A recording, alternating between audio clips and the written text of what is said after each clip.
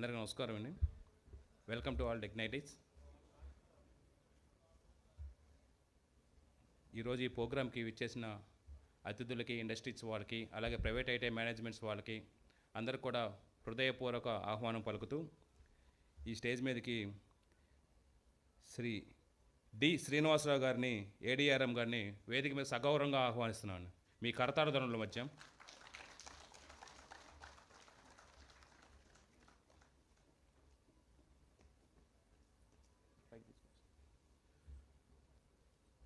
వారికి ఏడిఆర్ఎం పి వెంకటేశ్వర గారు పుష్పగుచ్చం ఇచ్చి హానర్ చేసుకోవాలని కోరుతున్నాను.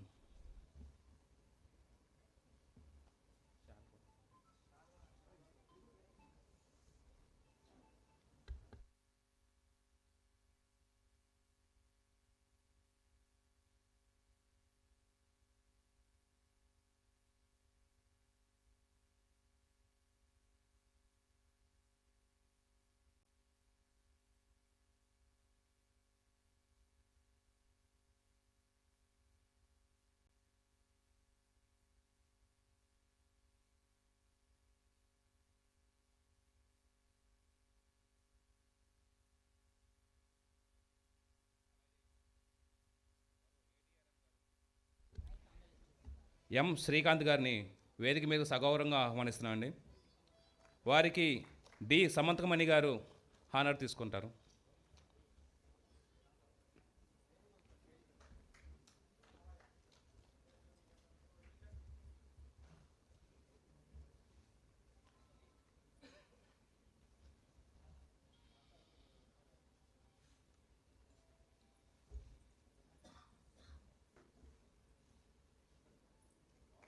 అలాగే మరో ముఖ్య అతిథి ఏపీఎస్ఎస్డిసి ఎగ్జిక్యూటివ్ డైరెక్టర్ గారు అయినటువంటి కె దినేష్ కుమార్ గారిని వేదిక మీద సగౌరవంగా ఆహ్వానిస్తున్నాము. వారికి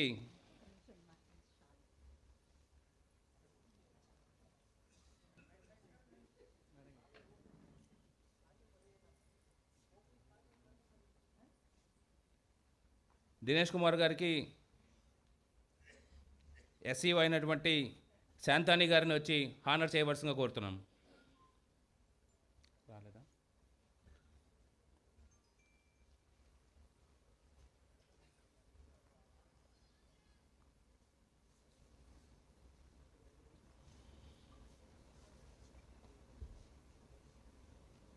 థ్యాంక్ యూ సార్.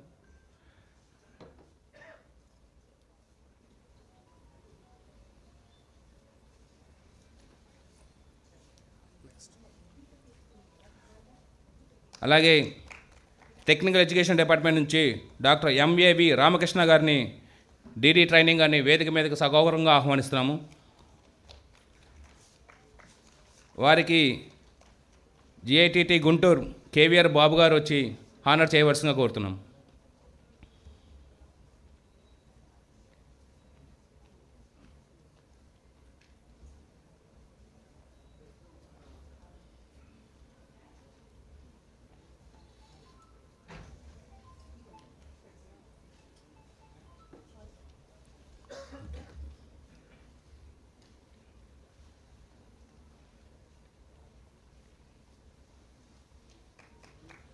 అలాగే ఎంప్లాయ్మెంట్ ట్రైనింగ్ డిపార్ట్మెంట్ నుండి రీజనల్ డిప్యూటీ డైరెక్టర్ అయినటువంటి డి నాగభద్రరాజు గారిని వేదిక మీద సగౌరవంగా ఆహ్వానిస్తున్నాము.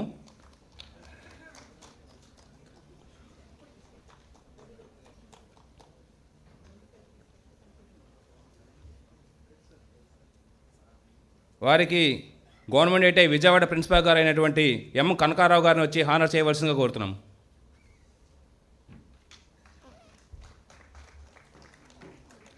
ఏమంటే మీ కరతాళ ధ్వనులు చాలా తక్కువగా వినిపిస్తున్నాయి. ఇలా అయితే ప్రోగ్రాం చప్పగా ఉంటుంది. Thank you. అలాగే పి చంద్రమౌళి గారిని వేదిక మీదకి రావాల్సిన సగౌరవంగా ఆహ్వానిస్తున్నాము. వారికి RDSDE టీఓ గారు అయినటువంటి బి అప్పారావు గారు వచ్చి ఆనర్ చేయవలసిందిగా కోరుతున్నాం.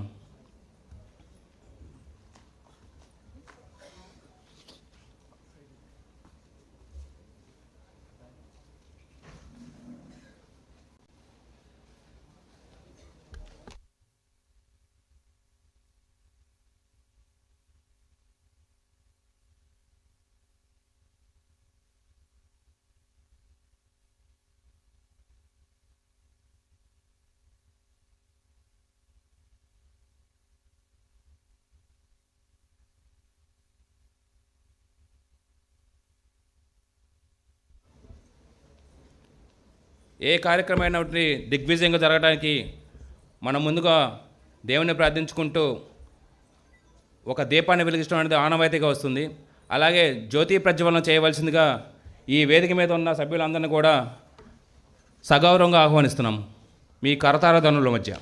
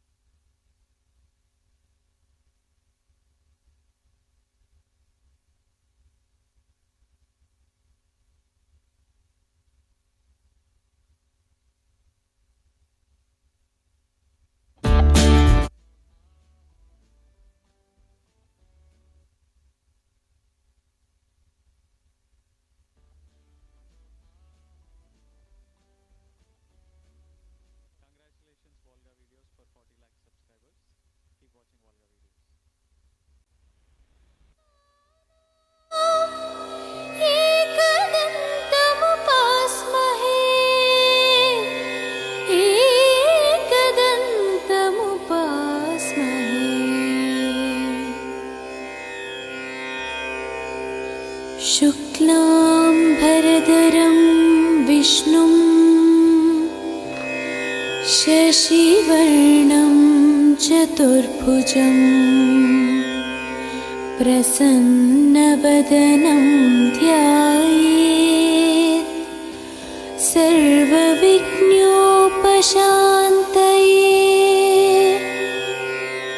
अगजा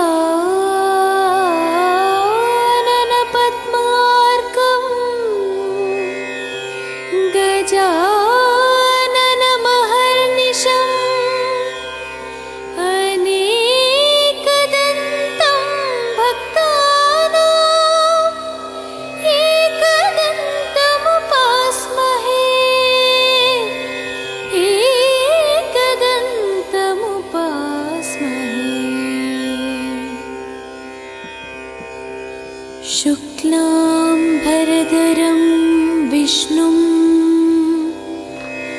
शशिवर्णं चतुर्भुजं प्रसन्नवदनं ध्यायेत् सर्वविघ्नोपशान्तये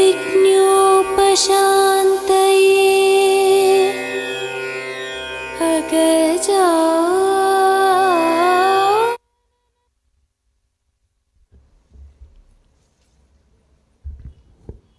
thank you sir.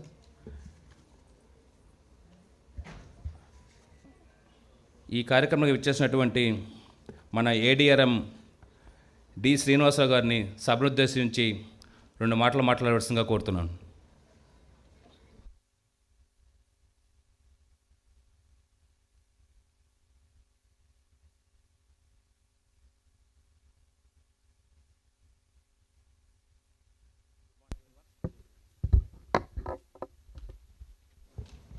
Good morning everyone.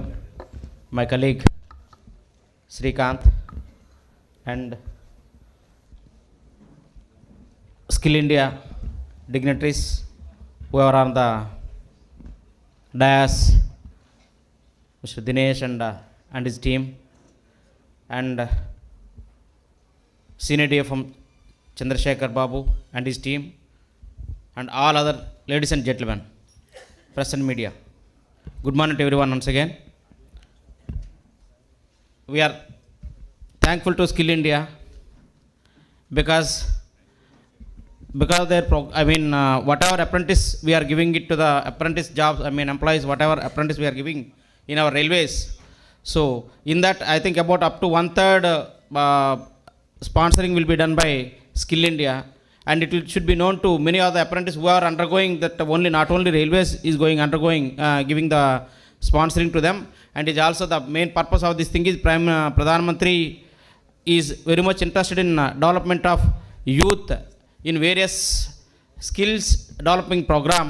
It is one of the program is through railways Skill India is taking up, and I think Skill India is taking up many such programs throughout India and in many various organizations, so that many of the youth, especially those who completed 10th class and above, they will get benefited because of this program. And after the training these skills, they can get into any other local companies or any other private companies and government companies, and as well as it will be useful for them to do, even they can develop on their own entrepreneurship, entrepreneurs also they can become. So it will definitely useful to the entire youth and as well as all unemployed youth. In this program, I want to thank Skill India, Mr. Dinesh and his team for organizing this program in railway venue, along with our senior DFM Chandrasekhar Babu and all our railway staff. So it will be definitely give a lot of in thought into the minds of our railwaymen and as well as many railway apprentices who are undergoing training in railway programs here. Thank you.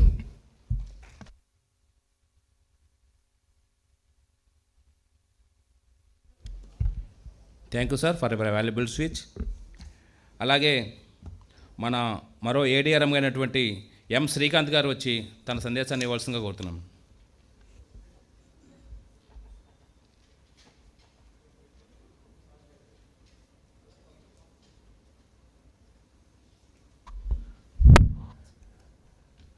Good morning to all. My colleague Shri D. Srinivas Rao and dignitaries on the dais from Ministry of Skill Development and other state government agencies and dear friends, stakeholders, that is principals of ITIs and then officials from railways and other state government officials. We all know that it's a flagship program of the government that to develop the skills of all the technical youth who are coming out from the institutes. As part of this flagship program is, in fact, as we all ever know, that this apprentice program is going on since last 50-60 years.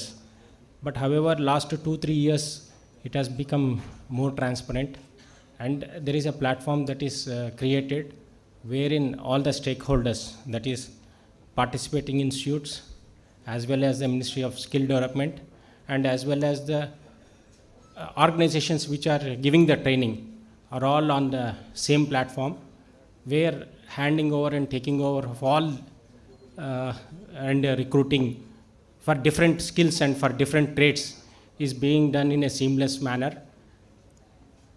And this is an event where such things will bring all the stakeholders together, so that there are many nitty-gritty issues are there which can be solved, because there is many times the participating industry wants to impart the training. However, the institutes, they are not ready, in the sense that their academic schedules are different, and again the skill development agency has to coordinate in between. Now it has become a seamless operation, so that actually, generally recruitment is done in training is imparted in June, so that it is coincides with the academic schedules and academic program.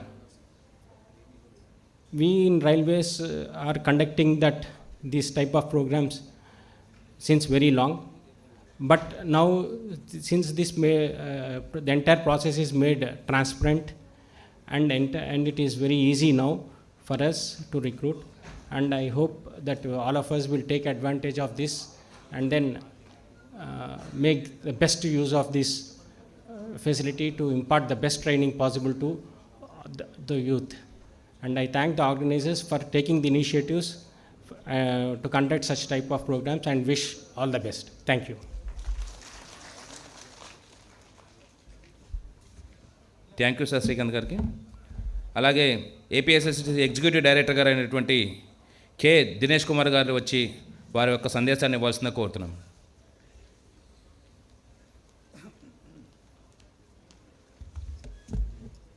Good morning. My name is Dinesh. I am Andhra Pradesh Skill Development Corporation. I'm working as an executive director there. Parallelly, I'm handling NAAC, National Academy of Construction also. I am working as an additional Director General there. So both the streams, from the skill development perspective and from the NAAC perspective, that is National Academy of Construction, I'm heading almost both the things. And first of all, before going into the subject, I would like to give a warm welcome to all the dignitaries who are present here. And then I would like even the people who are gathered here, different industry partners, otherwise different stakeholders. I'm very privileged that you're all part of this program. First of all, before getting into the nitty-gritty details, I would like to present 2 or 3 points, the reason why skilling is that much important in India. First of all, let us understand why is skilling so much important in a country like India. We all know that in India we have this demographic dividend. We keep seeing anta, and if you need in Telugu, I will tell in Telugu, but if you need in bilingual also, I will move out, sir. Demographic dividend means generally the population between 15 years to 15 to 60 years.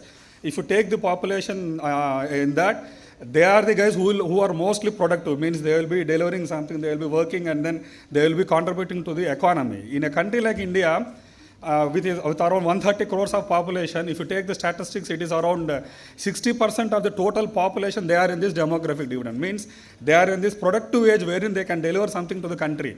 That is why they call it any country which uses this demographic dividend very nicely. So okay, ఈ demographic dividend అనేది ఏంటంటే ఏదైనా country దానిని ఒక దేశాన్ని కరెక్ట్గా వాడుకోగలిగింది అనుకోండి, ఈ 60% ఆఫ్ 130 కోట్ల పాపులేషన్ కరెక్ట్గా వాడుకోగలిగితే it becomes a demographic boon, అంటే మనకు వరంలాగా అవుతుంది. దీన్ని కానీ సరిగ్గా వాడుకోలేకపోతే మనం, ఇది మనకి శాపం అవుతుంది అని there is an geographical theory. Means demographic dividend కరెక్ట్గా ట్యాప్ చేసి మనం వాడుకోవాలని. వీ ఆల్ నో, మనకి జపాన్ లాంటి కంట్రీస్ లేకపోతే యూరోప్లో చాలా కంట్రీస్ ఏంటంటే దే ఆర్ ఏజింగ్ పాపులేషన్. అక్కడ ఏంటి అంటే already they have started their development process. ఈ డెమోగ్రఫిక్ డివిడెండ్ బాగా క్యాచ్ చేసుకొని వాళ్ళు డెవలప్డ్ స్టేటస్ నుంచి డెవలప్డ్ స్టేట్కి వెళ్ళిపోయారు వాళ్ళు.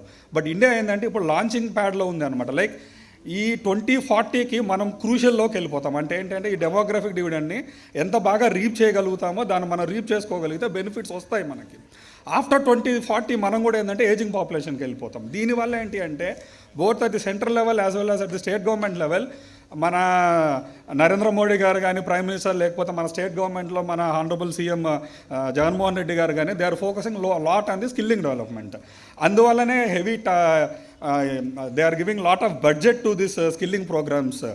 ఇప్పుడు మనం let us focus on what is happening in Andhra Pradesh. ఆంధ్రప్రదేశ్లో ఏం జరుగుతుందో, being representative of skill development corporation, I would like to give some points regarding Andhra Pradesh government what it is doing. మన హానరబుల్ సీఎం గారు ఏంటంటే వెరీ విజనరీ ప్లాన్ లాగా he has started and cascading skilling ecosystem అనేసి ఒకటి start చేశారండి. Like ఆ sir version ఏంటి అంటే, bottom of the base there will be skill hubs, దానిపైన in the top there will be the skill, బాటంలో skill spokes, then the skill hubs, then come the skill colleges, then come the skill universities. So ఉన్న 175 కాన్స్టిట్యుయెన్సీస్లో he want to start a skill hub where in.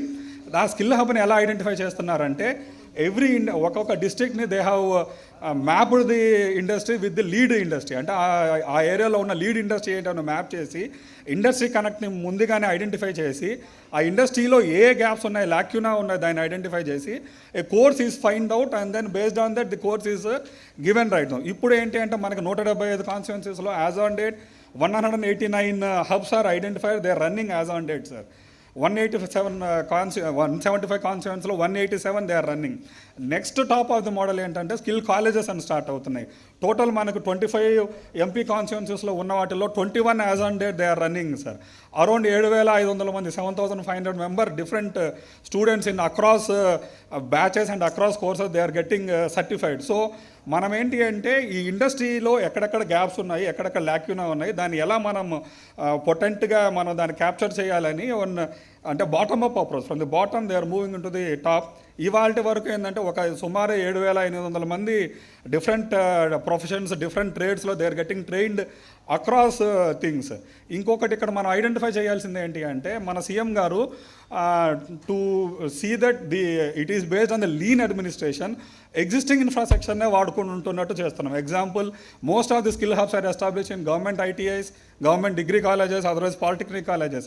Instead of the capex అంటే capacity expansion కూడా, rather than going for an wasteful expenditure, he is planning in such a way that the existing expenditure so that it will be productive for long years. అంటే చాలా రోజుల వరకు మనకి ఇది use అవుతుంది, ఒక క్యాపిటల్ ఎక్స్పెండిచర్ లాగా తయారవ్వాలని. Government ITIs, government polytechnic colleges, others degree colleges ఇక్కడే ఇవన్నీ జరుగుతున్నాయండి. అండ్ ఈ కాలేజ్ పైన ఏంటంటే there is other system college skill university, that అది కూడా మనకి తొందరలో ఫ్రక్టిఫై అవుతుందండి. ఇక్కడ మనము చేసుకోవాల్సింది ఏంటి అంటే ఇండస్ట్రీస్, బికాస్ మీరంతా ఇండస్ట్రీ హెడ్స్ ఉన్నారు, there are many people you are represent various industries. My humble request to everybody is you can use ఇక్కడ స్కిల్ హబ్స్లో ఇప్పటికి 7,000 మంది ఉన్నారు. The target for 1 year is around 51,000 మెంబర్స్ని ట్రైన్ చేయాలని అక్రాస్ వేరియస్ సెక్టర్స్ అని CM గారు ఒక థ్రాఫ్టీ ఐడియాస్ అంటే వెరీ లాఫ్టీ ఐడియా పెట్టుకున్నారండి. You can take people from these hubs who are already trained. ఇక్కడ మనకి ట్రైనింగ్ ఏంది అంటే professional trainers, training of the trainers అనే ఒక కాన్సెప్ట్ తీసుకొని వచ్చేసి మనం ట్రైనింగ్ ఇస్తున్నాం. They are professionally trained and they have this OJT on job training. And then ఇక్కడ ఇంకోటి ఏంటి అంటే ప్రాక్టికల్ ఓరియంటెడ్ ట్రైనింగ్ ఇస్తున్నాం మనం ఇక్కడ. Other thing is industry oriented training. Wear ever in which industry they want to get absorbed in, ఆ ఇండస్ట్రీలో ఎలాంటి మెలకువలు కావాలి ఆన్ ది జాబ్ ట్రైనింగ్ ఇచ్చి మనం ట్రైనింగ్ ఇస్తున్నాం. సో ఆన్ దిస్ ప్లాట్ఫామ్ ఇంతమంది ఇండస్ట్రీ ఎక్స్పర్ట్స్ ఉన్నారు కాబట్టి అందరిని నేనేం అడుగుతున్నానంటే you can also use this beautiful cascading system. ఇక్కడ వచ్చే బయట అవుట్పుట్స్ని you can take as apprenticeship in your industries, otherwise in your establishment, so that ఒక ఆల్రెడీ ఏంటంటే ట్రైన్డ్ మ్యాన్ పవర్ వస్తుంది. It is beneficial both for the state as well as for the industry as well as for the student also. ఇండస్ట్రీకి ఎలా benefit అంటే when the industries benefit the state will automatically benefit. When the state benefits the country benefits means it is stirring effect ఒకటి create అవుతుంది. Economy of the state, the GDP of the state, otherwise economy of the country, GDP of the country అలా పెరుగుతూ ఉంటుందని చాలా lofty idea అండి. And కరెక్ట్గా directions ప్రకారం వెళ్తున్నాము. So as a part of this meeting అందరికీ ఏంటంటే open welcome for every industry expert. You can use the services of the skill hubs, the cascading system that Andhra Pradesh system has proposed. And if at all you are having any suggestions, any doubts, maybe at the end of the session, otherwise in the post lunch session we will discuss everything. And I thanks everybody for giving this opportunity to present something about the skilling cascading system that is being implemented on this large scale in the state of Andhra Pradesh. Thank you, sir. Thank you Dinesh Kumar గారు, మీ యొక్క valuable మాటలు మాకు చెప్పినందుకు. అలాగే మరొక ముఖ్య అతిథి technical education department నుంచి డీడీ గారు అయినటువంటి డాక్టర్ ఎంఏవి రామకృష్ణ గారిని వచ్చి వారి యొక్క సందేశాన్ని ఇవ్వాల్సిందిగా కోరుతున్నాం.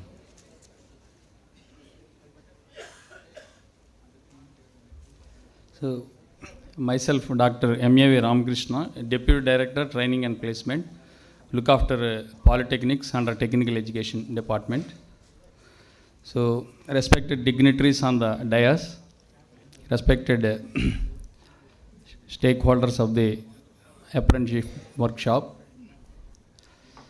So, apprenticeship importance అనేది ఇటు అప్రెంటిస్ అవుతున్న వ్యక్తికి అట్లాగే ఇండస్ట్రీకి ఇద్దరికి ఉపయోగం అనేది మనకు తెలుసు. సో మా పాలిటెక్నిక్స్కి సంబంధించినంతవరకు ఒక 9 కోర్సెస్ శాండ్విచ్ కోర్సెస్ ఆఫర్ చేస్తున్నాము. దీంట్లో 1 year అప్రెంటిస్షిప్ అనేది మస్ట్. సో 1 year అప్రెంటిస్షిప్కి అన్ని ఇండస్ట్రీలు ఇప్పటివరకు ఎటువంటి ఇబ్బంది లేకుండా ఏటా సుమారు 600 మంది వరకు ఈ అప్రెంటిస్షిప్ రూల్స్ ప్రకారము అంతా ట్రైనింగ్ పూర్తి చేస్తున్నారు.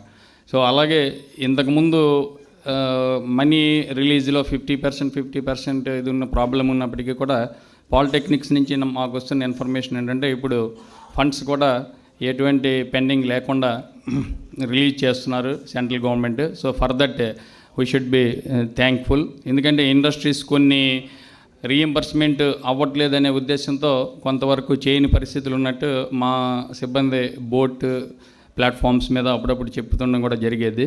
ఇప్పుడు పెండింగ్ రెమ్యునరేషన్స్ కూడా రిలీజ్ అవ్వడం అనేది శుభ పరిణామంగా నేను భావిస్తూ మరికొన్ని ఇండస్ట్రీస్ కూడా దీన్ని అవకాశంగా వినియోగించుకొని ఏ కోర్సులు అయితే మేము ఆఫర్ చేస్తున్న వాటికి ఉన్నాయో ముందుకు రావాల్సిందిగా ఈ వేదిక మీద నుంచి విజ్ఞప్తి చేస్తున్నాను.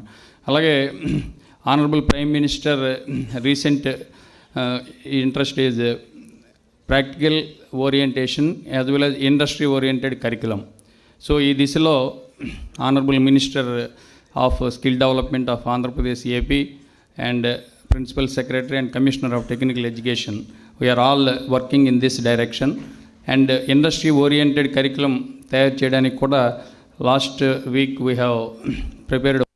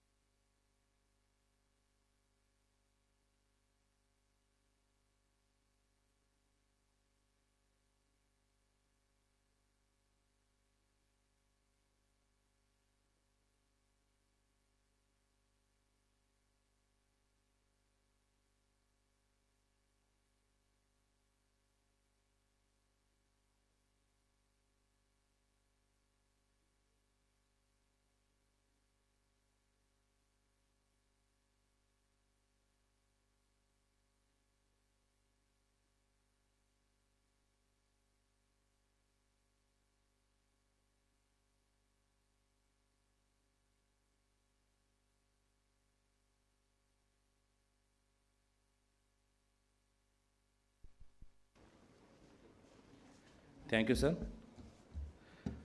అలాగే మన ఎంప్లాయ్మెంట్ ట్రైనింగ్ డిపార్ట్మెంట్ నుండి రీజనల్ డిప్యూటీ డైరెక్టర్ గారు అయినటువంటి డి నాగభద్రరాజు గారు వచ్చి వారి యొక్క వాల్యుబుల్ సందేశాన్ని అందించవలసిందిగా కోరుతున్నాను.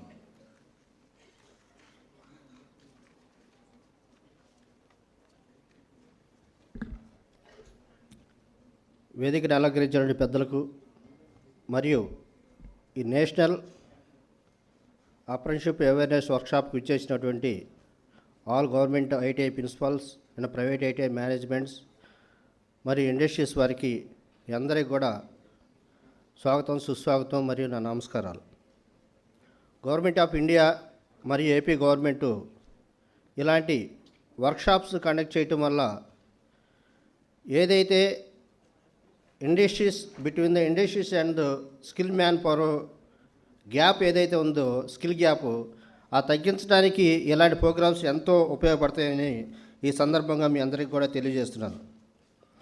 అదేవిధంగా మా government ITIs and private ITIs అన్నింటిలో కూడా ఓజేటీ ప్రోగ్రామ్ మరియు డిఎస్టీ ప్రోగ్రామ్స్ కండక్ట్ చేస్తున్నాము.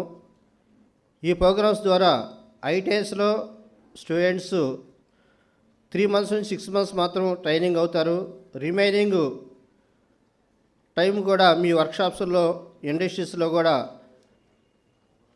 ఈ సెమీ స్కిల్డ్ పర్సన్స్ ఎవరైతే ఉన్నారో వీళ్ళని స్కిల్డ్ పర్సన్గా తయారు చేయడానికి మీ ఇండస్ట్రీస్తో మా private ITIs and government ITIs అందరూ కూడా ఎంఓయూస్ చేసుకుని ప్రతి ఐటీఐ నుంచి కూడా ఈ స్కిల్ గ్యాప్ని ఏదైతే తగ్గించడానికి మనం ఈ ప్రోగ్రామ్స్ కండక్ట్ చేస్తున్నామో ఆ దిశగా ఈ డిపార్ట్మెంట్ ముందుకెళ్తుందని ఈ సందర్భంగా మీ అందరికీ తెలియజేస్తున్నాను. అదేవిధంగా ఈ కృష్ణా అండ్ ఎన్టీఆర్ డిస్టిక్లో గవర్నమెంట్ ఐటీఐస్ 3 ఉన్నాయి. అదేవిధంగా ప్రైవేట్ ఐటీఐస్ 30 ఉన్నాయి. ప్రతి సంవత్సరం కూడా ఈ ఐటీఐస్ నుంచి సుమారుగా 1500 నుంచి 1800 మంది అవుట్ గోయింగ్ స్టూడెంట్స్ వస్తున్నారు. వీళ్ళందరికీ కూడా అప్రెంటిస్షిప్లు వివిధ ఆర్గనైజేషన్లో ఈ డిపార్ట్మెంట్ ప్రొవైడ్ చేస్తున్నందుకు చాలా ఆనందంగా ఉంది.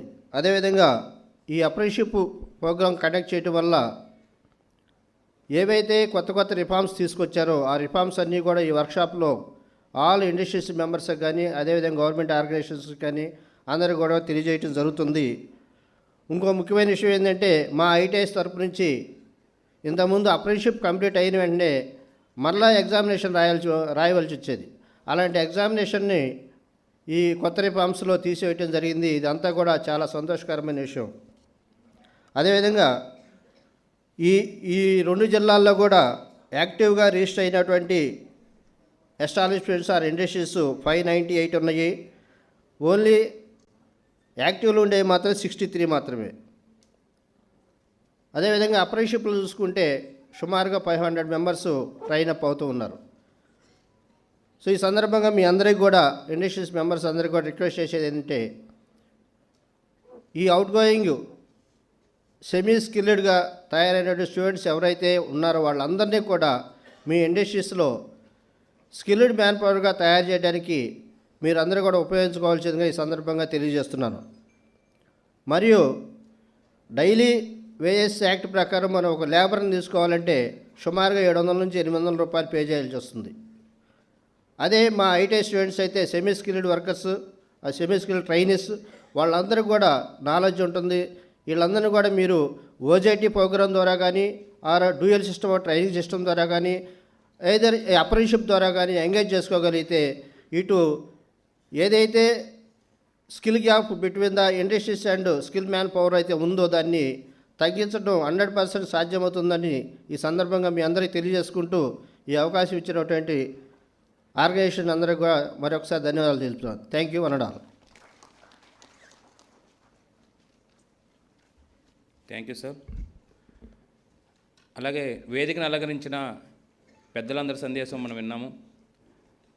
ఆ సందేశం ఇచ్చినందుకు వారందరికీ మరొక్కసారి ధన్యవాదాలు తెలుపుకుంటూ ఇక నుంచి ఈ కార్యక్రమాన్ని ముందుకు నడిపించవలసిందిగా పి చంద్రమౌళి గారిని కోరుతున్నాను.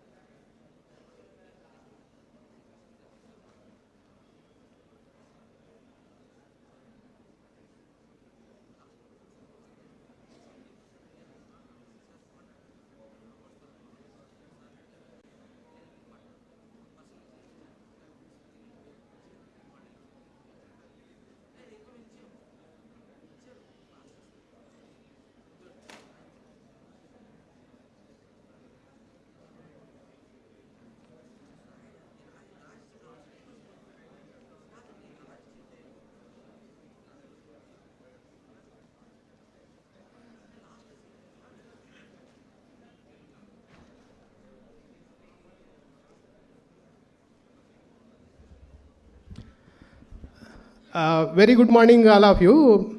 Our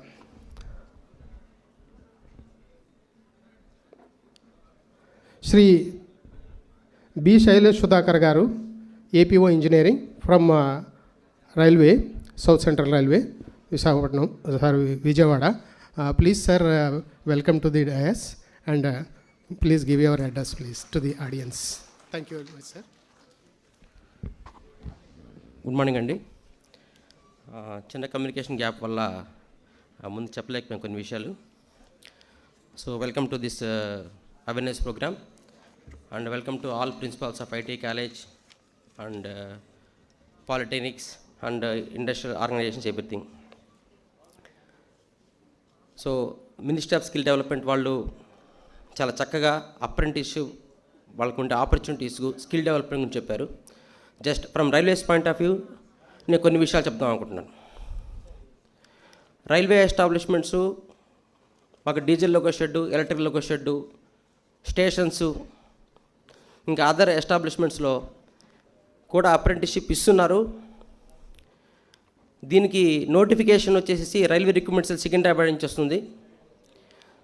దాంట్లో కమ్యూనల్ బ్రేకప్తో అంటే SC, ST, UR, OBC, economically weaker sections వాళ్ళందరూ కూడా ఆపర్చునిటీసు రోస్టర్స్ పాయింట్స్ ప్రకారం వాళ్ళకి అప్రెంటిస్లు క్యాండిడేట్ని సెలెక్ట్ చేయడం జరుగుతుంది. వాళ్ళకి stipend monthly as per apprentice act రీసెంట్గా వచ్చిన దాని ప్రకారం 7,000 రూపీస్ ఫస్ట్ ఇయర్ పే చేస్తారు. కానీ second year 10%, third year 15% pay చేస్తారు. అంటే సెకండ్ ఇయర్ వచ్చి 7,700, థర్డ్ ఇయర్ వచ్చి 8,050 రూపీస్.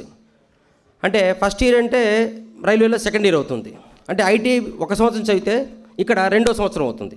ఐటీ 2 సంవత్సరాలు చదివితే ఇక్కడ 3వ సంవత్సరం అవుతుంది. సో దాన్ని బట్టి స్టైఫండ్ డిసైడ్ చేయబడుతుంది అనమాట.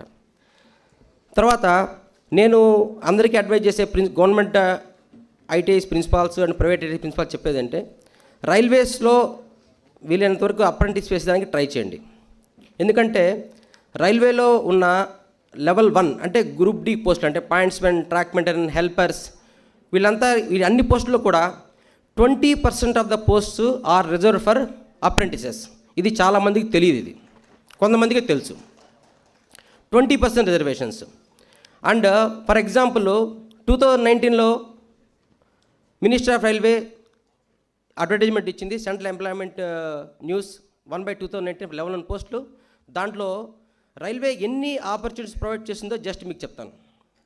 Central railway 1,870, east central railway 713, east coast railway 510, eastern railway 2,175, north central railway 948, north eastern railway 802, north western railway 1,049, north frontier railway 575, northern railway 2,630, south eastern railway 333, south eastern railway 965, south western railway 1,433, southern railway 1,914, west central railway 804, western railway 2,146, south central railway అంటే this railway 1,867.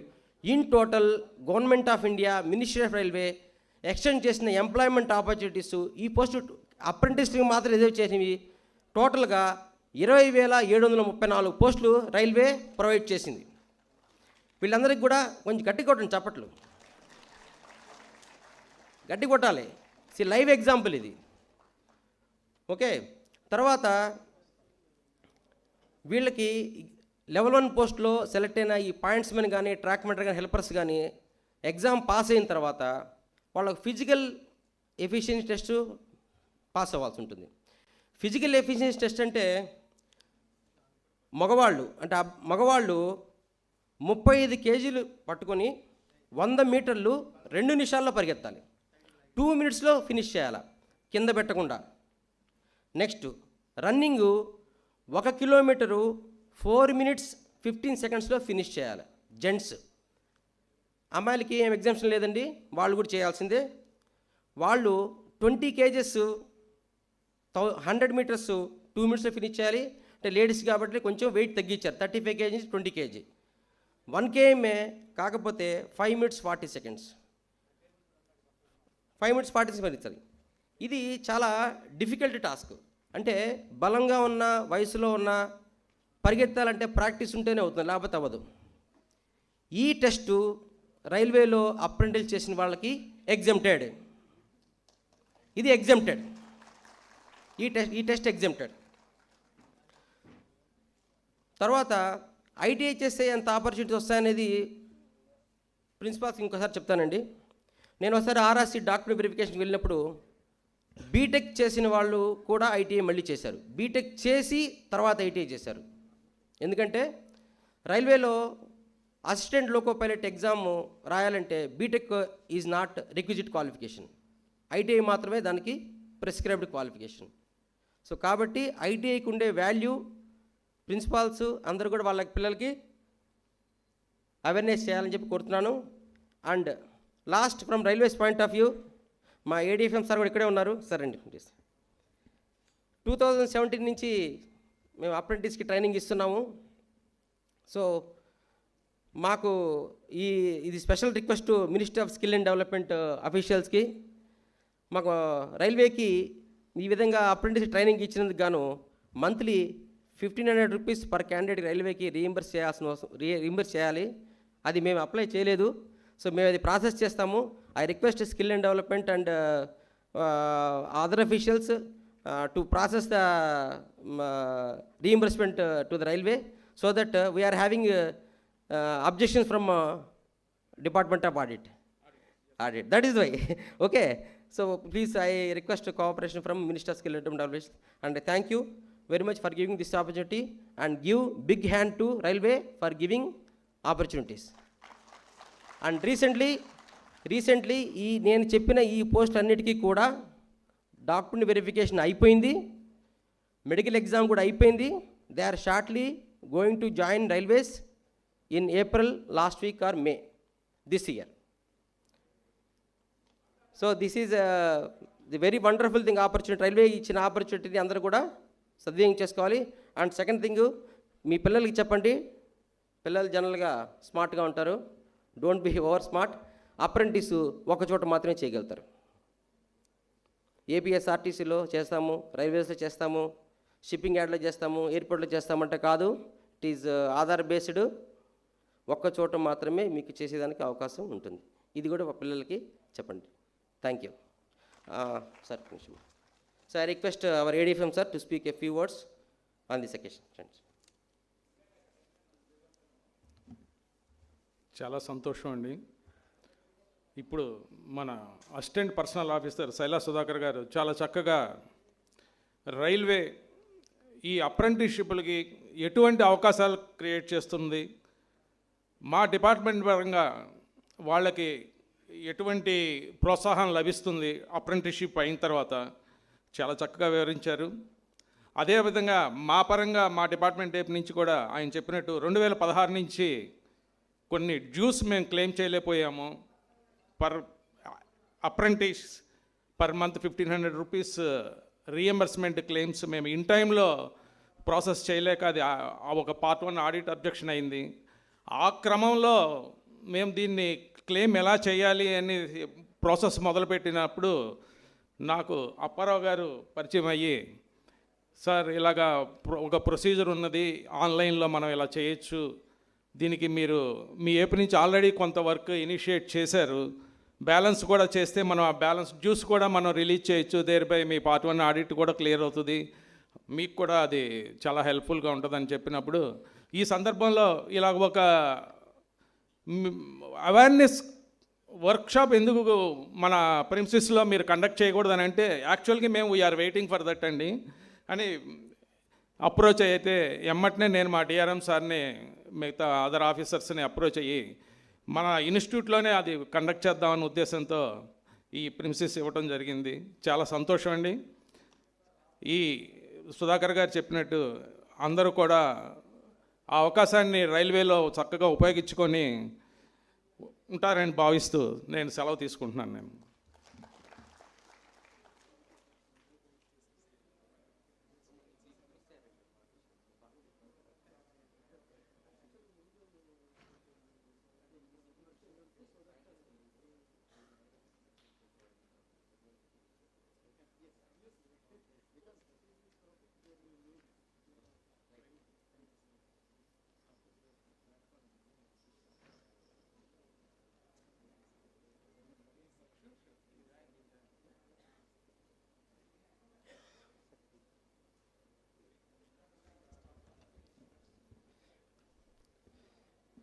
respected senior officers, dignitaries from the different establishments, central and state government and private establishments, and senior officers from the different institutions, polytechnic, vocational, junior colleges and all. Good morning one and all. Myself is Chandramouli, Deputy Director from Ministry of Skill Development. First of all, I thanks to all the establishments who are participated actively in this workshop. Comes to the today's program, Government of India skill gap చేసి demand and supply side industry ఏది expect చేస్తుంది, వాళ్ళకి కావలసిన విధముగా trainees availability ఉందా లేదా, trainees ఏ విధమైన ఎక్స్పెక్టేషన్స్తో course complete చేస్తున్నారు, కోర్స్ కంప్లీట్ అయిన తర్వాత వాళ్ళ దగ్గర ఉన్న స్కిల్ సెట్ ఏంటి అని స్టడీ చేసిన తర్వాత గవర్నమెంట్ ఆఫ్ ఇండియా ఏం చేసిందంటే ప్రతి వొకేషనల్ అండ్ టెక్నికల్ ఎడ్యుకేషన్లో ఇంటర్న్షిప్ కానీ ఆన్ జాబ్ ట్రైనింగ్ కానీ పూర్తి చేయాలి. After completion of the course apprenticeship కూడా చాలా ముఖ్యమైన భూమిక పోషిస్తుందండి స్కిల్ మ్యాన్ పవర్ అవైలబిలిటీ పెంచడానికి. ఎందుకంటే డిమాండ్ సైడ్ చూస్తే చాలా ఎస్టాబ్లిష్మెంట్స్ రిక్వైర్మెంట్ మన ఎకనామిక్ సర్వేలో చూస్తే more than 75 lakhs demand per annum ఉందండి. All the cadres, graduation, diploma and ITI level. మన పాస్ అవుట్ చూస్తే ఆల్మోస్ట్ 45 lakhs అండి. ITI 16 lakhs, diploma and engineering కలుపుకుంటే almost 40 to 45 lakhs pass out every year అవుతున్నారు. కానీ మన డిమాండ్ 80 lakhs ఉన్నప్పుడు ఏమవ్వాలి, అందరికీ కూడా ప్లేస్మెంట్ రావాలి. కానీ అన్ఎంప్లాయ్మెంట్ చూస్తే చాలా ఎక్కువ ఉంది, అందరికీ మనకి ప్లేస్మెంట్ రావట్లేదు. ఎందువల్లంటే ఇండస్ట్రీస్ ఎక్స్పెక్ట్ చేస్తున్న స్కిల్ సెట్స్తో మన కోర్స్ కంప్లీట్ చేయలేకపోతున్నాము కాబట్టి వాళ్ళు డిమాండ్ ఉన్నప్పుడు కూడా తీసుకోలేకపోతున్నారు. Same time trainees course complete అయిన తర్వాత semi skilled, at least semi skilled అయితే ఖచ్చితంగా ఉంటుంది వాళ్ళ స్కిల్ సెట్. వాళ్ళ ఎక్స్పెక్టేషన్స్ అంటే డిగ్నిటీ ఆఫ్ జాబ్ కానివ్వండి, the way of is expecting towards the establishment, ఆ గ్యాప్ ఏదైతే ఉందో అది తగ్గించాలనే ఉద్దేశంతో government of India 250 national apprenticeship awareness workshop conduct చేయాలని honourable prime minister as well as the honourable minister for the MSDE ఇద్దరు కూడా డెసిషన్ తీసుకున్నారండి. ఈ సందర్భంగా మన ఆంధ్రప్రదేశ్కి 10 వర్క్షాప్స్ కండక్ట్ చేయాలని నిర్ణయించారు. ఈ ప్రాసెస్లో this is the 4th workshop. The first 3 workshops are completed at Visakhapatnam, Srikakulam and Kakinada. So ఈ 4th వర్క్షాప్లో మనం చూస్తే గవర్నమెంట్ ఆఫ్ ఇండియా ఎటువంటి స్కీమ్స్ ఎస్టాబ్లిష్మెంట్స్ కోసము ప్రొవైడ్ చేస్తుంది, ఓఎమ్స్ ఎటువంటి ఓఎమ్స్ సింప్లిఫికేషన్ ప్రాసెస్లో ఎస్టాబ్లిష్మెంట్స్కి అనుకూలంగా తీసుకుంటున్న నిర్ణయాలు ఏమి, ఈ లాస్ట్ 1 yearలోని ఎటువంటి నిర్ణయాలు తీసుకుంది, ఎటువంటి స్కీమ్స్ గవర్నమెంట్ ఆఫ్ ఇండియా ఇస్తుంది. నేషనల్ అప్రెంటిస్ ప్రమోషన్ స్కీమ్లో భాగంగా మనకి గవర్నమెంట్ నుంచి పార్షియల్ సపోర్ట్ ఎంతవరకు వస్తుంది, ఆ క్లైమ్స్ ఏమైనా ప్రాబ్లం ఉన్నాయా క్లైమ్ చేయడంలో, లేదా మనకి రిజిస్ట్రేషన్ ప్రాసెస్లో ట్రైనీస్ కానీ ఎస్టాబ్లిష్మెంట్ కానీ ఎటువంటి ప్రాబ్లమ్స్ ఫేస్ చేస్తున్నాయి, మన గవర్నమెంట్ స్కీమ్స్ అన్నీ కూడా ఎస్టాబ్లిష్మెంట్స్ ఉపయోగించుకుంటున్నాయా లేవా, ఇవన్నీ ఒక అవగాహన క్రియేట్ చేసి ఎస్టాబ్లిష్మెంట్స్కి ట్రైనీస్కి సింక్రనైజ్ చేసి వాళ్ళిద్దరిని అనుసంధానం చేయడం ద్వారా availability of the skilled man power పెంచి ఇండస్ట్రీస్ యొక్క నీడ్ని ఫుల్ఫిల్ చేయాలనే ఉద్దేశంతోనే ఈ అవేర్నెస్ క్యాంప్స్ కండక్ట్ చేయడం జరుగుతుందండి. వరకు కూడా ఫుల్ టైం వాల్యుబుల్ టైం ఖచ్చితంగా మీకు చాలా వర్క్స్ ఉన్నప్పటికీ ఈ 1 day మీరు ఇక్కడ స్పెండ్ చేయడం వల్ల మీకు చాలా డౌట్స్ క్లియర్ అవుతాయండి. ఒక ఇన్స్టిట్యూషన్ కానీ ఒక ఎస్టాబ్లిష్మెంట్ కానీ ఆప్షనల్ ట్రేడ్స్లో కానీ డిజిగ్నేటెడ్ ట్రేడ్స్లో కానీ ఎటువంటి స్కీమ్స్ ద్వారా మనం ఇన్ఫ్రాస్ట్రక్చర్ని పెంచుకోవచ్చు, అదేవిధంగా ట్రైనీస్కి ఎటువంటి ట్రైనింగ్ ఇవ్వచ్చు, ఫైనాన్షియల్గా సపోర్ట్ ఏమొస్తుంది అది ఒక డిస్కస్ అవుతుందండి. సెకండ్, రిజిస్ట్రేషన్ ప్రాసెస్లో కానీ క్లైమ్స్ ప్రాసెస్లో కానీ సర్టిఫికేట్ డౌన్లోడింగ్లో కానీ ఎస్టాబ్లిష్మెంట్ సైడ్ కానీ ట్రైనీస్ సైడ్ కానీ ఎటువంటి మీకు ప్రాబ్లమ్స్ జనరల్గా మేము డే టు డే ఫోన్ కాల్స్లో అటెండ్ చేస్తాం, అవన్నీ కూడా ఇక్కడ అడ్రస్ చేయడం జరుగుతుందండి. ఒకేసారి అందరికీ ఎస్టాబ్లిష్మెంట్స్ కూడా డౌట్స్ క్లియర్ అవుతాయి. సెకండ్ ఏంటంటే డిజిగ్నేటెడ్ ట్రేడ్స్ చూసే మేము ఎంఎస్డిఈ కానీ, ఆప్షనల్ ట్రేడ్స్ చూసే ఏపీఎస్ఎస్డిసి లేదా ఇంటర్మీడియట్ వొకేషనల్ కూడా మాకే వస్తుందండి. పాలిటెక్నిక్ అండ్ గ్రాడ్యుయేషన్ లెవెల్లో అప్రెంటిస్షిప్ ఎన్టీఏ చూసే బోట్, నలుగురు కూడా ఒకే ప్లాట్ఫామ్ మీద ఉన్నాం కాబట్టి మీకు ఎటువంటి డౌట్స్ ఉన్నా ఈ వర్క్షాప్లో క్లియర్ చేయడం జరుగుతుందండి.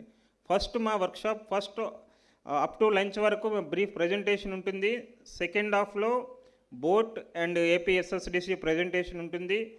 తర్వాత 2 hours ఓన్లీ డౌట్ క్లారిఫికేషన్ సెషన్కే పెట్టుకున్నామండి. మీ యొక్క ప్రతి డౌట్ని మేము సాధ్యమైనంత వరకు ఇప్పుడే క్లారిఫై చేయడానికి ట్రై చేస్తాము. ఏవైనా డౌట్స్ క్లారిఫై చేయలేని పక్షంలో మేము నోటీస్ చేసుకొని ఫర్దర్గా ఎట్లా అది రిజాల్వ్ చేయాలని దానికి కూడా మేము యాక్షన్ తీసుకుంటామండి.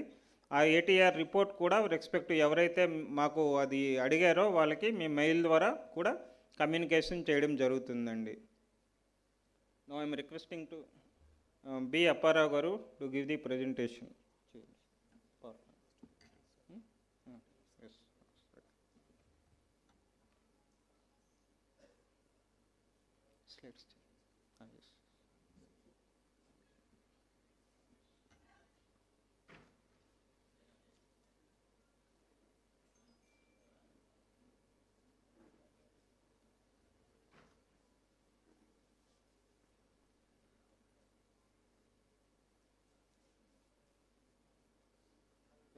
First slide.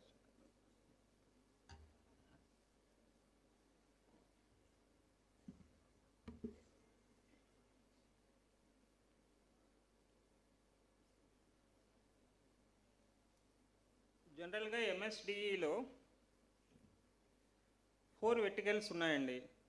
One is national skill development corporation, second one of training, third one is NCVET, national council for vocational education and training, fourth one is NSDA. ఇవన్నీ కూడా ఏంటంటే మినిస్టర్ ఆఫ్ స్కిల్ డెవలప్మెంట్లో vertical offices. So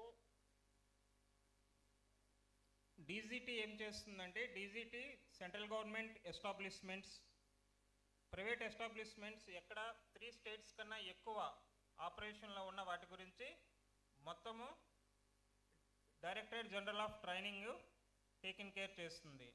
optional trades ఏవైతే ఉన్నాయో NSDC taken care చేస్తుందండి. అది లోకల్గా స్టేట్స్లో ఉన్న స్కిల్ డెవలప్మెంట్ కార్పొరేషన్ ద్వారా వాళ్ళు ఇంప్లిమెంట్ చేస్తారు. సో స్టేట్ గవర్నమెంట్ ఏం చూస్తుందంటే, private establishments, state government public sector units, దాంతోపాటు 3 states కన్నా తక్కువ ఉన్న ప్రైవేట్ ఎస్టాబ్లిష్మెంట్స్, వీటన్నిటినీ కూడా డిజిగ్నేటెడ్ ట్రేడ్స్లో వాళ్ళు NAAPS క్లెయిమ్స్ ప్రాసెస్ చేయడం కానీ, స్కిల్ ఈకో సిస్టమ్ డెవలప్ చేయడంలో వాళ్ళ యొక్క పాత్ర ఉంటుంది. Board of apprenticeship training, board యొక్క విధి ఏంటంటే పాలిటెక్నిక్స్, డిప్లొమా లెవెల్, గ్రాడ్యుయేట్ లెవెల్స్లో ఉన్న NTA క్లెయిమ్స్ అవన్నీ కూడా వాళ్ళు చూస్తారు. అదేవిధంగా డిప్లొమా లెవెల్ అండ్ గ్రాడ్యుయేట్ లెవెల్లో వాళ్ళకి ఇంటర్న్షిప్ ప్రొవైడ్ చేయడం కానీ, అప్రెంటిస్షిప్ ప్రొవైడ్ చేయడంలో, స్కిల్ ఈకో సిస్టమ్ పెంచడంలో వాళ్ళు సహాయపడతారండి. RDSDE అనేది state office under the DGT. So ఇంతకుముందు ఏంటంటే వెరీ ఫ్యూ స్టేట్స్లో మాత్రమే మనకి RDSDE ఉండేది.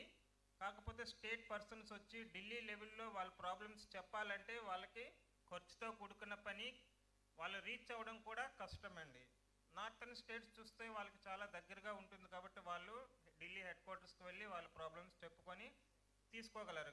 సౌత్ సైడ్ వచ్చేసరికి మనకి చాలా దూరం కాబట్టి ఆల్మోస్ట్ ప్రతి స్టేట్స్లో RDSDE అనే స్టేట్ ఆఫీస్ని ప్రొవైడ్ చేశారు.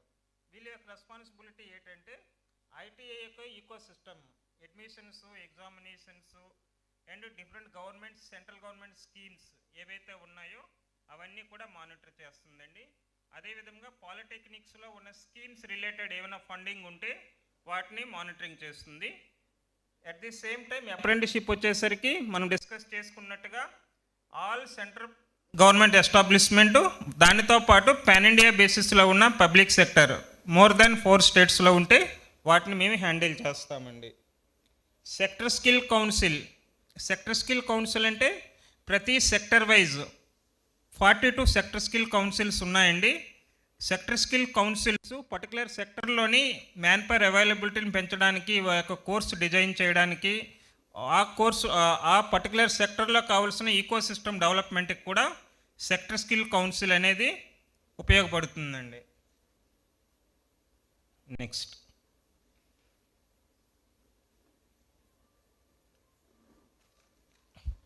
సో అప్రెంటిస్షిప్ వచ్చేసరికి మనకి man power including permanent and contract ముగ్గురు కన్నా తక్కువ ఉంటే వాళ్ళు అప్రెంటిస్షిప్ ఎంగేజ్ చేయడానికి అవకాశం లేదండి.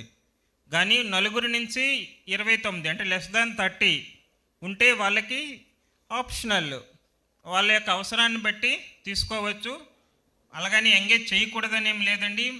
మన యొక్క ఇన్స్టిట్యూషన్స్ వాళ్ళని అప్రోచ్ అయినప్పుడు మన యొక్క semi skilled man power requirement వాళ్ళకి యూజ్ అవుతుందంటే వాళ్ళు ఖచ్చితంగా ఎంగేజ్ చేసుకోవచ్చు.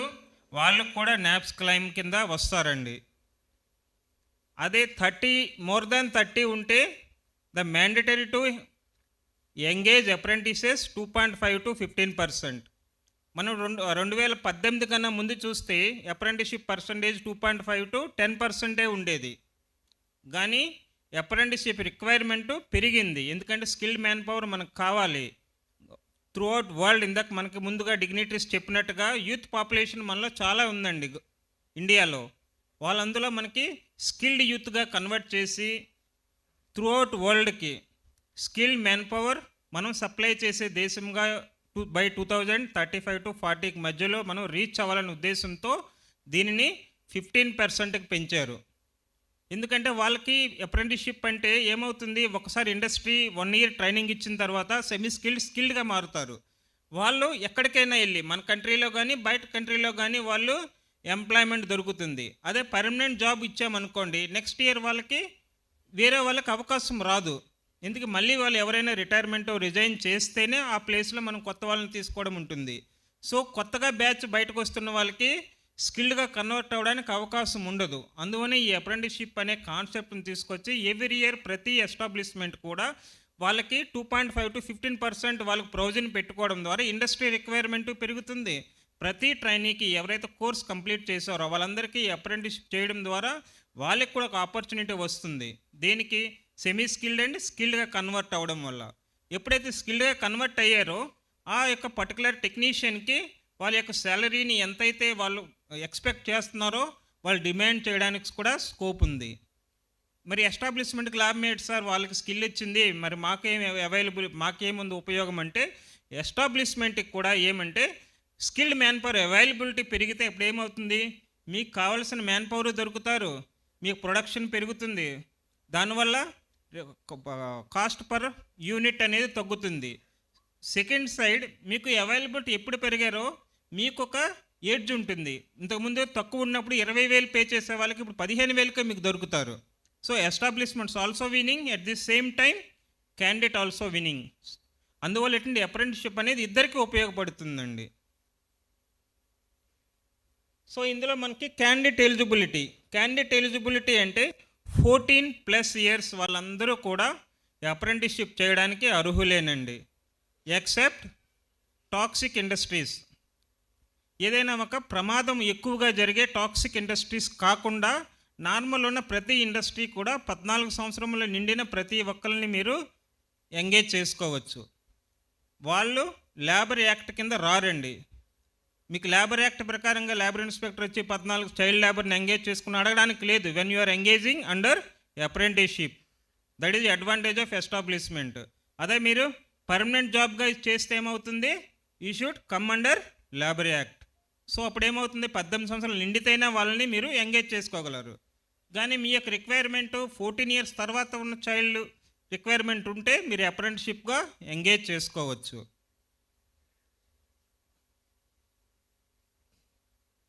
ఇండస్ట్రీకి ఇంకో బెనిఫిట్ ఏంటంటే వీళ్ళకి ఈపీఎఫ్ కానీ పిఎఫ్ కానీ ఇవ్వాల్సిన అవసరం లేదు. సార్ మరి ఎట్లా సార్, అలాగైతే లేబర్ ఇన్స్పెక్టర్ మమ్మల్ని అడుగుతారు కదా అని. సార్ వీళ్ళకి ఓన్లీ గ్రూప్ ఇన్సూరెన్స్ ఉంటే సరిపోతుందండి. వీళ్ళకి సపరేట్గా ఈఎస్ఐ కానీ పిఎఫ్ కానీ ఇవ్వవసరం లేదు. కాబట్టి ఎస్టాబ్లిష్మెంట్ మీద బర్డెన్ తగ్గుతుంది. మీరు ఇచ్చే మినిమం వేజ్ ఎంత ఉందండి? అన్స్కిల్డ్కి as on date 535 rupees per day. Minimum wage act ప్రకారంగా చూస్తే మనం ఎనీ అన్స్కిల్డ్ ఎంగేజ్ చేసుకున్నా పర్ డే 535 రూపీస్ ఇవ్వాలి. కాబట్టి మన అప్రెంటిస్షిప్ వచ్చేదని సెమీ స్కిల్డ్కి అయితే 700 రూపీస్ ఇవ్వాలి. కానీ మనం ఎంత పే చేస్తున్నాం? Only 7,000 rupees per month. అందులో 1,500 రూపీస్ అగైన్ గవర్నమెంట్ మీకు వెనక్కిస్తుంది. అంటే ఓన్లీ 5,500 రూపీస్ మాత్రమే ఎస్టాబ్లిష్మెంట్ పే చేస్తుంది.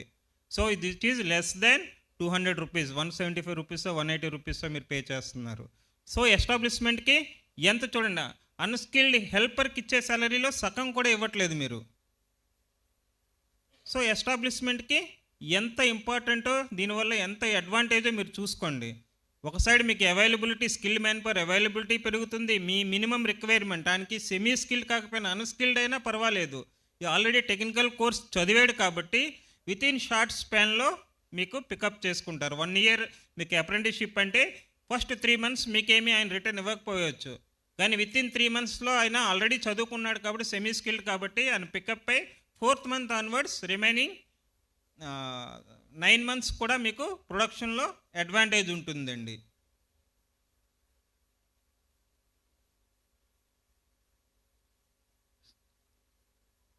ఇక్కడ ఇంకొక విషయం చెప్పుకోవాలండి.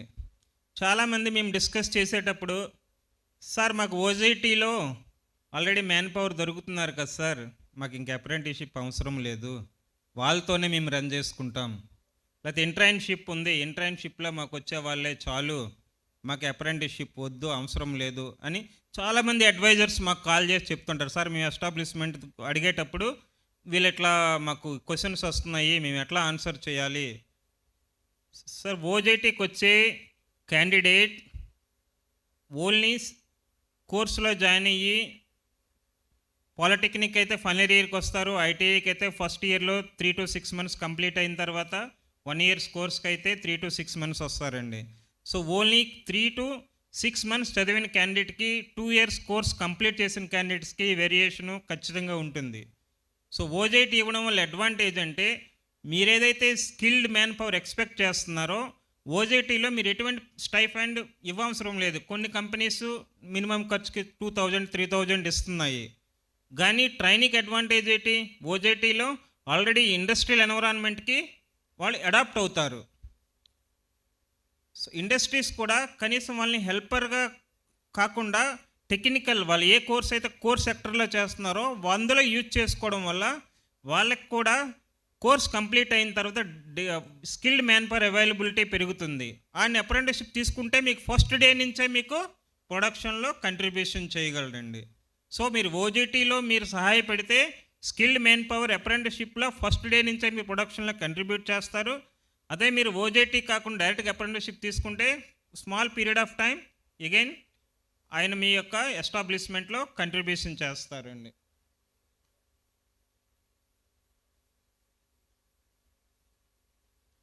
So next please.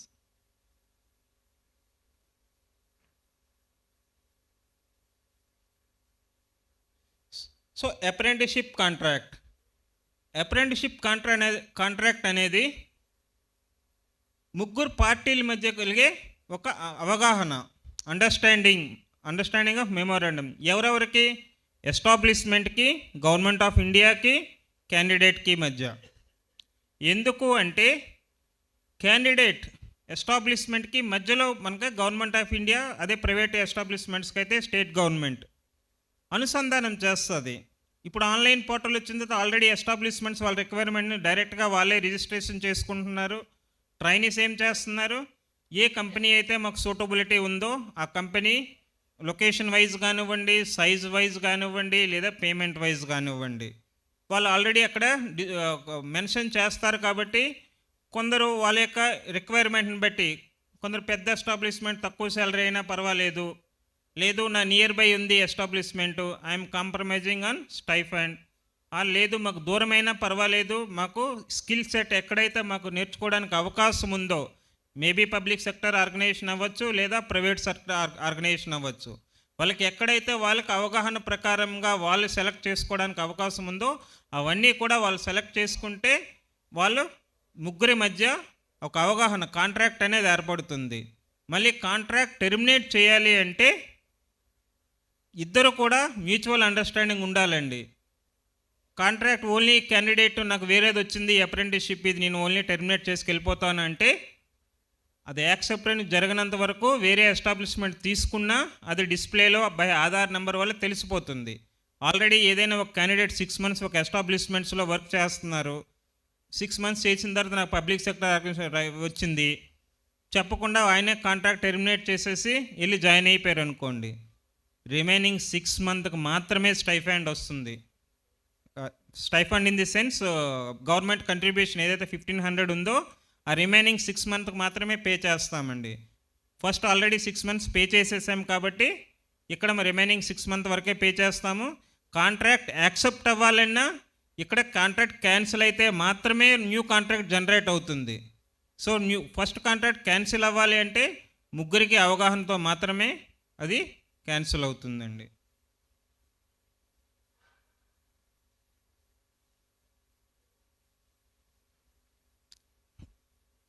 Next claims వచ్చేసరికి ఇప్పుడు ఇంతకుముందు మనకి ఏపీఓ గారు మాట్లాడారు, అంతకుముందు డిగ్నేటరీస్, ఇంతకుముందు మాకు క్లైమ్స్లో కొంత ప్రాబ్లం ఉండేది. ఎందువల్ల first 6 months or 9 months complete చేశారు, స్టైఫండ్ కూడా వీళ్ళు పే చేశారు, కానీ ఎగ్జామినేషన్ రాయలేదు. కాబట్టి యాజ్ పర్ నామ్స్ ఏమవుతుంది, టోటల్ ఏదైతే stipend reimbursement government of India నుంచి వచ్చిందో అదంతా డిడక్ట్ చేసేసేవాళ్ళమండి. మన ఎయిమ్ ఏంటి, వాడు అప్రెంటిస్షిప్ కంప్లీట్ చేస్తేనే వాళ్ళకి 1 yearకి మనం పే చేయాలి. వాళ్ళు క్వార్టర్ వైజ్ క్లైమ్స్ చేస్తారు. ఫస్ట్ క్వార్టర్ క్లైమ్ అయిపోయింది, సెకండ్ క్వార్టర్ క్లైమ్ అయిపోయింది, థర్డ్ క్వార్టర్ క్లైమ్ అయిపోయింది, ఆ తర్వాత మానేశాడు. సో రూల్స్ ఏమవుతున్నాయి, మొత్తం డిడక్ట్ చేయమంటుంది. కానీ న్యూ రూల్స్లో అది ప్రాబ్లము సాల్వ్ చేసి ఏదైతే ఆల్రెడీ ఎస్టాబ్లిష్మెంట్ పే చేసామో అది రికవరీ చేయమండి. ఆ కొత్త ఎస్టాబ్లిష్మెంట్లో జాయిన్ అయ్యేటప్పుడు క్లియర్గా వాళ్ళకి రిమైనింగ్ బ్యాలెన్స్ 3 monthsకు మాత్రమే గవర్నమెంట్ ఆఫ్ ఇండియా పే చేస్తుంది.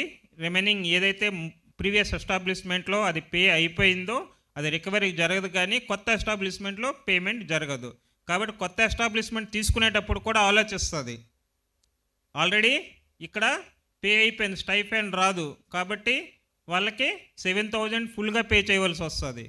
కాబట్టి కాంట్రాక్ట్ డ్రాపింగ్ అనేది మినిమైజ్ అవుతుందండి. రిమైనింగ్ క్లైమ్స్ గురించి ఆఫ్టర్నూన్ సెషన్లో డిస్కస్ చేద్దాం. స్టైఫండ్ అనేది మన యొక్క బేసిక్ క్వాలిఫికేషన్ మీద డిపెండ్ అయ్యి 5,000 to 9,000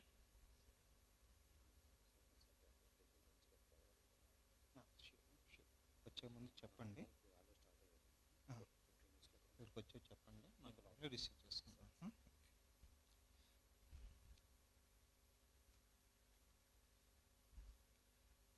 స్మాల్ రిక్వెస్ట్ అండి, మన director of employment and training director Shrimati B Lavanyadevi IAS madam గారు కూడా కొద్ది క్షణాల్లో వస్తూ ఉన్నారు, వెరీ షార్ట్ టైంలో. సో మేడం గారు వచ్చి వెళ్ళిన తర్వాత లంచ్కి మనం ప్లాన్ చేసుకుందాం. సో కొద్దిగా 10-15 minutes లంచ్ లేట్ అయినా మీరేమనుకోవద్దని కోరుకుంటున్నాం.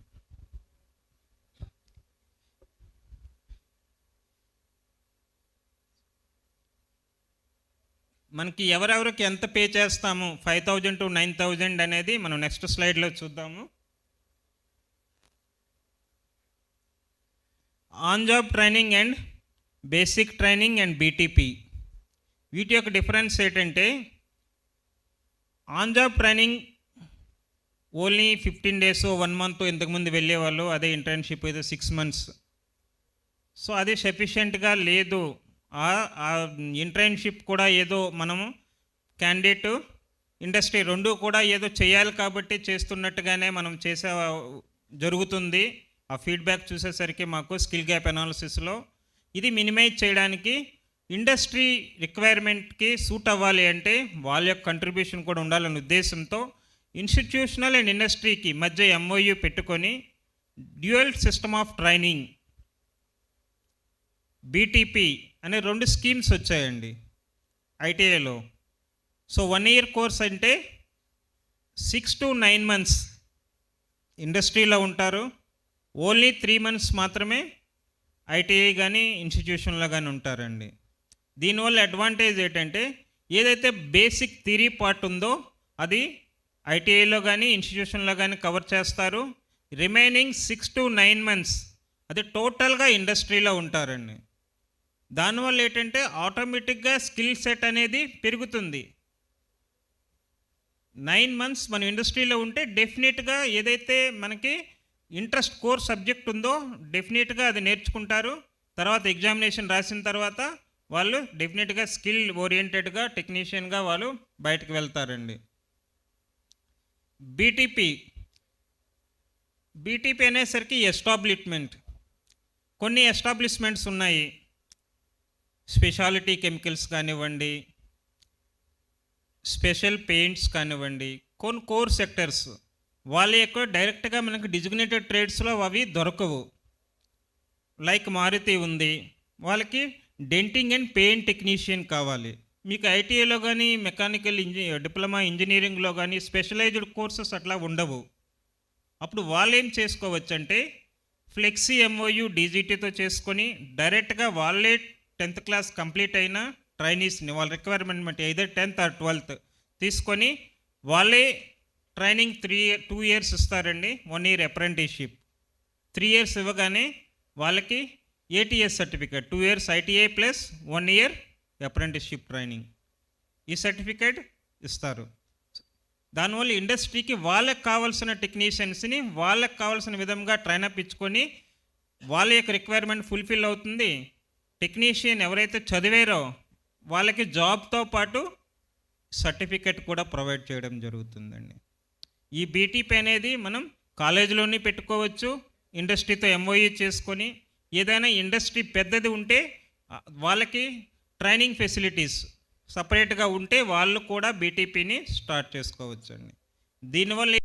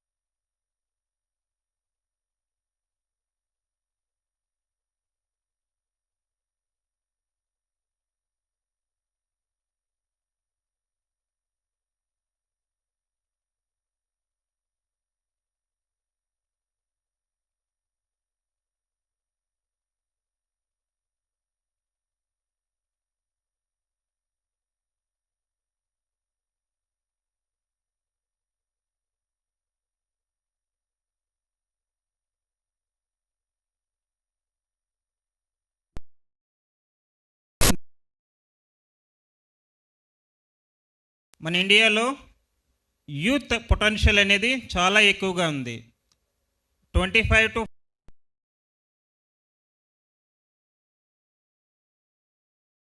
ఏ కంట్రీకి కూడా లేదు. ఈ యూత్ని అంతటిని కూడా మనం స్కిల్ ఫోర్స్గా కన్వర్ట్ చేయగలిగితే ఎంటైర్ వరల్డ్కి మనం స్కిల్ మ్యాన్ పవర్ సప్లై చేసే స్టేజ్కి ఇండియా వెళ్తుందండి.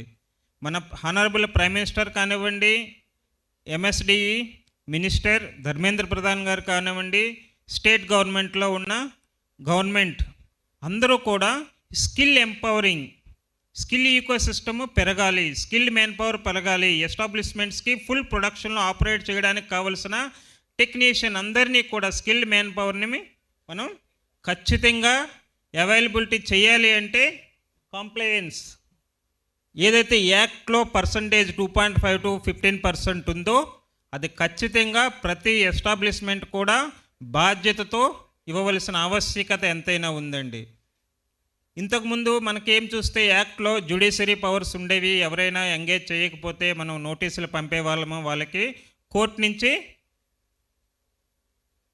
నోటీస్ వచ్చేది, వాళ్ళు వచ్చి మళ్ళీ ఏదో ఒకటి ఎక్స్ప్లెనేషన్ ఇచ్చి ఇమీడియట్లీ వాళ్ళు ఎంగేజ్ చేయడము స్టార్ట్ చేశారు. ఎస్టాబ్లిష్మెంట్ యొక్క రిక్వైర్మెంట్ కానివ్వండి, వాళ్ళ యొక్క విజ్ఞప్తులు కానివ్వండి, వివిధ కారణాల ద్వారా జ్యుడిషియరీ పవర్స్ని అడ్వైజరీ పవర్స్గా కన్వర్ట్ చేశారండి. అంటే ఎస్టాబ్లిష్మెంట్కి అవసరమైతే వాళ్ళే ఎంగేజ్ చేసుకుంటారు.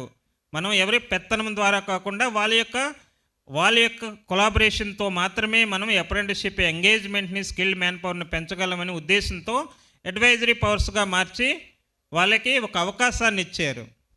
సో మీరందరూ కూడా ఆ అవకాశాన్ని సద్వినియోగం చేసుకొని ప్రతి establishment total permanent and contract ఎంప్లాయీస్కి కలిపి మినిమం 2.5 to 15%. సార్ మాకు 15% కన్నా ఎక్కువ కావాలి సార్, మేము ఎంగేజ్ చేసుకోకూడదా అంటే ఖచ్చితంగా చేసుకోవచ్చండి, కానీ NAAPS క్లెయిమ్ ఇవ్వడము జరగదు. ఎవరైతే 2.5 to 15% మధ్య ఉందో వాటన్నిటికీ మేము NAAPS claim government of India ఇస్తుంది. అంతకని ఎక్కువ రిక్వైర్మెంట్ ఉంటే నాన్ NAAPSలో మీరు రిజిస్ట్రేషన్ చేసుకొని మీకు కావాల్సిన యొక్క అప్రెంటిస్షిప్ని ఖచ్చితంగా ఎంగేజ్ చేసుకోవాలండి.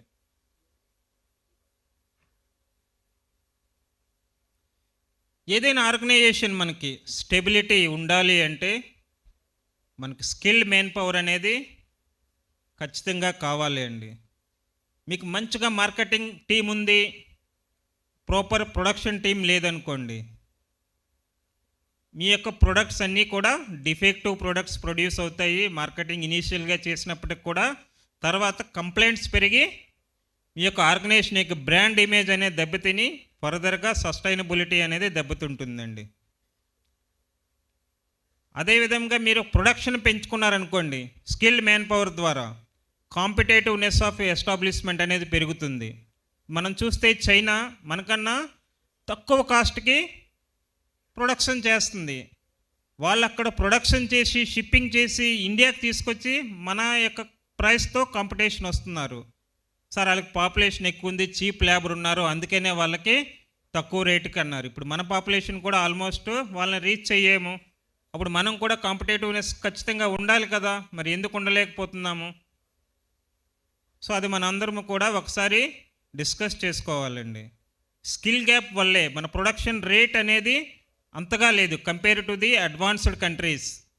ఒక్కొక్క కంట్రీ ఒక్కొక్క దాంట్లో అడ్వాన్స్డ్గా ఉంది. వాళ్ళతో మనం పోటీ పడాలంటే మన యొక్క స్కిల్డ్ ఫోర్స్ కూడా ఖచ్చితంగా ఎన్హాన్స్మెంట్ జరగాలి. స్కిల్డ్ ఫోర్స్ మనకి ఏదైనా మనం చుట్టూ తిరిగితే వచ్చేది స్కిల్డ్ ఫోర్స్ యొక్క రిక్వైర్మెంట్ మీద ఆధారపడి ఉంటుందండి. ఏదైనా ఒక సస్టైనబిలిటీ ఆఫ్ ది ఎస్టాబ్లిష్మెంట్స్. మీకు ఫైనాన్స్ టీమ్ ప్రాపర్గా ఉండొచ్చు, మార్కెటింగ్ టీం ప్రాపర్గా ఉండొచ్చు, ఇనీషియల్గా మనకు కావాల్సిన రా మెటీరియల్ చవకగా పర్చేజ్ చేసే టీం కూడా ఉండొచ్చు. మీరు ఎప్పుడైతే ప్రొడక్షన్ టీం ప్రాపర్గా లేదో మిగతా అన్ని టీమ్స్ కూడా మీకు సహాయం చేయలేవండి. ఎప్పుడైతే ప్రొడక్షన్ టీం ప్రాపర్గా మీకు ప్రొడక్షన్ చేసి క్వాలిటీ ప్రొడక్ట్స్ చీపెస్ట్ రేట్లో మీరు ఎప్పుడైతే ప్రొడ్యూస్ చేయగలరో అప్పుడే మీరు వరల్డ్ యొక్క ఎకానమీలో ఉన్న అన్ని ఇండస్ట్రీస్తో కాంపిటేటివ్గా మీరు సేల్ చేయగలుగుతారండి. సో అప్పుడు మేము ప్రాఫిట్ మార్జిన్స్ పెరుగుతాయి, అప్పుడు సస్టైనబిలిటీ ఆఫ్ ది ఎస్టాబ్లిష్మెంట్ కూడా పెరుగుతుంది.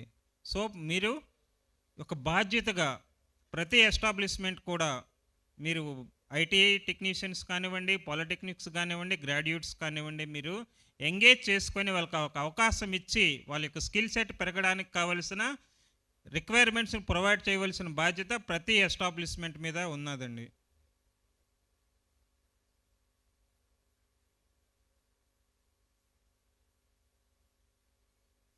అప్రెంటిస్షిప్ ఎంగేజ్ చేసుకునేటప్పుడు మనకి జనరల్గా separate establishment, separate HR policies ఉంటాయి. పబ్లిక్ సెక్టర్ వచ్చేసరికి వాళ్ళు సపరేట్ హెచ్ఆర్ పాలసీస్ ఉంటాయి.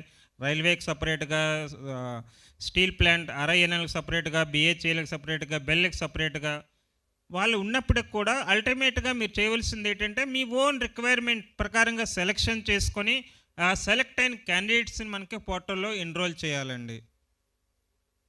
ఇప్పుడు ఆన్లైన్లో రిజిస్ట్రేషన్ చేసుకునేటప్పుడు ఒక క్యాండిడేటు ఏదైనా ఒక రైల్వేలో కావాలి నాకు అని సెలెక్ట్ చేసుకున్నారు, అంత మాత్రాన వాళ్ళకి డైరెక్ట్గా రాదు. ఎందుకంటే they are having separate recruitment policies. So వాళ్ళు అడ్వర్టైజ్మెంట్ ఇచ్చినప్పుడు మళ్ళీ వాళ్ళు అప్లై చేసుకుని ఆ ప్రాసెస్లో ఏదైతే ఉందో, ఎగ్జామినేషన్ ఉంటే ఎగ్జామినేషను, లేదా పర్సనల్ ఇంటర్వ్యూ ఉంటే పర్సనల్ ఇంటర్వ్యూ అటెండ్ చేసి వాళ్ళ యొక్క ఎస్టాబ్లిష్మెంట్లో రిక్రూట్ అయిన తర్వాత మాత్రమే కాంట్రాక్ట్ జనరేషన్ అనేది జరుగుతుందండి. ఇంకొకటి, సార్ మాకు ఎస్టాబ్లిష్మెంట్లో అందరూ రిక్రూట్ చేసుకున్నారు సార్, కానీ మమ్మల్ని నైట్ షిఫ్ట్లో ఎంగేజ్ చేస్తున్నారు. జనరల్గా వొకేషనల్ ఎడ్యుకేషన్లో మనకి ఎక్కువ కంప్లైంట్స్ వినబడతాయండి. టెక్నికల్లో వాళ్ళకి ఆల్రెడీ మనకి అలవాటు అయి ఉంటారు కాబట్టి morning shift R afternoon shift 6 to 2 కానీ 2 to 10 కానీ వాళ్ళు అలవాటు అయి ఉంటారు. కానీ హాస్పిటల్స్లో వచ్చే నర్సింగ్ ట్రేడ్ కానీ, MPHW కానీ, MLT కానీ వాళ్ళే రౌండ్ ది క్లాక్ డ్యూటీస్ ఉంటాయండి. హాస్పిటల్స్ రిక్రూట్ చేసిన తర్వాత అప్రెంటిస్షిప్ని ఒక సీనియర్ టెక్నీషియన్తో పాటు వీళ్ళని అటాచ్ చేస్తారు. అటాచ్ చేసేటప్పుడు మేము నైట్ షిఫ్ట్ చేయమండి అందుకే మానేస్తున్నాము కాదండి. ఎస్టాబ్లిష్మెంట్ రిక్రూట్ చేసుకున్నప్పుడే వాళ్ళు ఏ షిఫ్ట్లో రిక్రూట్ చేసుకుంటున్నారు, థర్డ్ షిఫ్ట్ నైట్ షిఫ్ట్లో వాళ్ళకి కావాలంటే పోర్టల్లోనే ఉంటుందండి. They need to engage in night shift. ఆ కాంట్రాక్ట్ జనరేట్ చేసక ముందే ఆ క్యాండిడేట్ ఆలోచించుకోవాలి. Establishment requirement round the clock కాబట్టి నైట్ షిఫ్ట్లో కూడా చేయవలసి ఉంటుంది. దాని విల్లింగ్ ఉంటేనే క్యాండిడేట్ జాయిన్ అవుతారు. ఎస్టాబ్లిష్మెంట్స్ కూడా క్యాండిడేట్కి రిక్రూట్మెంట్ కాంట్రాక్ట్ జనరేట్ చేయక ముందే వాళ్ళ మీ యొక్క రిక్వైర్మెంట్ని చెప్పవలసి ఉంటుందండి. లేదో మీరు జస్ట్ ఆల్రెడీ కాంట్రాక్ట్ జనరేట్ అయిన తర్వాత మీరు మ్యాండటరీగా ఖచ్చితంగా మీరు నైటే చేయాలి అన్నారనుకోండి, డ్రాప్ అవుట్ రేట్ పెరిగిపోతుంది. సో మీరు సెలక్షన్ చేసుకునే విధానంలోనే మీరు క్యాండిడేట్కి ఇన్ఫామ్ చేయడం ద్వారా ఆ డ్రాప్ అవుట్ ఏదైతే అప్రెంటిస్షిప్ మధ్యలో మానేస్తున్నారో అది తగ్గించడము చేయగలము.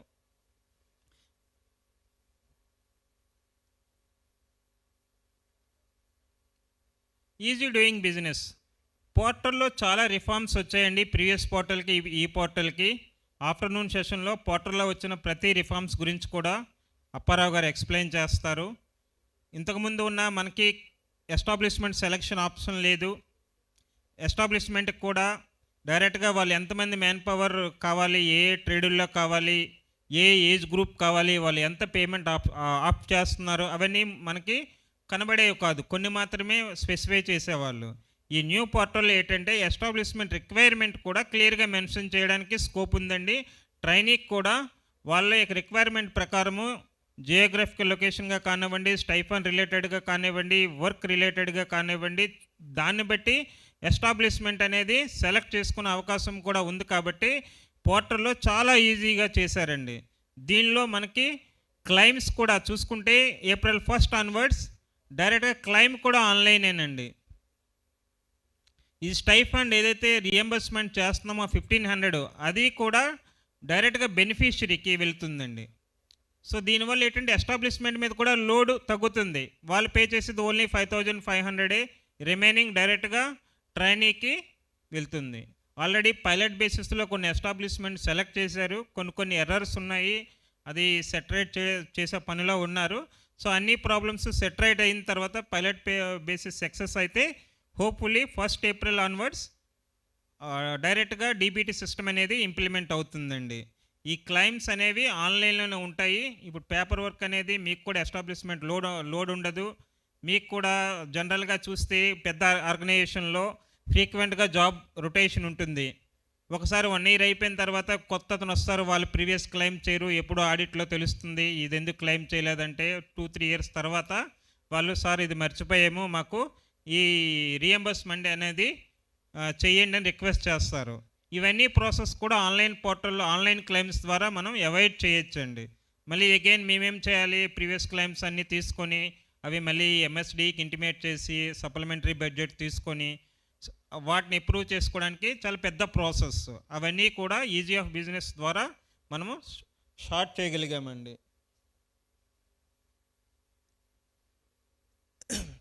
ఇంకొక మేజర్ బెనిఫిట్ ఎస్టాబ్లిష్మెంట్కి ఏదైతే ఉందో, మనం ఏదైతే మినిమం 2.5% మనం ఎంగేజ్ చేసుకున్నాము, 2.5 అబవ్ వాళ్ళకి పే చేసే స్టైఫండ్ మనం సిఎస్ఆర్లో చూపించుకోవచ్చండి. ఇది గవర్నమెంట్ ఆఫ్ ఫైనాన్స్ డిపార్ట్మెంట్ కూడా క్లియర్ కట్ గైడ్లైన్స్ ఇచ్చింది. ఏదైతే పెద్ద ఆర్గనైజేషన్స్ ప్రాఫిట్లో వాళ్ళ పర్సెంట్ సిఎస్ఆర్ ఫండ్గా అలాట్ చేస్తారో ఆ ఫండ్ని కూడా యూటిలైజ్ చేసుకొని మనం ఎస్టాబ్లిష్మెంట్ క్యాండిడేట్కి అప్రెంటిస్షిప్ ద్వారా తీసుకోవచ్చు. దానివల్ల మీకు ఏమంటే ఎడిషనల్ బర్డెన్ అంటే ఉండదు. సో ఎందుకంటే మీరు ఇచ్చే స్టైఫండ్ ఆల్రెడీ సిఎస్ఆర్ ఫండ్స్లో చూపించుకుంటే మీకు ట్యాక్స్ రిబేట్ కూడా వస్తుంది. ఎడిషనల్గా మీరు ఏదైతే మ్యాండటరీగా సిఎస్ఆర్లో చేయాలో అది మీరు స్టైఫండ్ రూపంగా ఇవ్వడం వల్ల మీకు మ్యాన్ పవర్ అవైలబిలిటీ అనేది పెరుగుతుందండి. అదర్వైజ్ ఏమవుతుంది, సిఎస్ఆర్ రిలేటెడ్గా మీకు ఏదైతే ఇంపార్టెంట్ ఉంటుందో సరౌండింగ్ ఏరియాలో మనకి ఏ విధంగా సహాయం చేయగలం అవన్నిటికీ మీరు యూజ్ చేస్తే మీకు డైరెక్ట్గా బెనిఫిట్ ఏమి ఉండదు. కానీ అప్రెంటిస్షిప్ తీసుకోవడం ద్వారా డైరెక్ట్గా మీ ఇండస్ట్రీకే బెనిఫిట్. ఇది ఒక మేజర్ అడ్వాంటేజ్ అండి. దీనివల్ల మీరు ఈ అప్రెంటిస్షిప్ని ఎంగేజ్ చేయడానికి ప్రయారిటీ ఇవ్వాలని కోరుకుంటున్నాం.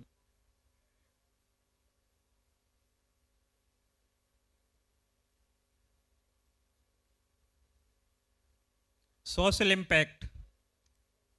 సో అందరికీ తెలిసిందే, మనకి ఎప్పుడైతే ఎంప్లాయబిలిటీ పెరుగుతుందో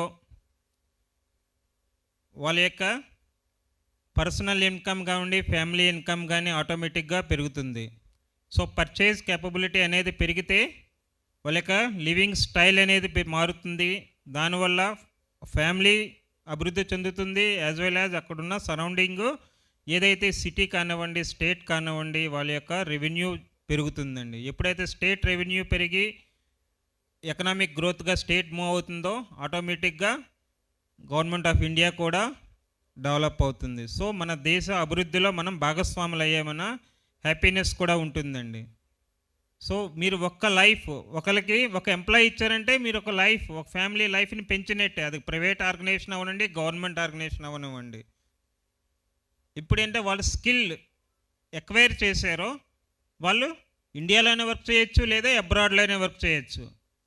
వాళ్ళకి 3-4 ఇయర్స్ వాళ్ళకి ఇండియాలో వర్క్ చేసింది, అది అబ్రాడ్ వెళ్తే ఎంటైర్ యొక్క ఫ్యామిలీ ఫైనాన్షియల్ కండిషనే మారిపోతుంది.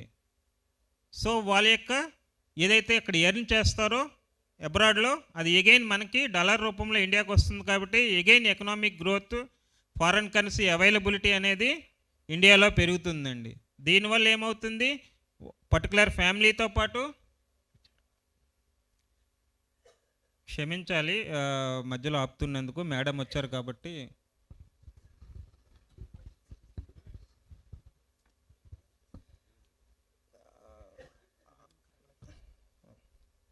Welcome madam. Respected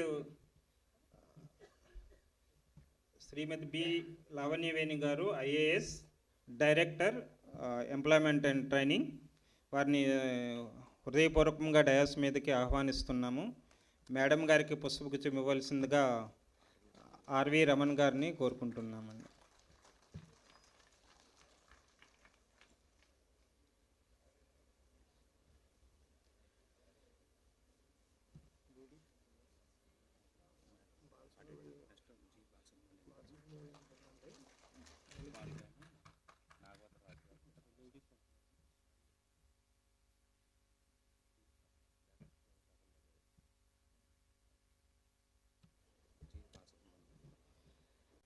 Now I am requesting Joint Director B. Balasubramanian garu come on to the dais.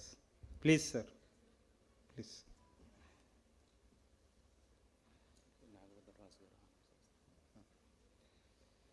Balasubrahmanyam సార్కి నాగవర్ధన్ సారు పుష్పగుచ్చం ఇచ్చి హానర్ చేయవలసిందిగా కోరుకుంటున్నాం.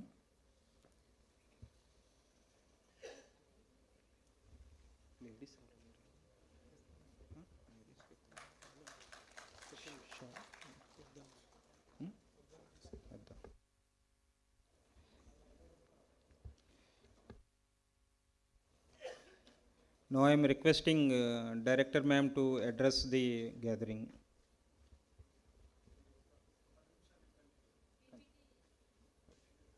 Next.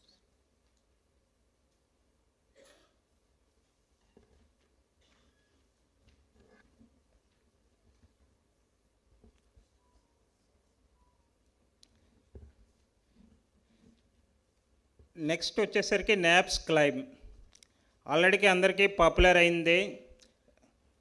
2 రోజుల క్రితం చూస్తే ప్రధానమంత్రి గారు ఈ బడ్జెట్లో కూడా నాప్స్ యొక్క బడ్జెట్ని ఎన్హాన్స్ చేయడం జరిగిందండి. పిఎంకేవీవై ఎస్హెచ్ఐ 4.0తో పాటు ప్రైమ్ మినిస్టర్ విశ్వకర్మ యోజన అనే కొత్త స్కీమ్ని కూడా లాంచ్ చేయడం జరిగింది. మన ఇండియాలో ఉన్న ప్రతి ఆర్టిషియన్ అవైలబిలిటీని పెంచడం కోసము పిఎంకేవీవై 4.0తో పాటు విశ్వకర్మ యోజన అనే కొత్త స్కీమ్ కూడా లాంచ్ అయింది. నాప్స్ యొక్క బడ్జెట్ను కూడా మనం ఫర్దర్గా ఎన్హాన్స్ చేశారండి. అంటే మన యొక్క అప్రెంటిస్షిప్ అనేది ఎస్టాబ్లిష్మెంట్ రిజిస్ట్రేషను పెరగాలి, యాజ్ వెల్ యాజ్ ట్రైనీ ఎవరైతే ఉన్నారో వాళ్ళు కూడా ప్రతి ఎస్టాబ్లిష్మెంట్ పబ్లిక్ సెక్టర్తో పాటు ప్రతి ప్రైవేట్ సెక్టర్ ఎస్టాబ్లిష్మెంట్లో కూడా వాళ్ళు ఎన్రోల్ చేసుకొని వాళ్ళ యొక్క ఆపర్చునిటీని వినియోగించుకోవాలని కోరుకుంటున్నాం. మరి నాప్స్ ఎంగేజ్ చేసుకుంటే స్టైఫండ్ మ్యాక్సిమం 1500 రూపీస్ వరకు గవర్నమెంట్ ఆఫ్ ఇండియా నుంచి వస్తుంది. ప్రీవియస్ క్లైమ్స్ ఏవైనా ఉంటే ఈ మార్చ్ 23 లోపు అవన్నీ కూడా రెస్పెక్టివ్ స్టేట్ అథారిటీ అయితే స్టేట్ అథారిటీకి లేదా సెంట్రల్ గవర్నమెంట్ అథారిటీ అయితే సెంట్రల్ గవర్నమెంట్ అథారిటీకి సబ్మిట్ చేసి బ్యాక్లాగ్ ఉన్న ప్రతి నాప్స్ క్లైమ్ను కూడా మీరు క్లైమ్ చేసుకోండి. సో మీరు ఏదైతే చెప్తున్నారో సార్ మేము ఎంగేజ్ చేసుకున్నాము క్లైమ్స్ రాలేదు అనే ఇబ్బంది లేదు.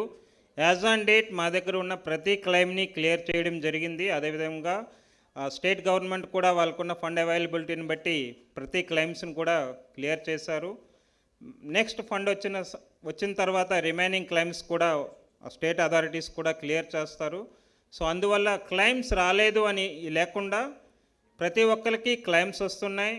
Next April onwards DBT system introduce అవుతుంది. సో ఆన్లైన్ ప్రాసెస్సే కాబట్టి మీకు క్లైమ్ ప్రాబ్లం ఉండదు. కాబట్టి ప్రతి ఎస్టాబ్లిష్మెంటు మీరు మీ యొక్క staff total permanent and contractual staff ఎవరైతే ఉన్నారో వాళ్ళు మినిమం 2.5 to 15% మీరు ఖచ్చితంగా ఎంగేజ్ చేయడానికి ట్రై చేయండి.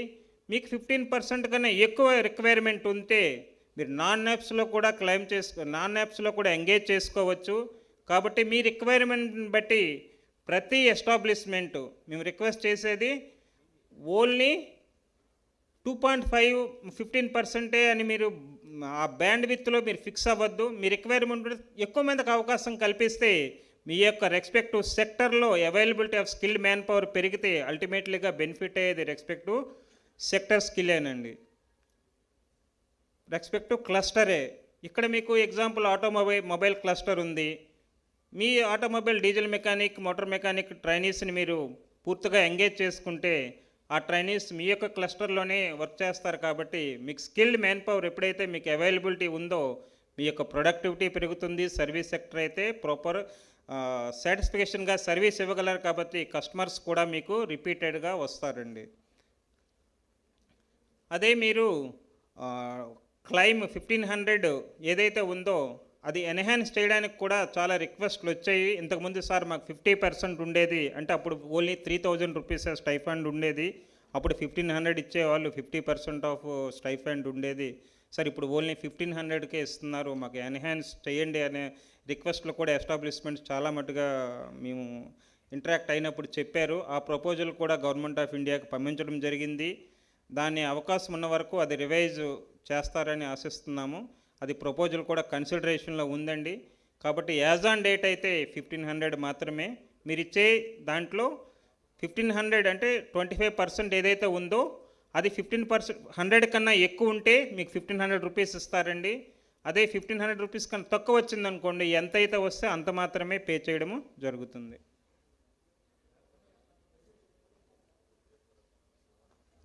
సిమిలర్గా బీటీపీ స్కీమ్ గురించి ఆల్రెడీ మనం డిస్కస్ చేసుకున్నామండి. ఎస్టాబ్లిష్మెంట్ ఏవైతే మనకి ఆర్గనైజేషన్స్ ప్రాపర్గా ఇన్ఫ్రాస్ట్రక్చర్ ఉందో వాళ్ళు class room and digital class rooms provide చేసుకుంటే ఆల్రెడీ ఇన్ఫ్రాస్ట్రక్చర్ ఫ్యాక్టరీలో ఉంటుంది కాబట్టి వాళ్ళు బీటీపీ వాళ్ళ ఇండస్ట్రీ లోపలే ఆల్రెడీ స్టార్ట్ చేసుకోవచ్చు. అదే ఇన్స్టిట్యూషన్ అయితే మనం ఇండస్ట్రీతో టైఅప్ చేసుకొని వాళ్ళకేమైతే ఎంఓయూ చేసుకుంటారో వాళ్ళ టైఅప్లో బీటీపీకి అప్లై చేసుకుంటే మేము అప్రూవ్ చేస్తాము. దాని ద్వారా కూడా మనకి ట్రైనింగ్ ప్రొవైడ్ చేయొచ్చండి. దానికి కూడా రియంబర్స్మెంట్ ఉంది 7,500 రూపీస్.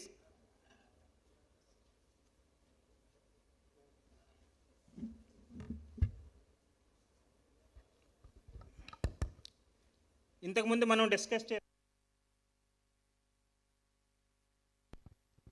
ఇండస్ట్రీ రిక్వైర్మెంట్ స్కిల్ గ్యాప్లో మనకు ఆల్రెడీ డిగ్నిటరీస్ చెప్పారు.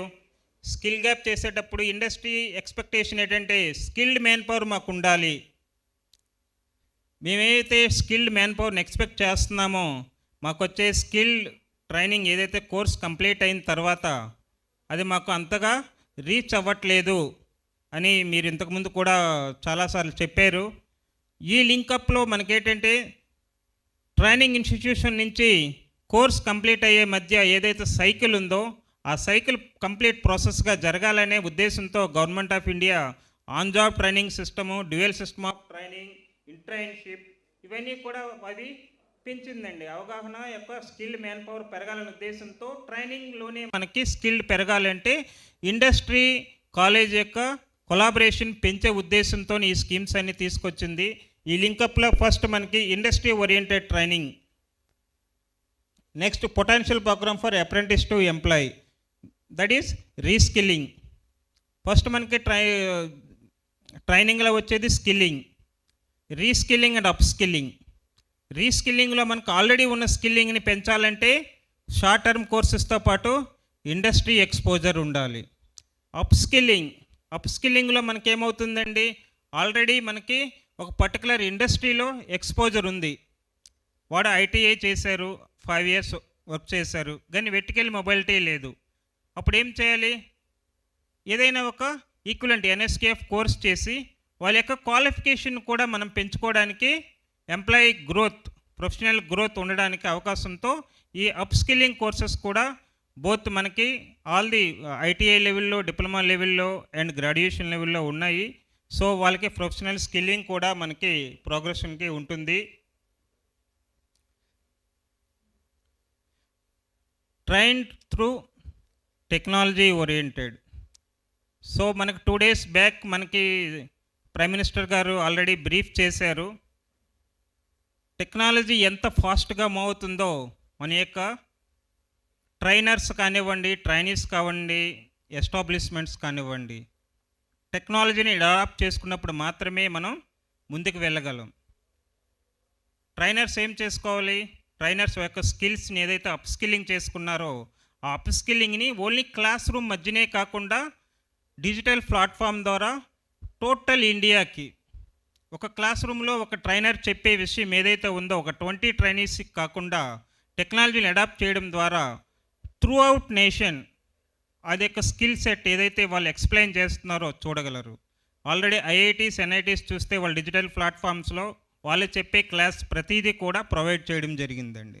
సో మనకి ఐఐటీ సీట్ రాలేదని బాధ లేదు. మాకు ఎస్టాబ్లిష్మెంట్స్కి ఓన్లీ ఐఐటి, ఎన్ఐటి స్టూడెంట్సే కావాలి అంటే మొత్తంగా దొరకరు. కానీ ప్రతి స్టూడెంటు ఆ ఫెసిలిటీస్ ప్రొవైడ్ చేస్తే ప్రతి ట్రైనీ కూడా ఆ టెక్నాలజీ యూజ్ చేసుకొని అంత అప్స్కిల్కి వాళ్ళు వెళ్ళే అవకాశం ఉంది. కాబట్టి ఆ యొక్క ఏదైతే ఫెసిలిటీ ఉందో ప్రతి ఇంజనీరింగ్ కాలేజెస్కి, ప్రతి పాలిటెక్నిక్ కాలేజెస్, ప్రతి ఐటీఐ ట్రైనీస్ కూడా అది యూజ్ చేసుకున్నప్పుడు ఏమవుతుందంటే థియరిటికల్ పార్ట్ ఏదైతే ఉందో అతనికి పూర్తిగా అవగాహన వస్తుందండి. ఓన్లీ చాక్ పీస్తే చెప్పేదానికి డిజిటల్ ప్లాట్ఫామ్లో మనం టోటల్ కన్స్ట్రక్షన్ మోడల్స్ వీడియోలో క్లియర్గా ఎట్లా పార్ట్స్ అసెంబ్ల్ అవుతున్నాయి, ప్రొడక్షన్ ఎట్లా జరుగుతుంది, ఏ విధంగా మిషన్ ఆపరేట్ చేయాలి, ఏ విధంగా మనకి ప్రొడక్షన్ ప్రాసెస్ ఏ విధంగా జరుగుతుంది, ప్రతిదీ కూడా లైవ్లో చూస్తారు. ఎప్పుడైతే లైవ్లో చూసి మీ ఇండస్ట్రీకి ఆన్ జాబ్ ట్రైనింగ్కి వస్తారో డెఫినెట్గా వాళ్ళకి స్కిల్ ఎక్వైర్ చేసే టైం అనేది తగ్గుతుంది, వాళ్ళు తొందరగా అడాప్ట్ చేసుకోగలరు. కాబట్టి ప్రతి ఇన్స్టిట్యూట్ కూడా ఈ టెక్నాలజీని అడాప్ట్ చేసుకోవాలి. At the same time industry ఏం చేస్తుందండి? ఎగ్జాంపుల్, టెక్నాలజీ అప్గ్రేడ్ అయిన తర్వాత మ్యాన్ పవర్ రిక్వైర్మెంట్ని తగ్గిస్తుంది. సో ఎందుకంటే వాళ్ళకి అంత అవసరం లేదండి, మాకు ఈ సిఎన్సి ఆపరేటింగ్ జస్ట్ జాబ్ పెట్టడానికి తీయడానికి ఒక ఆపరేటర్ ఉంటే చాలు, అదే కదండి అనుకుంటారు ఎస్టాబ్లిష్మెంట్. కానీ ఎప్పుడైతే ఆ ప్రొడక్షన్ యొక్క టెక్నాలజీ అప్గ్రేడ్ చేసారో వాళ్ళు ప్రొడక్షన్ పెరిగింది. సో స్కిల్డ్ మ్యాన్ పవర్ ఎప్పుడైతే ఎక్వైర్ చేసుకున్నారో ఆ తక్కువ మ్యాన్ పవర్తో ఎక్కువ ప్రొడక్టివ్ పెరిగింది కాబట్టి ఎక్కువ ఇండస్ట్రీలో మన వాళ్ళు పనిచేసే అవకాశం ఉంటుందండి. మేబీ అక్కడ మీరు ఇచ్చే ట్రైనింగు మీ ఇండస్ట్రీకి పడకపోవచ్చు, కానీ మీ పక్కనున్న ఇండస్ట్రీ అతన్ని రిక్రూట్ చేసుకోవడం ద్వారా మీ యొక్క సరౌండింగ్ క్లస్టర్లోనే మీకు మ్యాన్ పవర్ అవైలబిలిటీ పెరుగుతుంది. కాబట్టి డెఫినెట్గా మీకు మ్యాన్ పవర్ అవైలబిలిటీ పెరిగితే మీకు ప్రొడక్షన్ పెరుగుతుంది, మీరు ఇచ్చే వారికి సాలరీస్ కూడా రీజనబుల్గా ఉంటాయి. అదే మీకు మ్యాన్ పవర్ అవైలబిలిటీ లేదనుకోండి, మీరు ఎక్కువ డబ్బులు ఇచ్చి హైయర్ చేసుకోవాల్సి ఉంటుందండి. కాబట్టి మనం ట్రైనింగ్ నుంచి ప్రొడక్షన్ వరకు టెక్నాలజీ ఏదైతే ఉందో అదంతా కూడా అడాప్ట్ చేసుకుంటున్నామో దాని మీద ట్రైనింగ్ ఇవ్వాల్సింది బాధ్యత మన కాలేజీ లెవెల్లోనే ఉంటుంది, ఓజోటీ లెవెల్లో ఉంటుంది, ఇండస్ట్రీ లెవెల్లో ఉంటుందండి.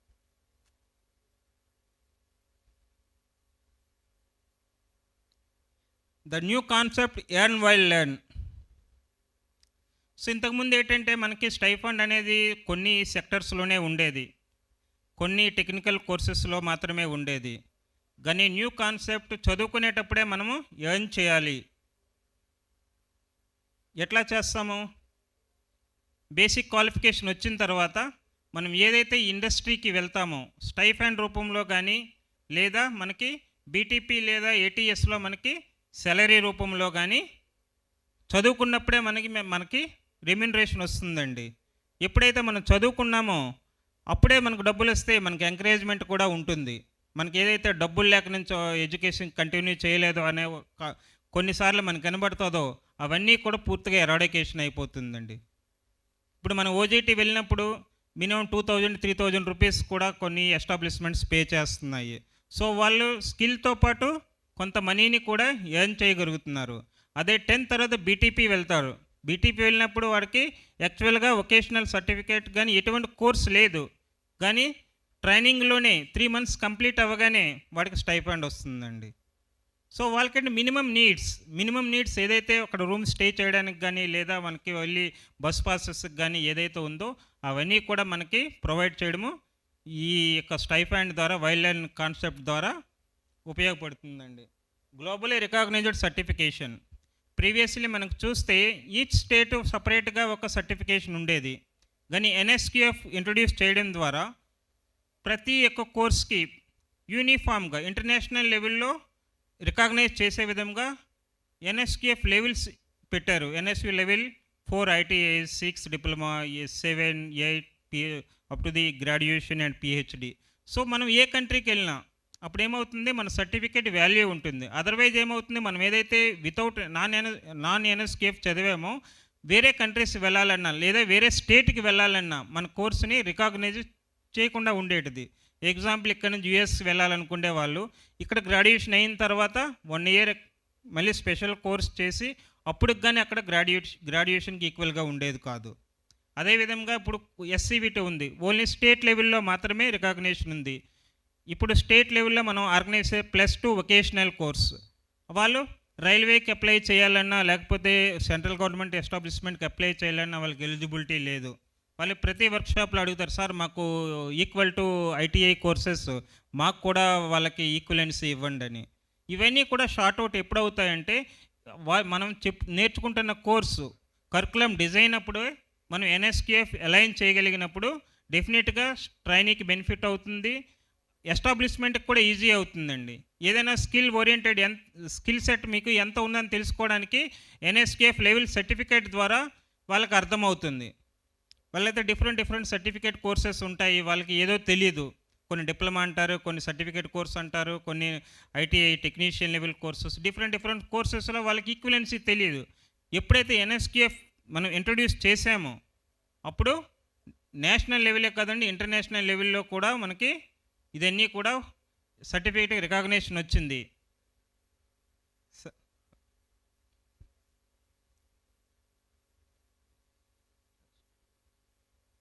Next slide. Now I am requesting Apparao to continue this session. ఇప్పుడు మనకి ఓఎం గవర్నమెంట్ రీసెంట్గా ఎటువంటి ఓఎమ్స్ తీసుకొచ్చింది, ఎస్టాబ్లిష్మెంట్స్కి ఏ విధంగా మనకి చాలా సింప్లిఫికేషన్ విధంగా పోర్టల్లో రిజిస్టర్ చేసుకునే విధానం కానివ్వండి, క్లెయిమ్స్ ఏ విధంగా మనం క్లెయిమ్ చేసుకోవచ్చు, ట్రైనీస్కి ఏ విధమైనటువంటి మనం సహాయం చేయగలము, అవన్నీ కూడా రిఫార్మ్స్ని ఇప్పుడు 1 by 1 అప్పారావు గారు ఎక్స్ప్లెయిన్ చేస్తారు. Thank you madam. మీరు మాట్లాడతారు మేడం. హాఫ్ అన్ అవర్ ఉంటుంది.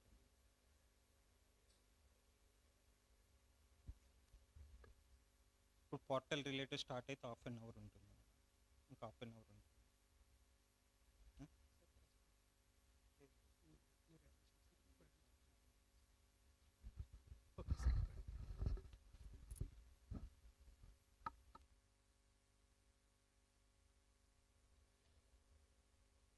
థ్యాంక్ యూ అండి. అప్పారావు గారు ఇప్పుడు portal related and OM related అన్నీ కూడా ఎక్స్ప్లెయిన్ చేస్తారు.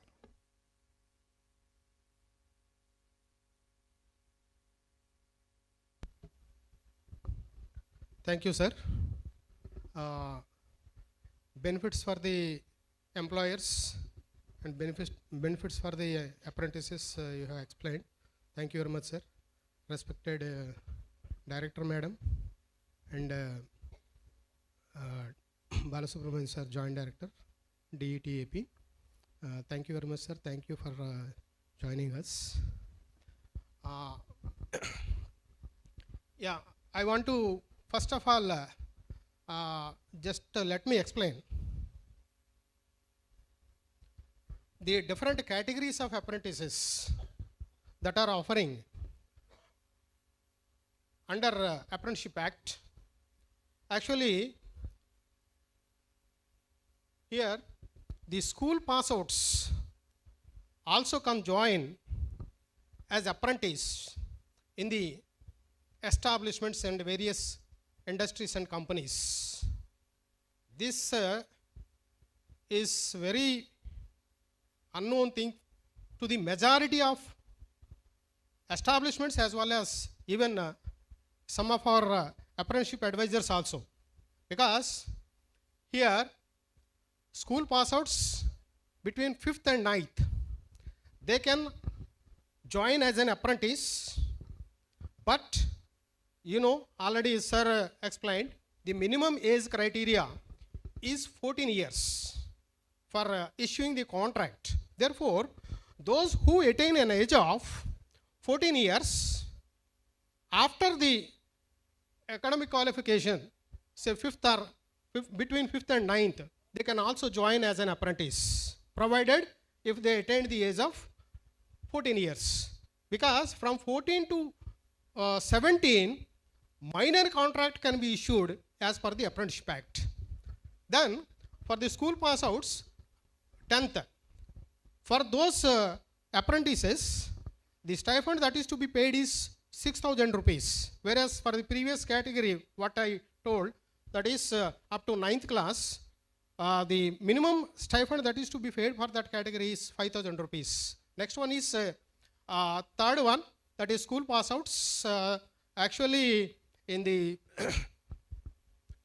education and academic education system in the northern states it is 12th standard. In our state it is 11th and 12th is called intermediate, you know well.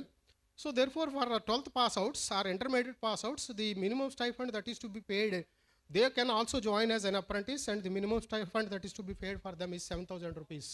Whereas next one is national or state trade certificates, that is ITI certificates. These candidates, these ITI pass outs can join as an apprentice because these candidates are having some technical knowledge. But whereas the remaining 3 categories of apprentices, the candidates will not have any kind of technical knowledge. Therefore, these 3, above 3, that is school pass outs up to 12th, even 12th also, those are not having any kind of technical knowledge. Therefore, those apprentices, those candidates are called as, those apprentices are called as fresher apprentices. Fresher means those who are not having technical background or technical knowledge. Those are called the, so these three type of candidates are called as, are termed as fresher apprentices. Next one is fourth category, what we are discussing, that is trade apprenticeship. So here, national trade certificate and trade certificate, NTC or STC certificate holders are the ITA pass outs. These ITA pass outs are having some technical knowledge. Therefore, these are the semi-skilled workforce to enhance their skills in the, and for they can join in the establishments or the companies as an apprentice. This kind of apprenticeship is called trade apprenticeship or trade apprentices. Next one is vocational apprentices. Vocational is in in very few states like Andhra Pradesh, Maharashtra and Telangana. These the vocational courses are offering along with the intermediate syllabus. So these apprentices are called the vocational TVAT, that is Technician Vocational Apprenticeship Training. So these candidates, actually in the vocational, there are two streams. One is paramedical stream, another is engineering stream. Engineering stream, in the engineering stream, whatever the courses that are offering in the vocational education are almost similar to the, there is a small, with this, to some extent, a difference will be there, but their certificate validity is only limited to the state, whereas almost these courses similar to our ITA courses. Therefore, those candidates who completed the vocational training in the intermediate level, they can also join as an apprentice, but those apprentices cannot be treated as those apprenticeship, that apprenticeship cannot be called as trade apprenticeship, though even though those are belongs to the engineering stream, whereas the other area, that is paramedical courses, majority of the courses or majority of this kind of TVAT apprentices are from the medical apprentices. That is, there are two courses, MLT and MPHW. In the afternoon session, we will discuss in detail. So these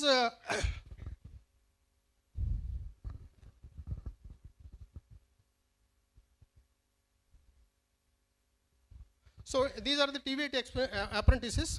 For them, the minimum stipend that is to be paid is 7,000 rupees.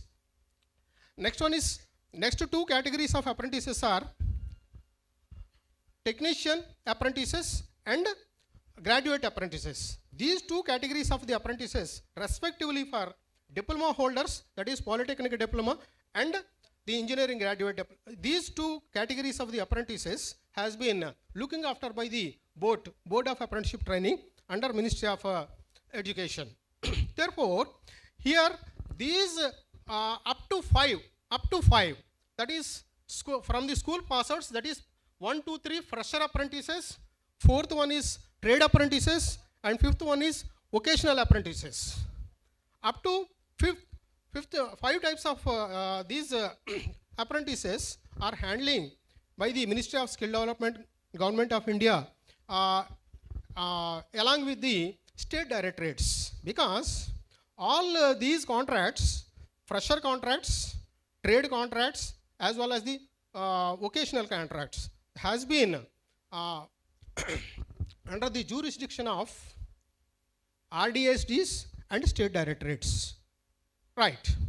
So these are the minimum stipends for technician as well as the graduate apprenticeships, respectively 8,000 and 9,000.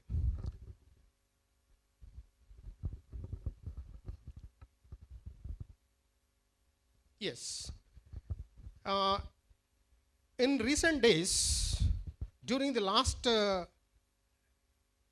7 to 8 months, our regional director Sri K. Srinivasa Rao Garu, he worked as a director of apprenticeship training at ministry, and during his period, he brought many reforms and got issued different memorandums OMs, which are by in chronologically, these are the a list of the memorandums which were issued. All these memorandums almost brought into life due for simplifying apprenticeship portal, for simplifying the apprenticeship activities for both establishments as well as the apprentices.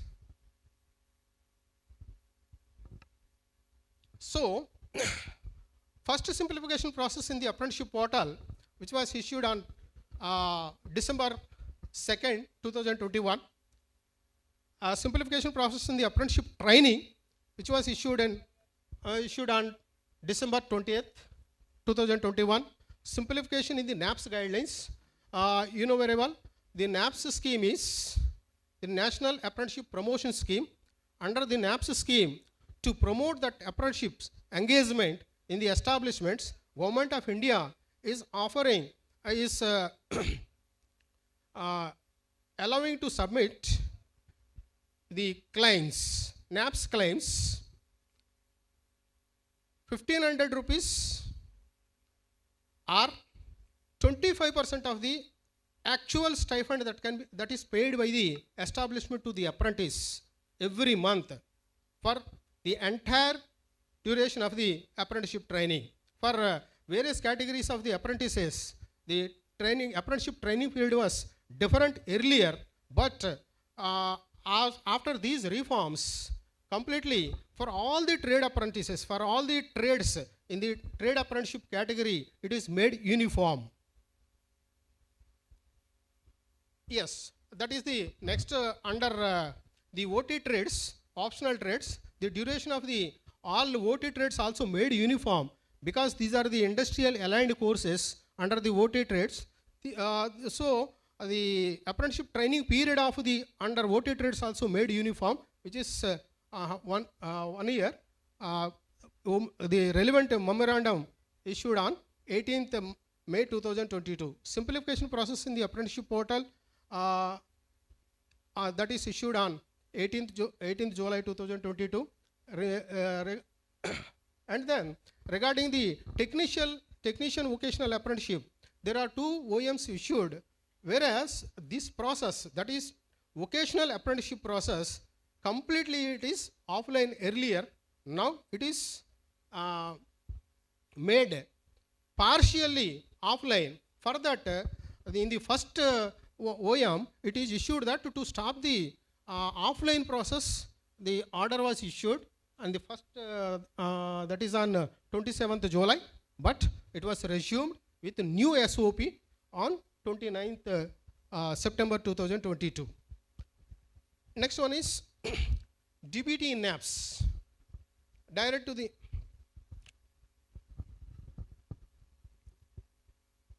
is this DBT, this NAPS scheme, whatever the reimbursement claims that is allowing for the establishments, it has changed now, and it is converted into DBT NAPS 2.0. Now already this scheme is also passed by the Parliament. Then with effect from 1st April 2023, this scheme is going to be implemented, and the module already prepared by the IBM team, and it will be made live with effect from 1st April 2023. So as per that scheme, whatever the reimbursement what you have been getting as the encouragement for engaging the apprentices as 1500 rupees per month per trainee, no need of paying to the apprentice as per the DBT NAPS. Just you need to, from the 1st April, just you need to deduct 1500 rupees or whatever the 25% of the stipend that is to be paid every month, and the rest of the amount only paid to the trainee. Wherever as per the NAPS, whatever the amount that is eligible to the maximum extent of 1500 rupees, it will be directly paid to the candidate as per DBT NAPS.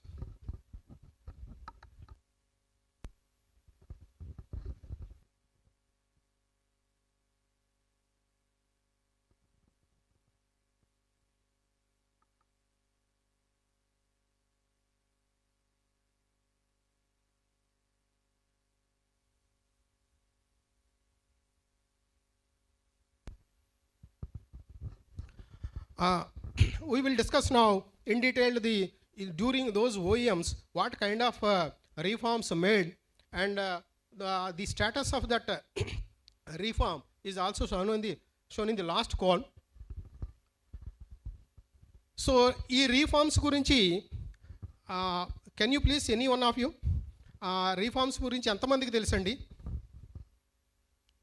Already కొత్త కొత్త options పోర్టల్లో nowadays వస్తున్నాయి కదా, ఆ పోర్టల్స్లో వచ్చే options గురించి ఎవరైనా చెప్పగలరా? Right.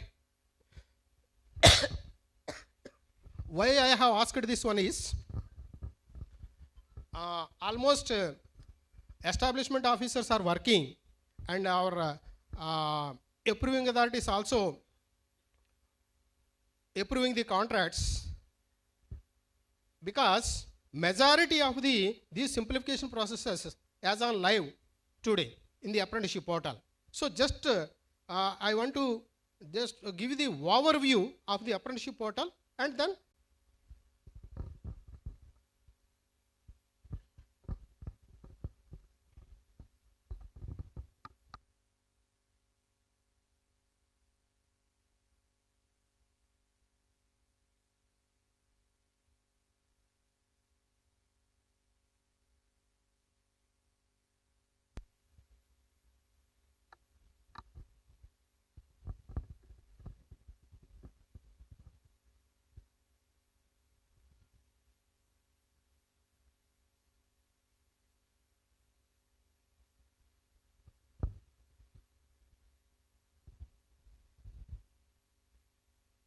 so okay, we are just simply talking about the apprenticeship, different types of categories of the apprentices, etc. So just let me ask one small question. Apprenticeship in Telugulo ఏమంటారో sir ఎవరైనా చెప్పగలరా sir please? Apprenticeship, what is meant by apprenticeship in Telugu? Okay, thank you. Apprenticeship is Telugulo శిష్యరకం అండి. Apprenticeship అంటే శిష్యరకం. శిష్యరకము ఈ రోజుది కాదు, ఎప్పుడో మన పురాతన కాలం నుంచి వస్తున్న ఆనవాయితీ. ఏదైనా స్కిల్ సెట్ ఎవరి దగ్గర నుంచి అయినా నేర్చుకోవాలి అంటే ఆ నిష్ణాతులైన వారి దగ్గరికి వెళ్ళి కొంతకాలం వాళ్ళ దగ్గర శిష్యరకం చేసి వాళ్ళ దగ్గర ఉన్న స్కిల్స్ని నేర్చుకోవడమే ఈ ప్రాసెస్. అయితే ఈ స్కూలింగ్ సిస్టమ్ వచ్చిన తర్వాత, ఎడ్యుకేషన్ సిస్టమ్ డెవలప్ అయిన తర్వాత మనము ఇదే సేమ్ ఇండస్ట్రీస్లో స్కిల్ సెట్స్ని అక్వైర్ చేయడానికి, వాళ్ళకున్న స్కిల్స్ని ఇంప్రూవ్ చేయడానికి we have been implementing this apprenticeship. Yes. No, apprenticeship India.gov.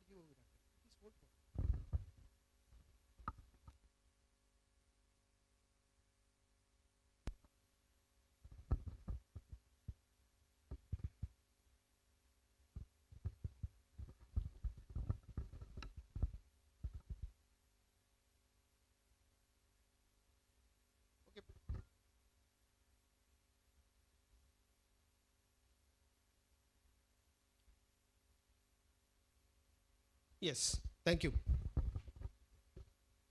Login this end, sir. Home page login this end.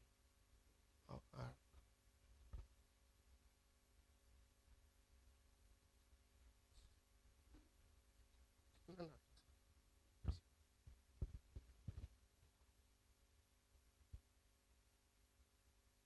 The only part of the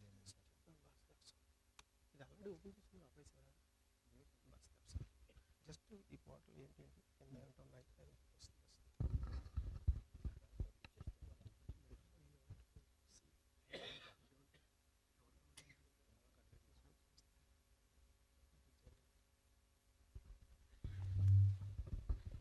yeah, sorry. Apprenticeship portal, apprenticeshipindia.gov.in. దీనిలో నా ఇంతకు ముందు ఈ పైన ఉన్న ఆప్షన్స్ చూడండి. PM NAM registration, apprenticeship mela, candidate login or register, technical support, login, register and reports. ఈ options ఏమీ లేవు. ఓన్లీ ఈ రిఫార్మ్స్ రాకముందు only there are 2 options. One is register, another is login. So ఈ రిఫార్మ్స్ వచ్చిన తర్వాత ఈ ఆప్షన్స్ అన్నీ ఈ మాడ్యూల్స్ అన్నీ పెట్టారు. We will discuss in detail.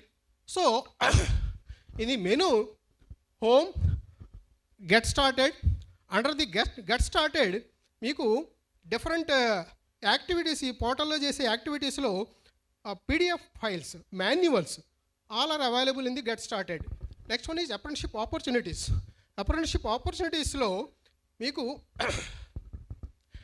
A different ఎస్టాబ్లిష్మెంట్స్లో ఎక్కడెక్కడ ఏ ఎస్టాబ్లిష్మెంట్స్లో ఎన్నెన్ని వేకెన్సీస్ ఉన్నాయి, ఆ వేకెన్సీస్ని సెర్చ్ చేయడానికి this apprenticeship opportunities option can be used. Then apprenticeship courses, what are the different courses available for applying for the apprenticeship in this portal. This list of courses can be seen under the apprenticeship courses. Then next one is third party aggregator. Third party aggregator, just it is the role in the apprenticeship portal who can work for the establishment pertaining to the apprenticeship activities. That means candidates registration, candidates selection, candidates registration, issuing the contracts and everything on behalf of the establishments. These TPS can be perform the activities. So therefore, if any such establishment and a major establishment is there which cannot spare their employees for working on the apprenticeship portal, for all the to carry out the activities in the apprenticeship portal, issuing the contract and the selection of apprentices, etc. Those establishments, larger establishments, even medium scale establishments also can engage these TPS which are already registered in the portal to work for them on behalf of the establishment. Next one is instructional videos for various different activities, that is pertaining to candidates, establishments, TPS and all roles of the roles in the apprenticeship portal. Different videos are available. Sir, just please click on that videos, instructional videos. Just last but one, sir. Last but one. Yeah. Please, just move. Please keep the mouse over that. Right.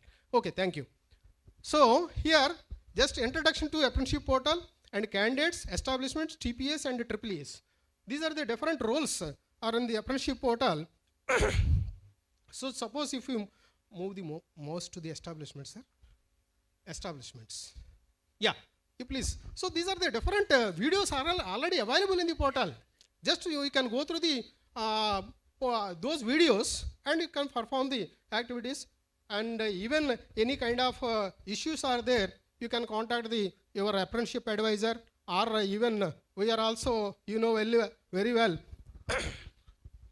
RDSDE is working for you people only. If any establishment is having any kind of issues, even apart from these videos also, those can be already, we have created the WhatsApp group and continuously we are trying to resolve their issues, right? So just simply for registration, how to register the establishment, how to update the profile of the establishment and how to create the opportunities. That means according to their requirement, in different trade areas, how many vacancies they require, they can create these opportunities in their account and the establishment account.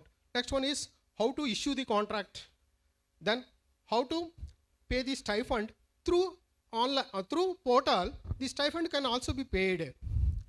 That is the next video. And the last one is reimbursement. Earlier here prior to this DBT, already they have to submit the bill once after paying the stipend for the apprentices. So that video is also available. How to create the claim, how to prepare the claim through in the portal, and how it is to be submitted for the approving authority to reimburse. Therefore, all the kind of that is videos available in the apprenticeship portal. Right. Sir, mouse move. come down, sir. Just scroll down. Thank you. Just scroll down this, sir. Yeah, thank you. So just here it is, find an opportunity, apprenticeship opportunity. Here any candidate can, in the portal directly, no need of entering into their accounts, they can search the opportunities. For example, sir, just write fitter. If the candidate writes a few letters here of that trade of that candidate, say fitter, FITT, just if 3-4 letters. Yes, the fitter related trades, all the trades are listed. Just you have to select that relevant trade of that candidate. Sir, come down, sir.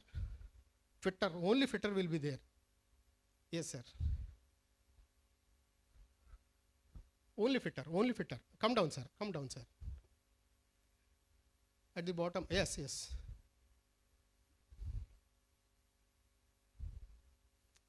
Fitter 1. No, no. Yes, sir. Please select that, sir. So these are the vacancies available in the 13,137 vacancies available in the country for the fitter trade as on date. It will be updated very timely so that the candidate can directly search the different opportunities according to their qualification. So of course some more filtering options are there. They can search for the different states, own state, for a particular location, that is or for a particular establishment or particular sector, or according to this their qualification, etc. It can be filtered. Sir, come out. Come back, sir. Back button. Thank you. Come down, sir. Just portal. Thank you. Yeah, please. These are the number of active establishments as on today in the apprenticeship portal. 35,000. More than 35,000 establishments are already registered and are active. That means those establishments have been engaging the apprentices. Apprentices enrolled, that is 21,71,431. See, these are the statistics there. So the dashboard statistics are given here. Then it is this data is updated till December 2022. Come down. Can the move change, please? Just fast. Okay. These are the different OEMs that are issuing by the ministry. Time to time is listed here. Those OEMs directly can be downloaded from the portal.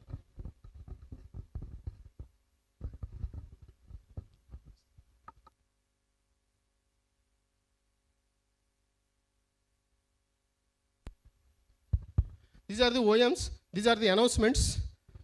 Just come down. Just come down. These are the recently uploaded, updated opportunities by the different establishments. Come down. Come down. Yeah. These are the success stories and galleries, and come down. Just I want to show the last, come down, come down. Yeah. Yes. Majority of the even apprenticeship advisors also calling me, sir, where is that order? Where is the one OEM is issued earlier? What is that? Where is that order? Or where is the apprenticeship rules? Or where is the act? Here no need to search, no need to ask anybody. Everything is available in the portal itself. Just simply we are unaware of that. We have not opening the portal and we are not going through that properly. That is only the issue. So just in the footer, come down. In the footer, Apprenticeship Act, apprenticeship rules, amendments, and everything is available, and different courses, designated roads, all are available in the footer. Acts and guidelines, authorities and framework, notices and advisories, approved courses. Everything is available in the portal itself. In the fingertips, you can access each and everything from the portal. Thank you very much. So please, I'm welcoming ma'am, please. Yeah. Sir, is it mandatory and click?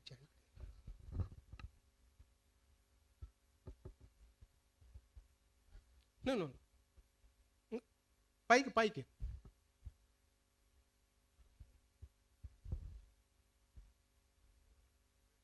ఇక్కడ scroll అవుతుంది కదా, ఆ scroll మీద వస్తుంది చూడండి బాబు. Previous screen sir, just పైకి move చేయండి కొంచెం. Yes, is apprenticeship training mandated under any act? These are the FAQs. So just simply click, బాబు క్లిక్ చేయమ్మా అక్కడ. Yes, all establishment having workforce regular and contracts. Already sir Mouli sir మీరు explain చేశారు. So up to 3 employees, those establishment are having up to 3 employees including contracts are not eligible for engaging the apprentices. Up to 29 employees, that means above 3 and up to 29.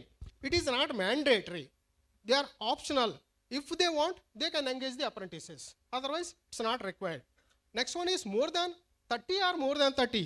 Those establishments should engage the apprentices, all kind of categories what we discussed in the earlier in the fresher apprentices or trade apprentices, graduate apprentices or technician apprentices, vocational apprentice.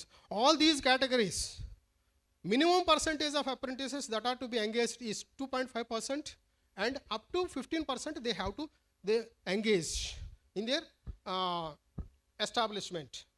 Here actually that range is 2.5% to 10% is for the trade apprentices, and 5% other category of apprentices and trade apprentices.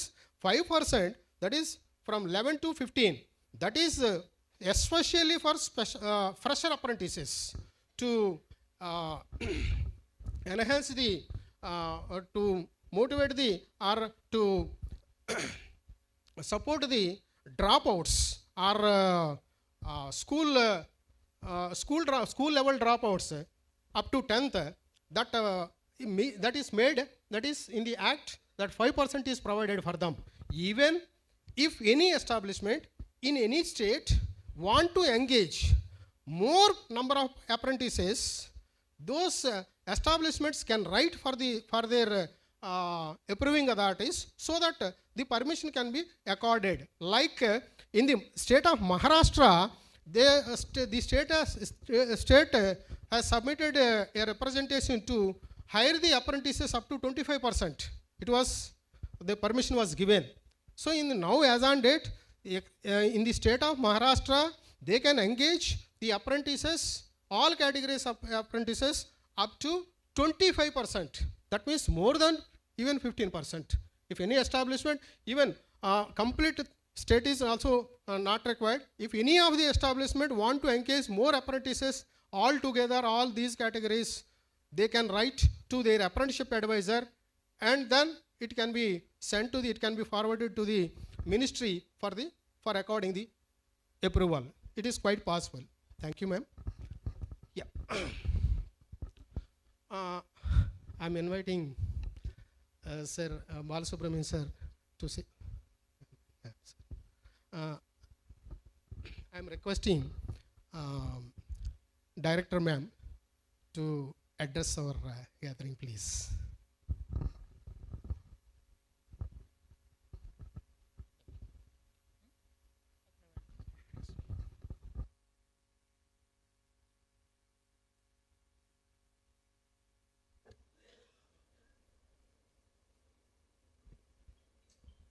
అందరికీ నమస్కారం అండి. మనకి Krishna zone నుంచి industrialist అందరూ కూడా participate చేశారు ఈ national apprenticeship awareness workshop. అది డిపార్ట్మెంట్ తరపు నుంచి మరియు డైరెక్టర్ జనరల్ ఆఫ్ ట్రైనింగ్ తరపు నుంచి కూడా RDSE తరపున ఈ వర్క్షాప్ అనేది ఆర్గనైజ్ చేయడం జరిగింది. సో మీ అందరూ కూడా మార్నింగ్ నుంచి కూడా ఈ వర్క్షాప్లో పార్టిసిపేట్ చేశారు. ఈ నేషనల్ అప్రెంటిస్షిప్ ప్రమోషన్ స్కీమ్ అంటే ఏమిటి, ఆ స్కీమ్ ద్వారా ఎలా అప్రెంటిస్ని ఎంగేజ్ చేయాలి, ఎలా రీఎంబర్స్మెంట్ చేసుకోవాలి, so what are the criteria, ఇవన్నీ కూడా ఈ వర్క్షాప్లో ఎక్స్ప్లెయిన్ చేయటం జరుగుతుంది. సో అండ్ మీ అందరికీ కూడా ఆల్రెడీ దీని మీద అవేర్నెస్ ఉంది. కొంతమంది ఇండస్ట్రీస్ ఇంకా still there is a need for awareness అనేది రావాలి. అప్రెంటిస్షిప్ కింద ఎక్కువ మంది స్టూడెంట్స్ని ఎంగేజ్ చేసుకోవాలి. సో ఇది అందరికీ తెలియాలనే ఉద్దేశంతో ఈ వర్క్షాప్ అనేది ఆర్గనైజ్ చేయడం జరిగింది. మీ అందరికీ తెలుసు, ఎక్కువగా కూడా మన ఐటీఐస్ నుంచి ఈ వొకేషనల్ ఎడ్యుకేషన్ అయితే ఎవరైతే చేస్తున్నారో, ఐటీఐస్ అంటేనే ఇండస్ట్రియల్ ట్రైనింగ్ ఇన్స్టిట్యూట్స్. అంటే ఇండస్ట్రీ డిమాండ్ ఏదైతే ఉన్నాయో ఆ డిమాండ్ బేస్డ్ ట్రేడ్స్ అనేది మనం ఐటీఐస్ ద్వారా కూడా వీళ్ళందరికీ కూడా ట్రైనింగ్ ఇవ్వటం జరుగుతుంది. Once after finishing the training in the institute they will come to the industries. So industrial exposure అనేది ఏ విధంగా ఉంటుంది అంటే దానికి there are different means and ways now. ఒకటి ఓజేటీ, ఆన్ జాబ్ ట్రైనింగ్, అంటే వెరీ షార్ట్ టర్మ్, ఒక 1 month కానీ 45 days కానీ ఏదైతే ఐటీఐ ఇన్స్టిట్యూట్లో చదువుతా కూడా వీరు వెళ్ళి ఇండస్ట్రీస్కి వెళ్ళి ఇండస్ట్రీ ఎలా ఉంటుంది, ఇండస్ట్రియల్ ఎక్స్పోజర్ ఎలా ఉంటుంది అనేది నేర్పడానికి ఆ ఉద్దేశంతో మనకు ఓజేటీ కింద కూడా పిల్లలందరినీ కూడా ఎంగేజ్ చేయడం జరుగుతుంది. ఇది కాకుండా ఇంకొద్దిగా ఎఫెక్టివ్ ట్రైనింగ్ ఇవ్వాలి అనే ఉద్దేశంతో డిఎస్టీ మోడ్లో కూడా చాలా ఇండస్ట్రీస్ ఐటీఐస్తో ఎంఓయూ చేసుకోవడం జరిగింది. డిఎస్టీ అంటే డ్యూయల్ సిస్టమ్ ఆఫ్ ట్రైనింగ్, అంటే హాఫ్ ఆఫ్ ద ట్రైనింగ్ ఇండస్ట్రీస్లోనే వీళ్ళు ట్రైనింగ్ అవుతారు. మీ అందరికీ తెలుసు ఐటీఐస్లో 20% థియరీ, 80% ప్రాక్టికల్. ప్రాక్టికల్ అంటే వాళ్ళు ఎక్కువ ఇన్స్టిట్యూట్స్ మీద అక్కడ ఉన్నటువంటి వర్క్షాప్స్లో వాళ్ళు మెషినరీ మీద వాళ్ళు వర్క్ చేయాల్సి ఉంటుంది. సో మనకి మీ అందరికీ తెలుసు టెక్నాలజీ అనేది ఎప్పటికప్పుడు అప్గ్రేడ్ అవుతూ ఉంది. ఇప్పుడు ఇండస్ట్రీస్ వచ్చే మెషిన్స్లో కూడా అడ్వాన్స్డ్ మెషినరీ వస్తుంది, అడ్వాన్స్డ్ ఎక్విప్మెంట్ వస్తుంది. సో దానికి తగ్గట్టుగా కూడా ఇండస్ట్రియల్ నీడ్ ప్రకారం కూడా ఈ స్టూడెంట్స్ అనేది ట్రైనింగ్ అనేది జరగాలి. ఇది జరగాలి అంటే కనుక ఐటీఐ అయిపోయిన తర్వాత కానీ ఎనీ వొకేషనల్ ఎడ్యుకేషన్ అయిపోయిన తర్వాత ఎప్పుడైతే వీళ్ళు అప్రెంటిస్షిప్ కింద ఇండస్ట్రీస్లో ట్రైనింగ్ అవుతారో, సో వాళ్ళకి ఇండస్ట్రీ పరంగా ఉన్నటువంటి need based and skill based work based ప్రకారము ఈ స్టూడెంట్స్ అనేది ట్రైనింగ్ అవటం జరుగుతుంది. అదేవిధంగా ఇండస్ట్రీస్కి కూడా పిల్లల్ని ఎంగేజ్ చేస్తూ వాళ్ళ డిమాండ్ బేస్ చేసుకొని once after finishing of this apprenticeship తర్వాత వాళ్ళని డైరెక్ట్గా కూడా అబ్జార్బ్ చేసుకోవడానికి అవకాశం ఉంది.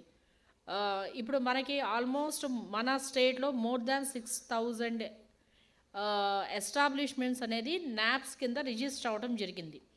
బట్ యాక్టివ్గా అయితే మనకి ఆల్మోస్ట్ ఓన్లీ ఒక 260 ఎస్టాబ్లిష్మెంట్స్ మాత్రమే ఎవ్రీ ఇయర్ రెగ్యులర్గా కూడా ఈ అప్రెంటిస్షిప్ కింద ఈ ట్రైనింగ్ పిల్లల్ని తీసుకోవడం, అప్రెంటిస్ ప్రోగ్రామ్ అనేది ఎంగేజ్ చేయడం జరుగుతుంది. సో మనకి ఎస్టాబ్లిష్మెంట్ అంటే ఓన్లీ ఇండస్ట్రీ అని కాదు. అంటే మనకి ఎస్టాబ్లిష్ అంటే ఈ అప్రెంటిస్షిప్ చేయాలంటే ఓన్లీ ఒక ఇండస్ట్రీ అయి ఉండాలనేదైతే లేదు. Establishment means any establishment more than 30 employees ఎవరైతే 30 అంతకంటే ఎక్కువ ఉన్నారో వాళ్ళందరూ కూడా అప్రెంటిస్షిప్ కింద వీళ్ళని తీసుకోవడం చేయొచ్చు. అంటే మీరు మేబీ ఒక hotel one of the hotel that is not the industry కాదు అనుకోవడానికి లేదు. అక్కడ ఒక 100 members, అక్కడ 50 membersతో ఎంప్లాయీస్తో ఉన్నటువంటి ఆ hotel also comes under establishment. అక్కడ కూడా మనం ఇండస్ట్రీ కింద అక్కడ ట్రైనింగ్ తీసుకోవచ్చు. ఒక హోటల్లో మీ అందరికీ తెలుసు ఫిట్టర్, వెల్డర్, ప్లంబర్ వీళ్ళందరూ కూడా ఆ హోటల్లో రిక్వైర్మెంట్ ఉంటుంది. వీళ్ళందరినీ కూడా అప్రెంటిస్షిప్ కింద అక్కడ ఎంగేజ్ చేయొచ్చు. అదేవిధంగా ఈవెన్ హాస్పిటల్స్లో కూడా మనం ఎంగేజ్ చేయొచ్చు. ఎనీథింగ్, ఎనీ ఎస్టాబ్లిష్మెంట్ ఉన్నటువంటి అక్కడ రిక్వైర్మెంట్ని బట్టి కూడా మనము అప్రెంటిస్షిప్ కింద పిల్లల్ని తీసుకోవడం అనేది చేయొచ్చు. మీ అందరికీ తెలుసు అప్రెంటిస్షిప్ పోర్టల్ అనేది చూపించడం జరిగింది, వెబ్సైట్. ఆ వెబ్సైట్ మీరు కనుక చూసినట్లయితే ఎవ్రీథింగ్ ఈజ్ సెల్ఫ్ ఎక్స్ప్లెనేటరీ. మీకు what is apprenticeship, what is నాప్స్లో రీసెంట్ అప్డేట్స్ ఏమొచ్చాయి, దాంట్లో రిజిస్ట్రేషన్ ఎవరెవరు చేసుకోవచ్చు, క్యాండిడేట్ ఎలా రిజిస్ట్రేషన్ చేసుకోవచ్చు, ఇండస్ట్రీ ఎలా రిజిస్ట్రేషన్ చేసుకోవచ్చు, ట్రైపార్టియేట్ అగ్రిమెంట్ కూడా ఆన్లైన్లో జనరేట్ అవుతుంది, what are the opportunities and what are the industries that are having the opportunities in a particular trade ఏంటి అనేది ఉంది. మీరు స్టూడెంట్స్ కావాలంటే స్టూడెంట్స్ కూడా రిజిస్టర్ అవుతారు కాబట్టి మీకు ఆ పర్టికులర్ డొమైన్లో ఎవరైతే మీకు స్టూడెంట్స్ కావాలో ఆ రిక్వైర్మెంట్ అంతా కూడా మన అప్రెంటిస్షిప్ పోర్టల్లో కూడా మనము సర్చ్ చేసుకుంటే ఇదంతా కూడా మనకి ఆ డేటా అంతా కూడా అవైలబుల్ ఉంది. So everything is self explanatory. మనకి మొత్తము కూడా అన్నీ కూడా ప్రతిదీ కూడా మనకి ఈవెన్ దానికి సంబంధించిన వీడియోస్ కూడా వీడియో క్లిప్పింగ్స్తో సహా మొత్తం కూడా పోర్టల్లో అన్నీ కూడా మనకి ఇవ్వడం జరిగింది. సో ఎంత స్టైఫండ్ రీఎంబర్స్ చేస్తారు, స్టైఫండ్ ఇప్పుడు ప్రజెంట్ లేటెస్ట్ అప్డేట్ మీ అందరికీ తెలుసు. గతంలో అంతా కూడా మీకు ఈ నాప్స్ కింద వచ్చేటువంటి గవర్నమెంట్ ఆఫ్ ఇండియా బెనిఫిట్ మీకు రావాలి అంటే గవర్నమెంట్ ఆఫ్ ఇండియా నుంచి స్టేట్ గవర్నమెంట్ రావాలి, స్టేట్ గవర్నమెంట్ నుంచి కన్సర్న్ డైరెక్టరేట్ రావాలి, డైరెక్టరేట్ నుంచి మళ్ళీ మేము రీజనల్ డైరెక్టర్స్కి పంపిస్తున్నాము, అక్కడి నుంచి మళ్ళీ ఇండస్ట్రీస్ రావాలి. సో ఇదంతా ప్రాసెస్ టైం టేకింగ్ అండ్ చాలా చోట్ల కూడా మనకి ఇన్ టైం మనకి మీరు అప్రెంటిస్షిప్ ఇచ్చినప్పటికీ కూడా ఆ పేమెంట్ రాకపోవటం అంటే కొంత డిలే అవటం జరుగుతుంది. సో ఇప్పుడు డైరెక్ట్ డీబీటీ అన్నప్పుడు మీకు ఎటువంటి రిస్క్ లేకుండా ఇమీడియట్గా కూడా ఆ డీబీటీ ట్రాన్స్ఫర్ అనేది ఇప్పుడు జరిగేటువంటి ఎవరైతే అప్రెంటిస్షిప్ కింద పిల్లల్ని ఎంగేజ్ చేసుకుంటారో వీళ్ళందరికీ కూడా ఆ ఇండస్ట్రీస్కి డైరెక్ట్ డీబీటీ బేసిస్ ద్వారా మీ అందరికీ కూడా ట్రాన్స్ఫర్ చేసుకోవడం జరుగుతుంది. సో ఇదంతా కూడా చాలా సింప్లిఫైడ్ ప్రాసెస్ ద్వారా మనకి ఈ ప్రోగ్రామ్ అనేది ఉంది. కాబట్టి మనకి ఎటువంటి ఇండస్ట్రీస్ కానీ ఉన్నా ఎటువంటి ఎస్టాబ్లిష్మెంట్స్ ఉన్నా కూడా కంపల్సరీగా కూడా మీ అందరూ కూడా రిజిస్ట్రేషన్ అయితే చేయండి.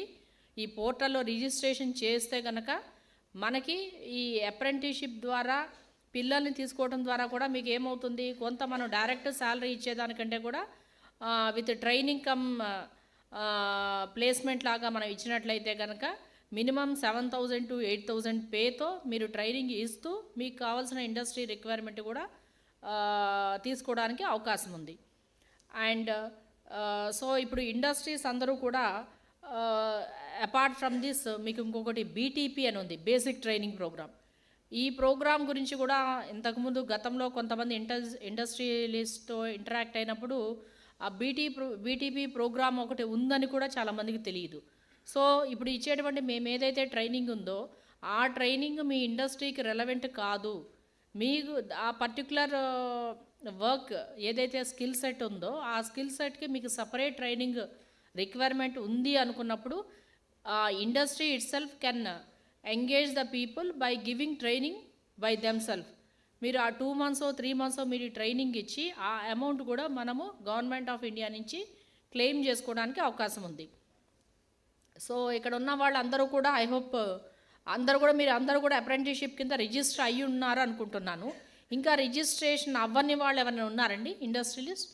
Anybody is there? Can you raise your hand? Okay, పోనీ మీరు చేసుకోలేదు. ఎక్కడండి మీది?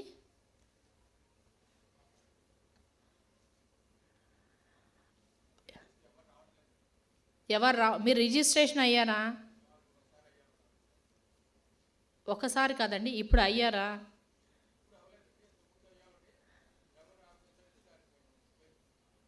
అలా కాదండి, అంటే మీకు రిక్వైర్మెంట్ ఉందా లేదా? సో మనకి మీ అందరికీ తెలుసు అప్రెంటిస్షిప్ మేళా కూడా కండక్ట్ చేస్తున్నాం. ఎవ్రీ మంత్ ఫస్ట్ మండే మనం చేస్తున్నాం. సో ఇండస్ట్రీస్ని అండ్ స్టూడెంట్స్ని అందరిని కూడా ఇన్వైట్ చేసి మీరు ఎప్పుడైనా పార్టిసిపేట్ చేశారండి? మేళాకి ఏమైనా పార్టిసిపేట్ చేశారా? సో అక్కడ మీరు రిజిస్ట్రేషన్ చేసుకున్నట్లయితే మనం వీళ్ళని ఎంగేజ్ చేసుకోవడానికి అవకాశం ఉంటుంది. కూర్చోండి. అండ్ మీరు కొంతమంది పిల్లలు రావటం లేదు అంటున్నారు.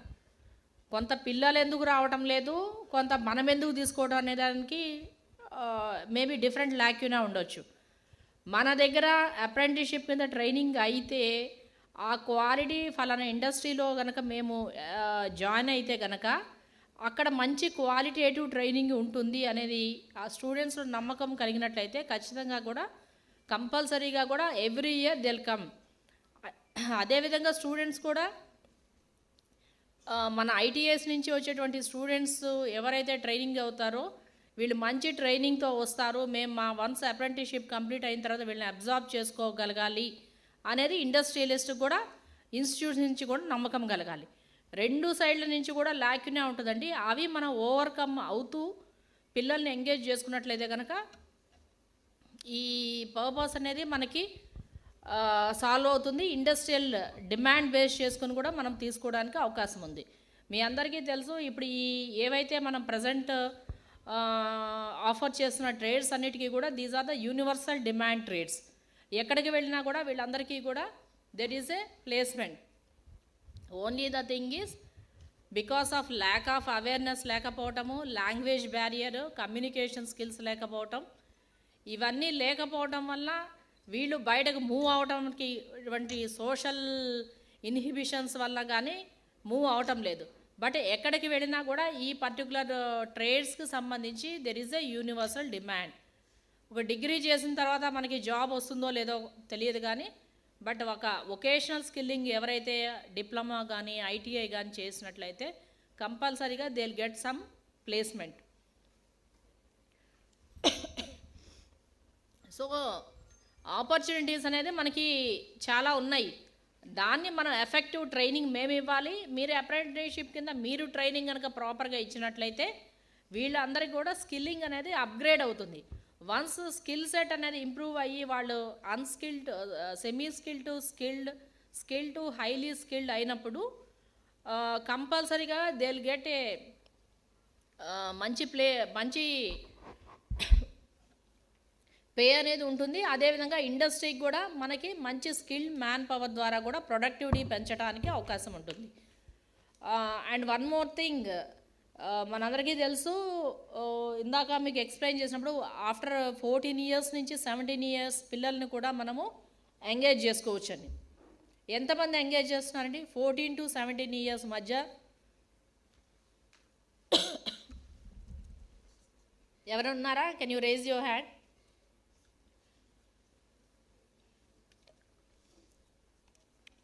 పోనీ ఎందుకు చేయటం లేదండి? చెప్పండి.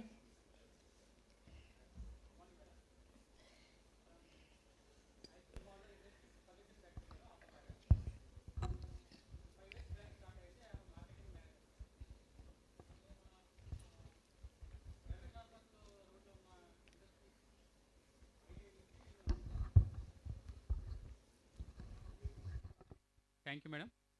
నేను రమేష్ హాస్పిటల్ రోడ్లో ఉన్న ఐటీ కాలేజ్ నుంచి ఒక 10 members తీసుకెళ్ళాను మేడం నేను మా ఇండస్ట్రీస్కి.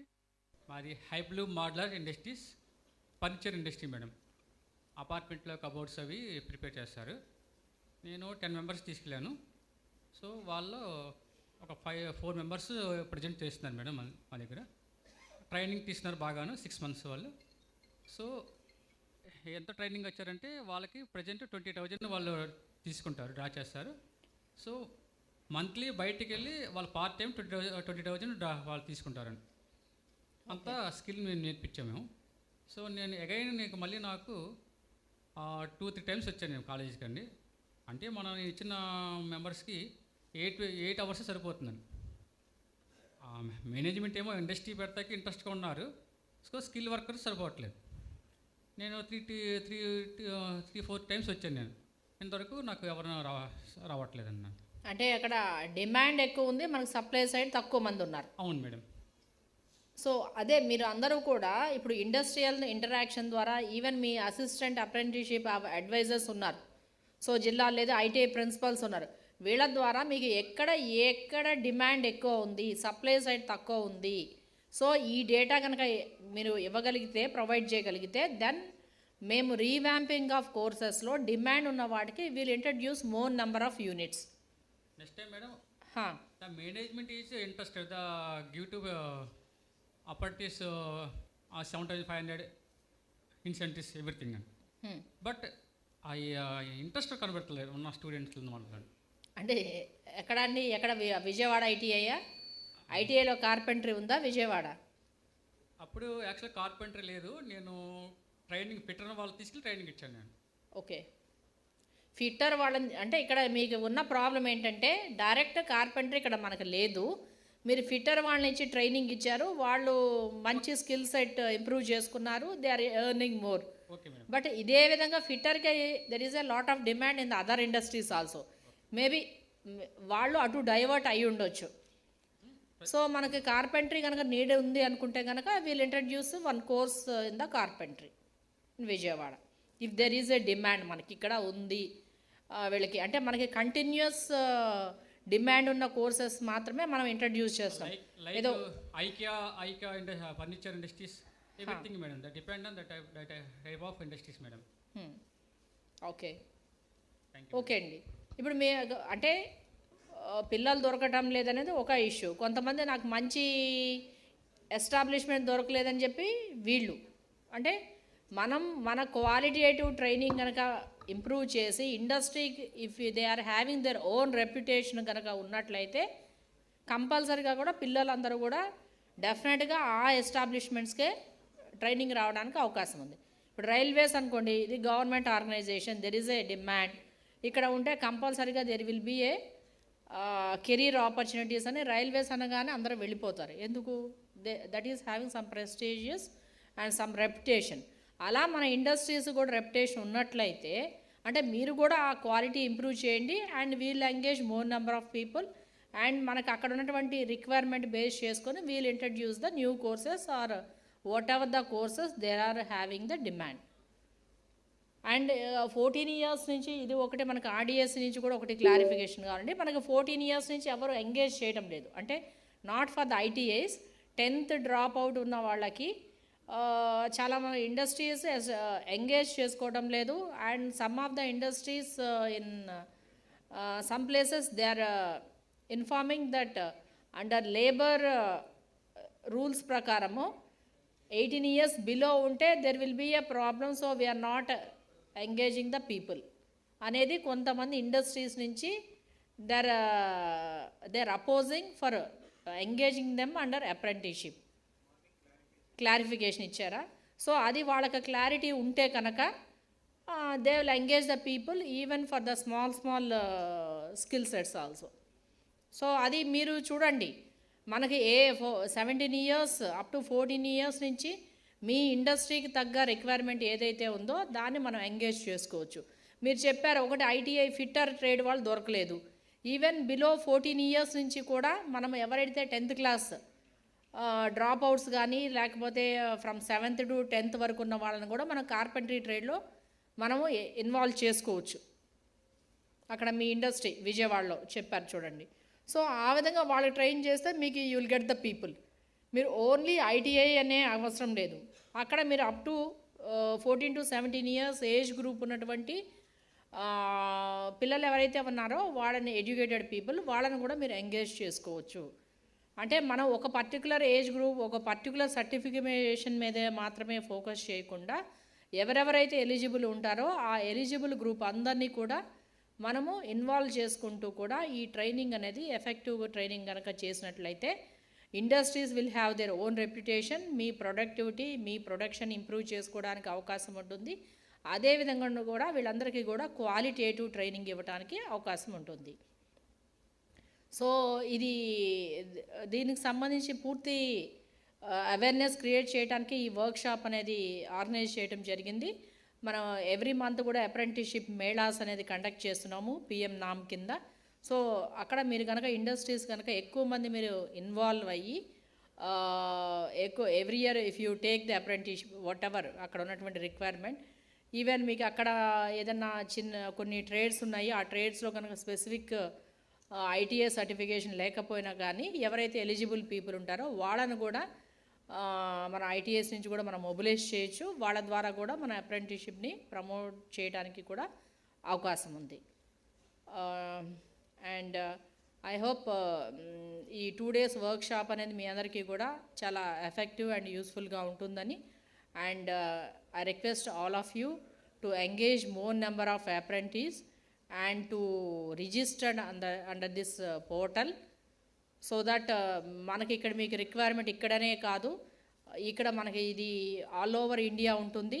సో ఇది ఆల్ ఓవర్ ఇండియా ఉన్నటువంటి అన్ని ఎస్టాబ్లిష్మెంట్స్ అందరూ స్టూడెంట్స్ కూడా ఈ పోర్టల్ కింద రిజిస్ట్రేషన్స్ అనేది చేసుకోవచ్చు. కాబట్టి మనకి ఇక్కడ డిమాండ్ ఉండి ఇక్కడ మనకు సప్లై సైడ్ లేకపోయినప్పటికీ కూడా ఈవెన్ ఇఫ్ అదర్ స్టేట్స్ నుంచి కూడా వాళ్ళు వచ్చి ఇక్కడ ట్రైన్ అవ్వడానికి ఇంట్రెస్ట్ ఉంటే కూడా మనం వాళ్ళనైనా కూడా ఎంగేజ్ చేసుకోవడానికి అవకాశం ఉంది. సో ఈ పోర్టల్ అనేది మనకి చాలా యూస్ఫుల్.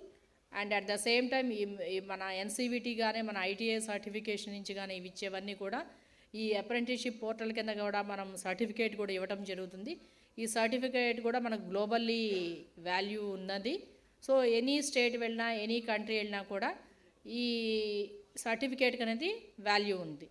మిగతా మనకి కూడా కొన్ని ఏ స్టేట్కి ఆ స్టేట్ ఇచ్చే సర్టిఫికేట్స్ డిఫరెంట్. బట్ అప్రెంటిస్షిప్ పోర్టల్లో రిజిస్టర్ అయ్యి తీసుకునేటువంటి సర్టిఫికేట్ కూడా ఆల్ ఓవర్ వరల్డ్ వాల్యూ ఉంది కాబట్టి సో అందరూ కూడా ఈ స్కీమ్ని మనం ప్రమోట్ చేస్తూ మనకి అదేవిధంగా మేము ఇన్సెంటివ్ కూడా మన గవర్నమెంట్ ఆఫ్ ఇండియా ఇవ్వటం జరిగింది. మీ అందరికీ తెలుసు 25% at a maximum of 1500. Maybe అది రివైజ్ అయితే కూడా మనకి ఇంకా రివైజ్డ్ ఎన్హాన్స్డ్ ఇన్సెంటివ్ అనేది కూడా ఇవ్వటం జరుగుతుంది. కాబట్టి ఇది అందరూ కూడా ఎఫెక్టివ్గా ఈ ప్రోగ్రామ్ని సక్సెస్ఫుల్గా ఇంప్లిమెంట్ చేయాలని చెప్పేసి మీ అందరినీ కోరుకుంటూ thank you and thank you one and all.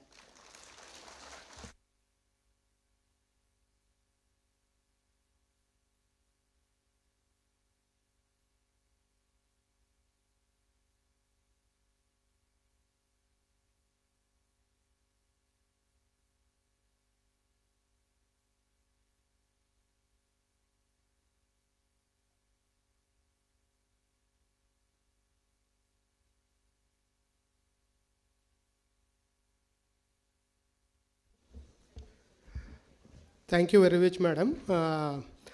We are very thankful to you for attending this workshop, for your valuable advices. Thank you for sparing the valuable time, ma'am. All of you, మీకు అందరికీ కూడా ఇక్కడ lunch arrange చేయడం జరిగింది. Please have the comfortable lunch comfortably. Please now it is 1:35. We will start the next session within 40 minutes. So by 2:15, so we will start the next session, please. Thank you very much.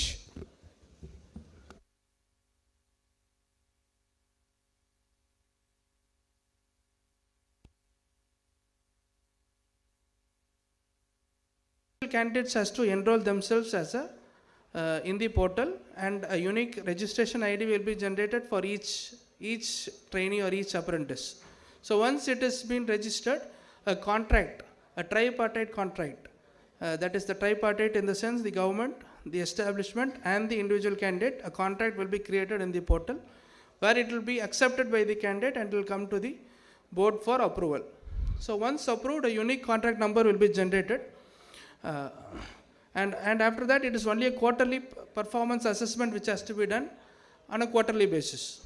So once all this quarter 1, quarter 2, quarter 3 and quarter 4 performance has been updated in the portal, a certificate of proficiency, a Government of India certificate of proficiency will be generated. A digitally signed certificate will be generated in individual candidates login, and it can be viewed, it will be available in the industry login also. So this is the process involved. And next one, sir. So the modules which is available here, so you can see facilitate training placement module available in this portal. We can send call letters to students.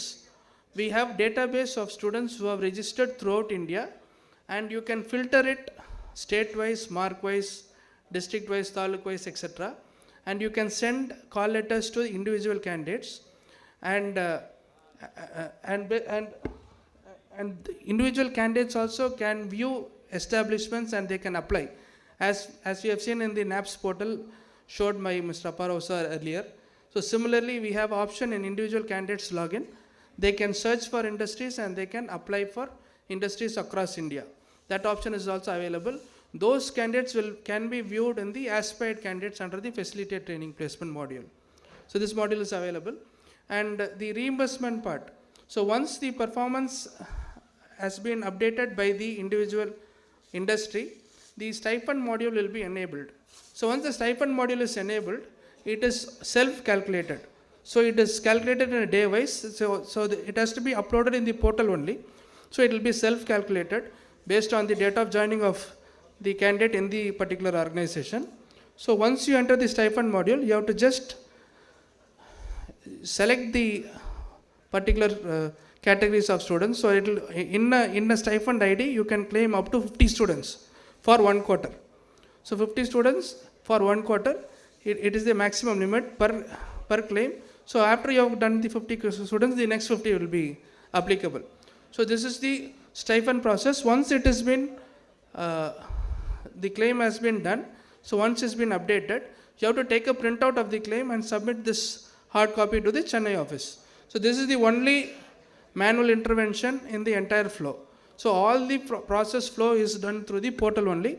Even the stipend claim has been done in the portal, but it has to be taken as a hard copy, and along with the sign and seal of the organization, it has to be sent to the Chennai office for reimbursement purpose. So once the reimbursement hard copy has been received in our Chennai office, based on first come first serve, it will be released.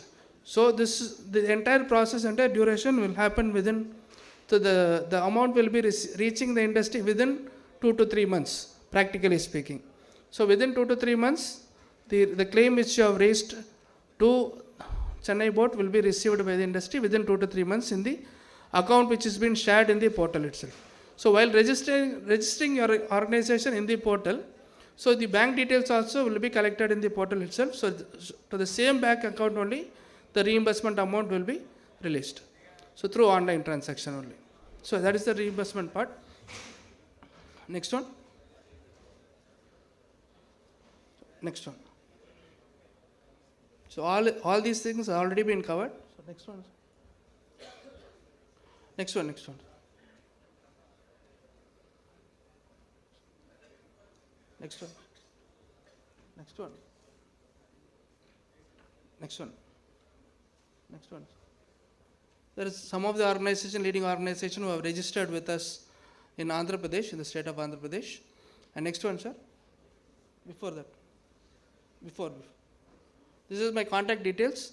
For NATS registration and process everything, you can contact me. I am the coordinator for Andhra Pradesh state. So you can call me anytime. I will be able to support you in any registration or approval part, anything. So thank you very much. Thanks a lot.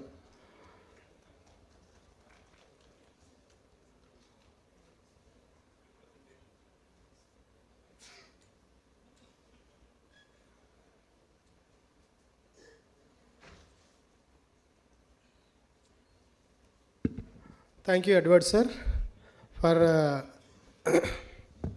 your detailed explanation about the technician as well as the graduate apprenticeship. Hope the establishment will utilize this category of the apprenticeship also.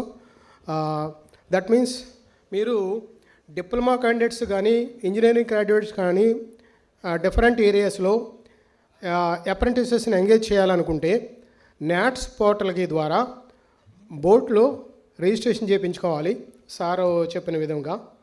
So then మీరు ఈ diploma categories that is technician అప్రెంటిసెస్ని and graduate అప్రెంటిసెస్ని engage చేసుకోవచ్చు. Thank you sir. Edward sir please.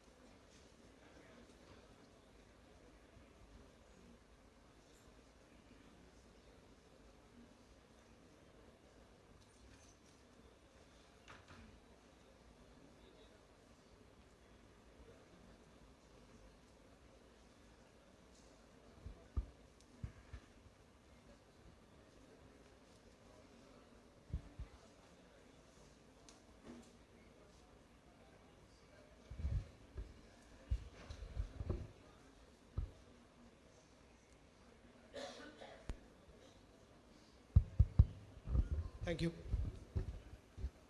Next.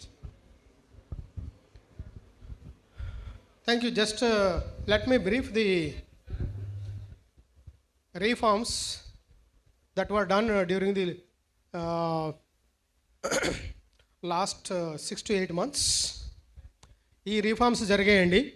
ఆ రీఫార్మ్స్ని base చేసుకొని కొన్ని యాక్టివిటీస్ని simplify చేసి పోర్టల్లో లైవ్ చేయడం జరిగింది. మెజారిటీ ఆఫ్ ది ఆప్షన్స్ అన్నీ కూడా లైవ్ చేశాము. ఇవి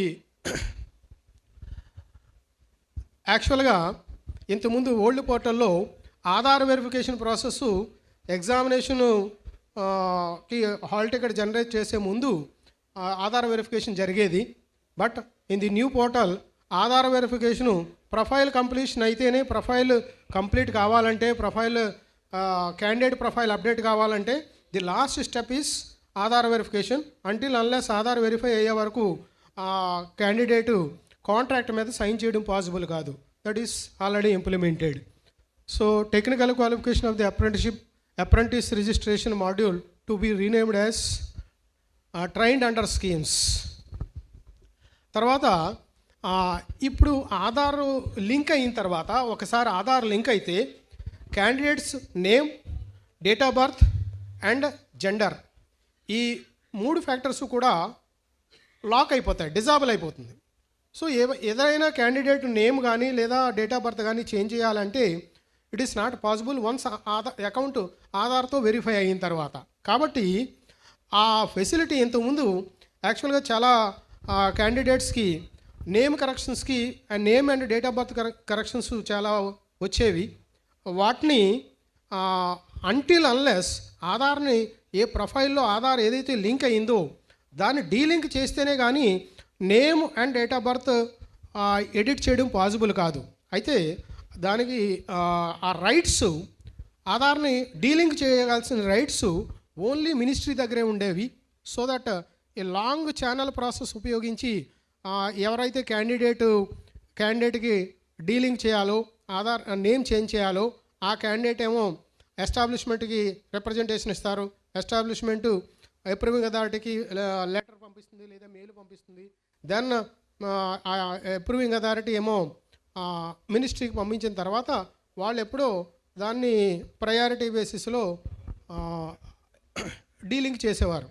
సో లాంగ్ ప్రాసెస్ కాబట్టి ఈవెన్ సమ్టైమ్స్ ఆ క్యాండిడేట్ ట్రైనింగ్ కూడా కంప్లీట్ అయిపోయేది. ఇంత లాంగ్ ప్రాసెస్ ఉంది కాబట్టి దాన్ని ఆధార్ డీలింకింగ్ రైట్స్ని అప్రూవింగ్ అథారిటీస్కే డెలిగేట్ చేశారు. That is Aadhaar delinking feature extended to the DGT to the other approving authorities like RDSDE approving authority, apprenticeship, state apprenticeship approving authority and assistant apprenticeship authorities, approving authorities ki different levels lo unna approving authorities ki delegate cheyadam jarigindi powers. అయితే earlier candidate ప్రొఫైల్లో కానీ establishment ప్రొఫైల్లో కానీ only JPG files మాత్రమే attachments upload చేయడానికి వీలు ఉండేది. కానీ నౌ పీడిఎఫ్ ఫైల్ కానీ, జేపీజీ ఫైల్ కానీ, పిఎన్జీ ఫైల్ కానీ, ఏ ఫార్మాట్ ఫైల్ అయినా as a supporting document upload చేసుకోవడానికి వీలుగా రీఫార్మ్ చేయడం జరిగింది. Next,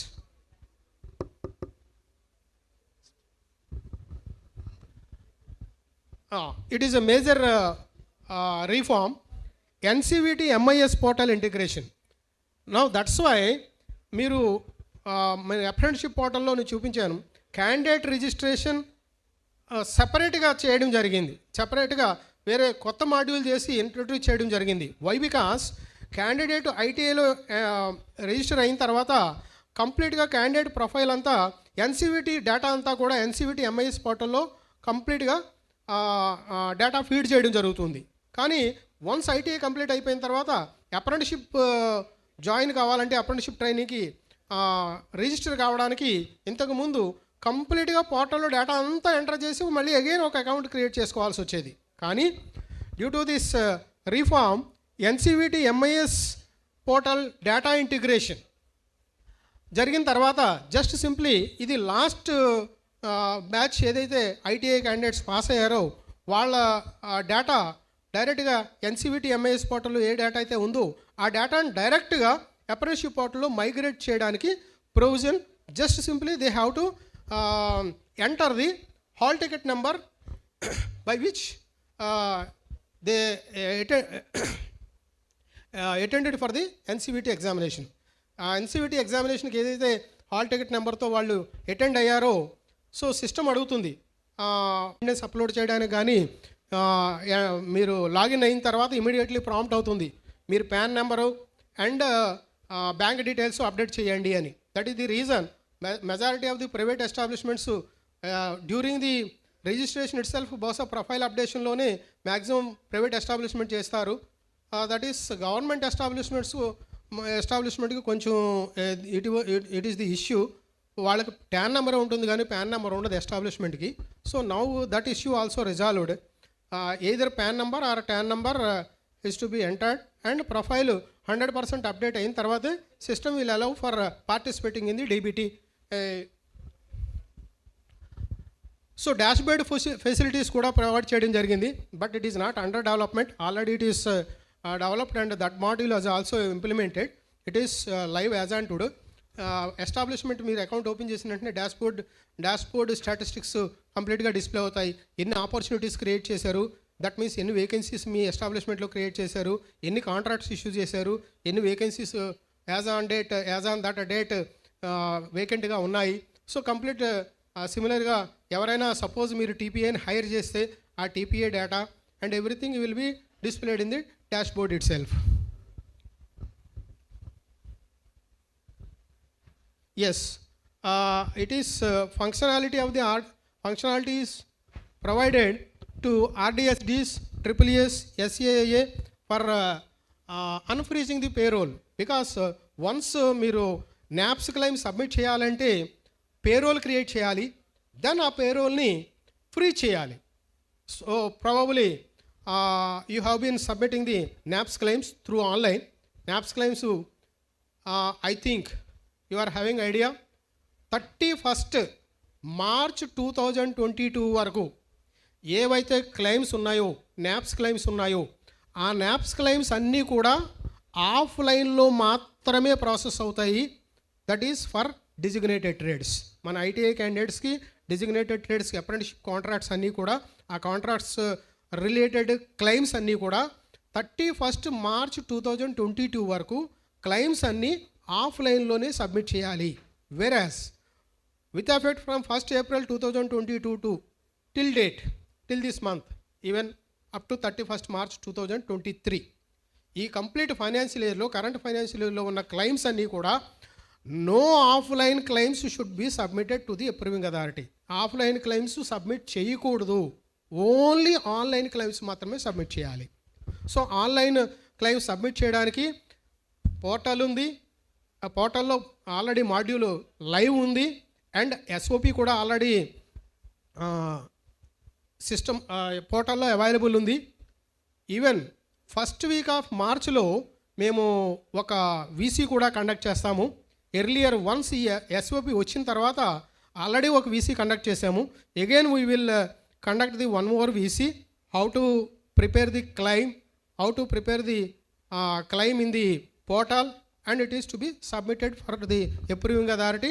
So as to approving authority has to forward the same and approve and forward the same to the NSDC for the payment. Why? Because ee financial year lo Government of India budget is allocated for the NAPS claims to NSDC, not for the state governments, not for the even RDSDEs.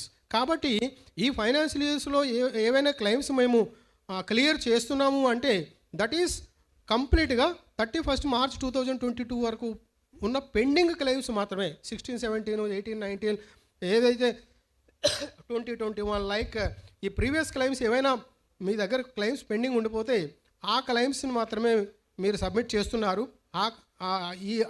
ఆ క్లెయిమ్స్కి కావాల్సిన budget మాత్రమే అడగడం జరిగింది, అవి clear చేస్తున్నాం మేము. So కాబట్టి ఈ కరెంట్ ఫైనాన్షియల్ ఇయర్ క్లెయిమ్స్ ఎవరో కూడా ఆఫ్లైన్లో సబ్మిట్ చేయక్కర్లేదు. యూ ప్లీజ్ సబ్మిట్ త్రూ ఆన్లైన్లో only. So approving authority apprenticeship adviser అకౌంట్కి వస్తుంది. Then apprenticeship adviser approving authority account నుంచి అప్రూవ్ చేసి ఆ క్లెయిమ్ని ఎన్ఎస్డిసికి ఫార్వర్డ్ చేయాల్సి ఉంటుంది. SOP is already available. Next, so some main points I want to discuss. Yes, so many actually even candidates accounts and establishment accounts kuda chala duplicate accounts as on date portal lo unnai. Due to that nowadays portal lo active establishments, inactive establishments, archived establishments ani 3 categorize చేశారు. now the ఈ active ఎస్టాబ్లిష్మెంట్స్లో ఉన్న contracts మాత్రమే approving authorities కనిపిస్తాయి. Inactive establishments ఎవరైతే already register అయ్యి ఉన్నారు and number of times multiple accounts ఉన్నాయి, వాటినన్నిటినీ కూడా say for example some electrical maintenance South central Railway Vijayawada, so say 3 accounts are there, but వాళ్ళు ఓన్లీ 1 అకౌంట్ యూజ్ చేస్తున్నారు. వై? బికాస్ ఈ అకౌంట్స్ అన్నీ కూడా ఈ ఓల్డ్ పోర్టల్ ఏదైతే ఉందో, విప్రో పోర్టల్ ఏదైతే ఉందో దాని నుంచి మైగ్రేట్ అయ్యి వచ్చిన అకౌంట్స్. సో కాబట్టి ఆ మల్టిపుల్ అకౌంట్స్ అంతకుముందు దానిలో ప్రొవిజన్ ఉండేది మల్టిపుల్ అకౌంట్స్కి, బట్ డిఫరెంట్ ఇంటర్వల్స్ ఆఫ్ టైంలో whenever their approving authority whenever their HOD change అయినప్పుడు వేరే అకౌంట్ క్రియేట్ చేయడం, లైక్ దట్ డిఫరెంట్ ఇన్స్టెన్సెస్లో డిఫరెంట్ అకౌంట్స్ క్రియేట్ చేసి మల్టిపుల్ అకౌంట్స్ క్రియేట్ చేసి ఉన్నారు అప్పుడు. అవన్నీ కూడా ఇప్పుడు ఇక్కడికి వచ్చాయి. బట్ కానీ అమాంగ్ సచ్ మల్టిపుల్ అకౌంట్స్ అన్నీ యూజ్ చేయట్లేదు, ఓన్లీ ఏదో అకౌంట్ యూజ్ చేస్తున్నారు. కాబట్టి ఎస్టాబ్లిష్మెంట్స్ ఆ అకౌంట్ ఏదైతే యూజ్ చేస్తున్నారో లైవ్ కాంట్రాక్ట్స్ ఏవైతే ఉన్నాయో దాన్ని లైవ్గా ఉంచి రిమైనింగ్ అన్నీ కూడా ఇన్యాక్టివ్ ఎస్టాబ్లిష్మెంట్స్గా కన్వర్ట్ చేయడం అండ్ వాటిని ఇన్యాక్టివ్ చేయడానికి లేదా వెనవర్ రిక్వైర్డ్ యాక్టివ్ చేయడానికి రైట్స్ మొత్తం approving authorities, that is RDSDEs, state approving authority and assistant approving authorities అందరూ కూడా డెలిగేట్ చేయడం జరిగింది. Yes, nowadays one more very powerful tool is available in the apprenticeship portal, that is technical support. Now earlier establishment కానీ candidate కానీ ఏమైనా issues వస్తే వాళ్ళు establishment వాళ్ళు కానీ క్యాండిడేట్స్ కానీ అప్రెంటిసెస్ కానీ వాళ్ళు ఏదైనా ఇష్యూ ఉంటే పోర్టల్లో ఆ ఇష్యూని అప్రూవింగ్ అథారిటీకి రిప్రజెంట్ చేయాలి through mail or with screen shots, వాటిని అటాచ్ చేసి అప్రూవింగ్ అథారిటీ పంపించాలి. అప్రూవింగ్ అథారిటీ వెరిఫై చేసి చెక్ చేసి if it is it can be resolved from there and resolve చేస్తారు, లేదంటే వాళ్ళేమో అప్రూవింగ్ అథారిటీ నుంచి మినిస్ట్రీ కానీ డీజీటీ కానీ పంపించేవారు.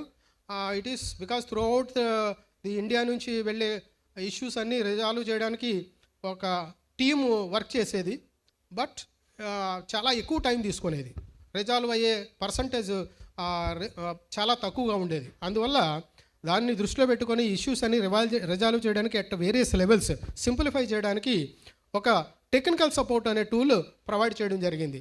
సో ఈ టెక్నికల్ సపోర్ట్ని యూజ్ చేసుకొని ఎవరైనా సరే ఏ లెవెల్ ఏ రోల్ ఆఫ్ అప్రెంటిస్షిప్ పోర్టల్లో ఏ రోల్ వాళ్ళు అయినా సరే, క్యాండిడేట్స్ కానీ అప్రెంటిసెస్ కానీ లేదా ఎస్టాబ్లిష్మెంట్ కానీ అప్రూవింగ్ అథారిటీ కానీ వాళ్ళందరూ కూడా డైరెక్ట్గా టెక్నికల్ సపోర్ట్లో ఒక టికెట్ క్రియేట్ చేస్తే that ticket will be directly raised to the IBM portal team, IBM admin. So IBM admin will address that issue directly within 36 hours. So kabatti to minimize that issue resolving process ni reduce cheyadaniki that technical support tool is provided in the portal. So that those rights are extended to the not only the approving authorities, establishments as well as candidates.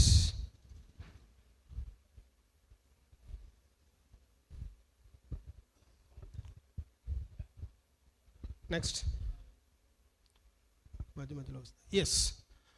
RDSDE or SAA should empowered to edit the trades without raising the tickets to back-end team till the generation of the hall ticket. Of course, actually as on date, there is no theory examination, there is no trade theory examination for the trade apprentices. Just simply they are having only practical examination, practical assessment మాత్రమే ఉంటుంది. ఆ practical assessment at the end of the training ఆ ఎస్టాబ్లిష్మెంటే practical assessment చేసి then practical marks, both sessional and practical examination marks పోర్టల్లో enter చేసిన తర్వాత directly certificate generate అయిపోతుంది. Earlier so theory examination different ఏఐటీటెడ్ ఆల్ ఇండియా ట్రేడ్ టెస్ట్లు conduct చేయడం జరిగేది. ఆ రిజల్ట్ ప్రాసెస్ చేయడం అండ్ సర్టిఫికేట్ జనరేట్ చేయడం, it was taking very so 108, 109, 110 like that different trade టెస్ట్లు చాలా prolonged.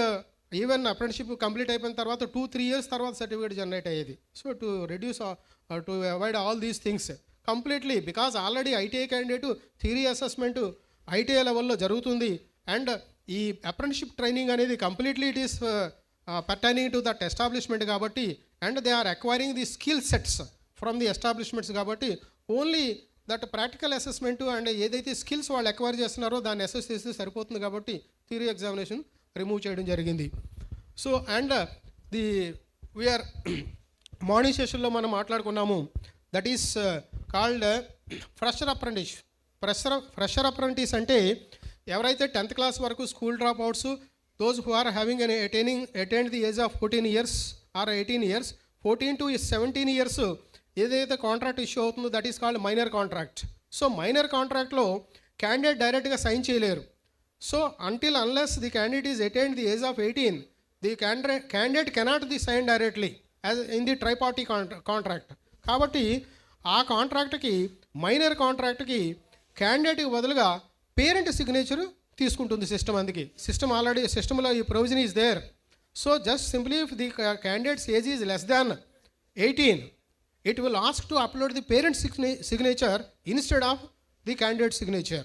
Suppose if the candidate says, for example, some ITA pass out just immediately apprenticeship training join ayyadu anukondi, say 15 plus 1 16, 15 plus 2 17, 18 రాదు, 18 complete కాదు. So ఆ contract ఏదైతే issue అవుతుందో ఇమీడియట్గా ITI తర్వాత join అయితే apprenticeship, that portal will directly ask to upload the parent signature. 1 more year అయిపోతే then automatically 18 years age attain అవుతుంది కాబట్టి క్యాండిడేట్ సిగ్నేచర్ తీసుకుంటుంది. So in that portal itself it is పోతే కనుక directly you can hire the what is called 10th class candidate, 10th class pass అయిన క్యాండిడేట్స్ని లేదా 14 years age అయిన వాళ్ళని, ఏజ్ అటైన్ అయిన వాళ్ళని, ఈవెన్ 10th క్లాస్ క్యాండిడేట్స్ని కూడా మీరు ఫ్రెషర్ అప్రెంటిస్గా ఎంగేజ్ చేయొచ్చు in any designated trade. Not only that, కార్పెంటరే కాదు, ఏ కైండ్ ఆఫ్ ట్రేడ్లోకైనా మీరు ఎంగేజ్ చేయొచ్చు. క్యాండిడేట్స్కి థియరిటికల్ నాలెడ్జ్ ఉంటుంది, ప్రాక్టికల్ ఎక్స్పోజర్ ఉంటుంది. సో స్కిల్ని అక్వైర్ చేసుకోవడానికి అప్రెంటిషిప్ ట్రైనింగ్ చేస్తారు. కానీ ఆ 10th క్లాస్ నుంచి వచ్చే క్యాండిడేట్స్కి వాళ్ళకి థియరిటికల్ నాలెడ్జ్ ఉండదు కాబట్టి there was a provision in the Apprenticeship Act to impart the training not for 1 year. It is for 10th class నుంచి తీసుకుంటే, ఫ్రెషర్ అప్రెంటిసెస్ తీసుకుంటే 2 years ట్రైనింగ్ చేయించాల్సి ఉంటుంది. During that training period you need to impart some theoretical knowledge కూడా. కొంచెం వాళ్ళకి technical knowledge ఉండదు కాబట్టి ఈ ప్రాక్టికల్స్తో పాటు, దట్ ఈస్ టెక్నికల్ స్కిల్స్తో పాటు first of all theoretical knowledge కూడా, థియరిటికల్ కాన్సెప్ట్స్ కూడా ఇంప్లిమెంట్ చేయాల్సి ఉంటుంది, వాళ్ళకి డెవలప్ చేయాల్సి ఉంటుంది. కాబట్టి దానిలో ఈ 2 years ట్రైనింగ్ పీరియడ్లో every year first 3 months basic training provide చేయాలి, that is theoretical knowledge provide చేయాలి. And remaining 9 months OJT, that is on the job training, that is డైరెక్ట్గా స్కిల్స్ ఎక్వైర్మెంట్. కాబట్టి ఈ ప్యాటర్న్లో 2 years 3+9 3+9 ఈ విధంగా కాంట్రాక్ట్ జనరేట్ చేయాల్సి ఉంటుంది. కాబట్టి అంటే ఈ బేసిక్ ట్రైనింగ్ ప్రొవైడ్ చేయడానికి, బేసిక్ ట్రైనింగ్ ప్రొవైడ్ చేయడానికి మీరు ఆల్రెడీ పోర్టల్లో బీటీపీగా రిజిస్టర్ అయిన కొన్ని కంపెనీస్ ఉన్నాయి, లేదా మీరు ఇన్ హౌస్ బీటీపీగా కూడా రిజిస్టర్ కావచ్చు. ఏదైనా company, suppose if any company or if any establishment hiring the contracts or issuing the contracts more than 50 contracts ఏదైనా ఎస్టాబ్లిష్మెంట్ ఇష్యూ చేస్తుంటే కనుక they can register them as BTP in the apprenticeship portal. బీటీపీగా apprenticeship పోర్టల్లో register చేసుకోవచ్చు, no need of approval. కానీ ఎవరైతే 50 apprentices కంటే తక్కువ అప్రెంటిసెస్ని ఎంగేజ్ చేస్తారో వాళ్ళు బీటీపీగా రిజిస్టర్ చేసుకోవాలి. దెన్ అప్రూవింగ్ అథారిటీ దగ్గరికి మీ ఆన్లైన్ అప్లికేషన్ బీటీపీగా రిజిస్టర్ చేసుకుంటే పోర్టల్లో ప్రొవిజన్ ఈజ్ దేర్. పోర్టల్లో బీటీపీగా రిజిస్ట్రేషన్ చేసుకుంటే మీ ఆన్లైన్ అప్లికేషన్ అప్రూవింగ్ అథారిటీ దగ్గరికి వెళుతుంది. Approving authority desktop SSC members 2 members committee మీ ఎస్టాబ్లిష్మెంట్కి పంపిస్తారు. Then they will check the training facilities. Because వాళ్ళకి మీ దగ్గర ఫ్యాక్టరీ ఎన్విరాన్మెంట్లో ఆన్ ది జాబ్ ట్రైనింగ్ చేయించడానికి అన్ని ఫెసిలిటీస్ ఉన్నాయి. కానీ ఈ 3 months బేసిక్ ట్రైనింగ్ ఏదైతే ప్రొవైడ్ చేయాలో దానికి మీ దగ్గర ప్రాపర్ ట్రైనింగ్ ఫెసిలిటీస్ ఉన్నాయా లేదా అనేది చెక్ చేయడానికి that desktop 2 member desktop assessor committee will come to you. ఎవరైతే లెస్ దాన్ 50 కాంట్రాక్ట్స్ ఇష్యూ చేస్తున్నారో వాళ్ళకి then they will assess and submit the report online so that your BTP approve అయిపోతుంది. Training center account మీరు create చేసుకోవచ్చు. ఆ training సెంటర్లో in house training center మీరు in house training సెంటర్లో యాజ్ ఏ బీటీపీగా రిజిస్టర్ చేసుకొని ట్రైనింగ్ ప్రొవైడ్ చేయొచ్చు. 3 months ఏదైతే బేసిక్ ట్రైనింగ్ ఉందో 10th class వాళ్ళకి. కానీ సపోజ్ మీ ఇన్స్టిట్యూట్లో, మీ ఎస్టాబ్లిష్మెంట్లో, మీ ఫ్యాక్టరీలో టీచింగ్కి సెపరేట్గా ప్రొవిజన్ కల్పించలేకపోతున్నారా అప్రెంటిసెస్ కోసం, దెన్ ఆల్రెడీ రిజిస్టర్డ్ అయిన బీటీపీస్ ఉన్నాయి, ఆ ఐటీ పోర్టల్లో ఉన్నాయి, వాళ్ళని మీరు అసోసియేట్ చేసుకోవచ్చు. 3 months థియరిటికల్ ట్రైనింగ్ ఆ బీటీపీలోకి వెళ్ళి ఆ క్యాండిడేట్ చేస్తాడు. రిమైనింగ్ 9 months మీ దగ్గరకు వచ్చి apprenticeship training, that is OJT training మీ దగ్గర కంప్లీట్ చేస్తారు. That provision is also there in the apprenticeship portal. It is included. BTP registration process video earlier పోర్టల్లో అవైలబుల్ లేదు కాబట్టి ఆ వీడియోస్ కూడా ప్రొవైడ్ చేయడం జరిగింది. Yes, establishment engaging 50 or more apprentices in the industrial associations through their registered members. Engaging 50 or more apprentices are exempted from the verification. Just వాళ్ళు apply చేస్తే చాలు డైరెక్ట్గా BTP will be automatically, it will be approved. Similarly, one more thing is ITAs, Industrial Training Institutes, which are having the grade points more than 2.5. ఏదైతే ITIs grading సిస్టంలో more than 2.5 grading ఉంటుందో ఆ ITIs కూడా directly they can register as a BTP for the affiliated trades and units. Suppose some government ITI ఉంది, దానికి grading points 3.5, 3.2 or 3.3, that is more than 2.5. ఆ ITI డైరెక్ట్గా apprenticeship పోర్టల్లో basic training సెంటర్గా register చేసుకోవచ్చు. దెన్ వాళ్ళకు కూడా అప్రూవల్ ఉండదు. Why? Because already the NCVT affiliated units ఏదైతే ట్రేడ్స్కి ఎఫిలియేట్ అయ్యాయో, ఎన్నైతే యూనిట్స్కి ఎఫిలియేట్ అయ్యాయో దాని నుంచి మీరు బీటీపీని ఆర్ బేసిక్ ట్రైనింగ్ సెంటర్గా రిజిస్టర్ చేసుకోవచ్చు. Provision to be made in the BTP registration process to allow the multiple trades or the courses. So not only one course or one trade. ఏదైతే ITS ఏ trades ఎన్ని యూనిట్స్లో అయితే affiliate అయినాయో ఆ యూనిట్స్లో కొన్ని యూనిట్స్ని basic training సెంటర్కి వాళ్ళు to the maximum units and maximum for those trades which they got affiliated basic training centre కూడా register చేసుకోవచ్చు. So ITI కూడా బేసిక్ ట్రైనింగ్ సెంటర్ రన్ చేయొచ్చు. Thank you. Next please. Yes, that's why auto-populate all eligible government ITs as basic training providers for the affiliated trades or government ITs registered as BTP in NCVT portal, not at migrated in the actual at that time it was giving, it is not migrated. As on today, all of the government ITs which are having more than 2.5 grading, they can directly that is they can allow the basic fresher apprentices for the basic training at their premises if any establishment requires.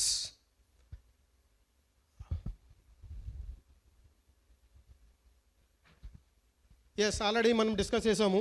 Establishments ఇప్పుడు trade అప్రెంటిసెస్కి there is no theory examination. Yes, establishments shall be able to see the records of the academic credentials etc. of the candidates. వీరు ఏదైనా establishment candidates అకౌంట్లోకి వెళ్ళక్కర్లేదు. వాళ్ళ candidate ఏదైనా online application మీకు submit చేస్తే directly establishment can view all the వాళ్ళకి education qualification ఏంటి, వాళ్ళ personal data information, name, date of birth and other forms and the certificates data completely can be accessed, can be seen by the establishment without logging into the candidate's profile. Yes, restriction in working hours for the apprenticeship and approvals, online request and the approval system of functionality made available in the portal. It is already live.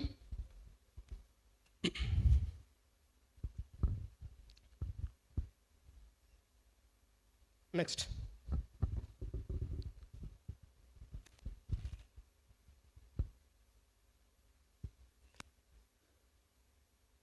Yes tracking of the payment system.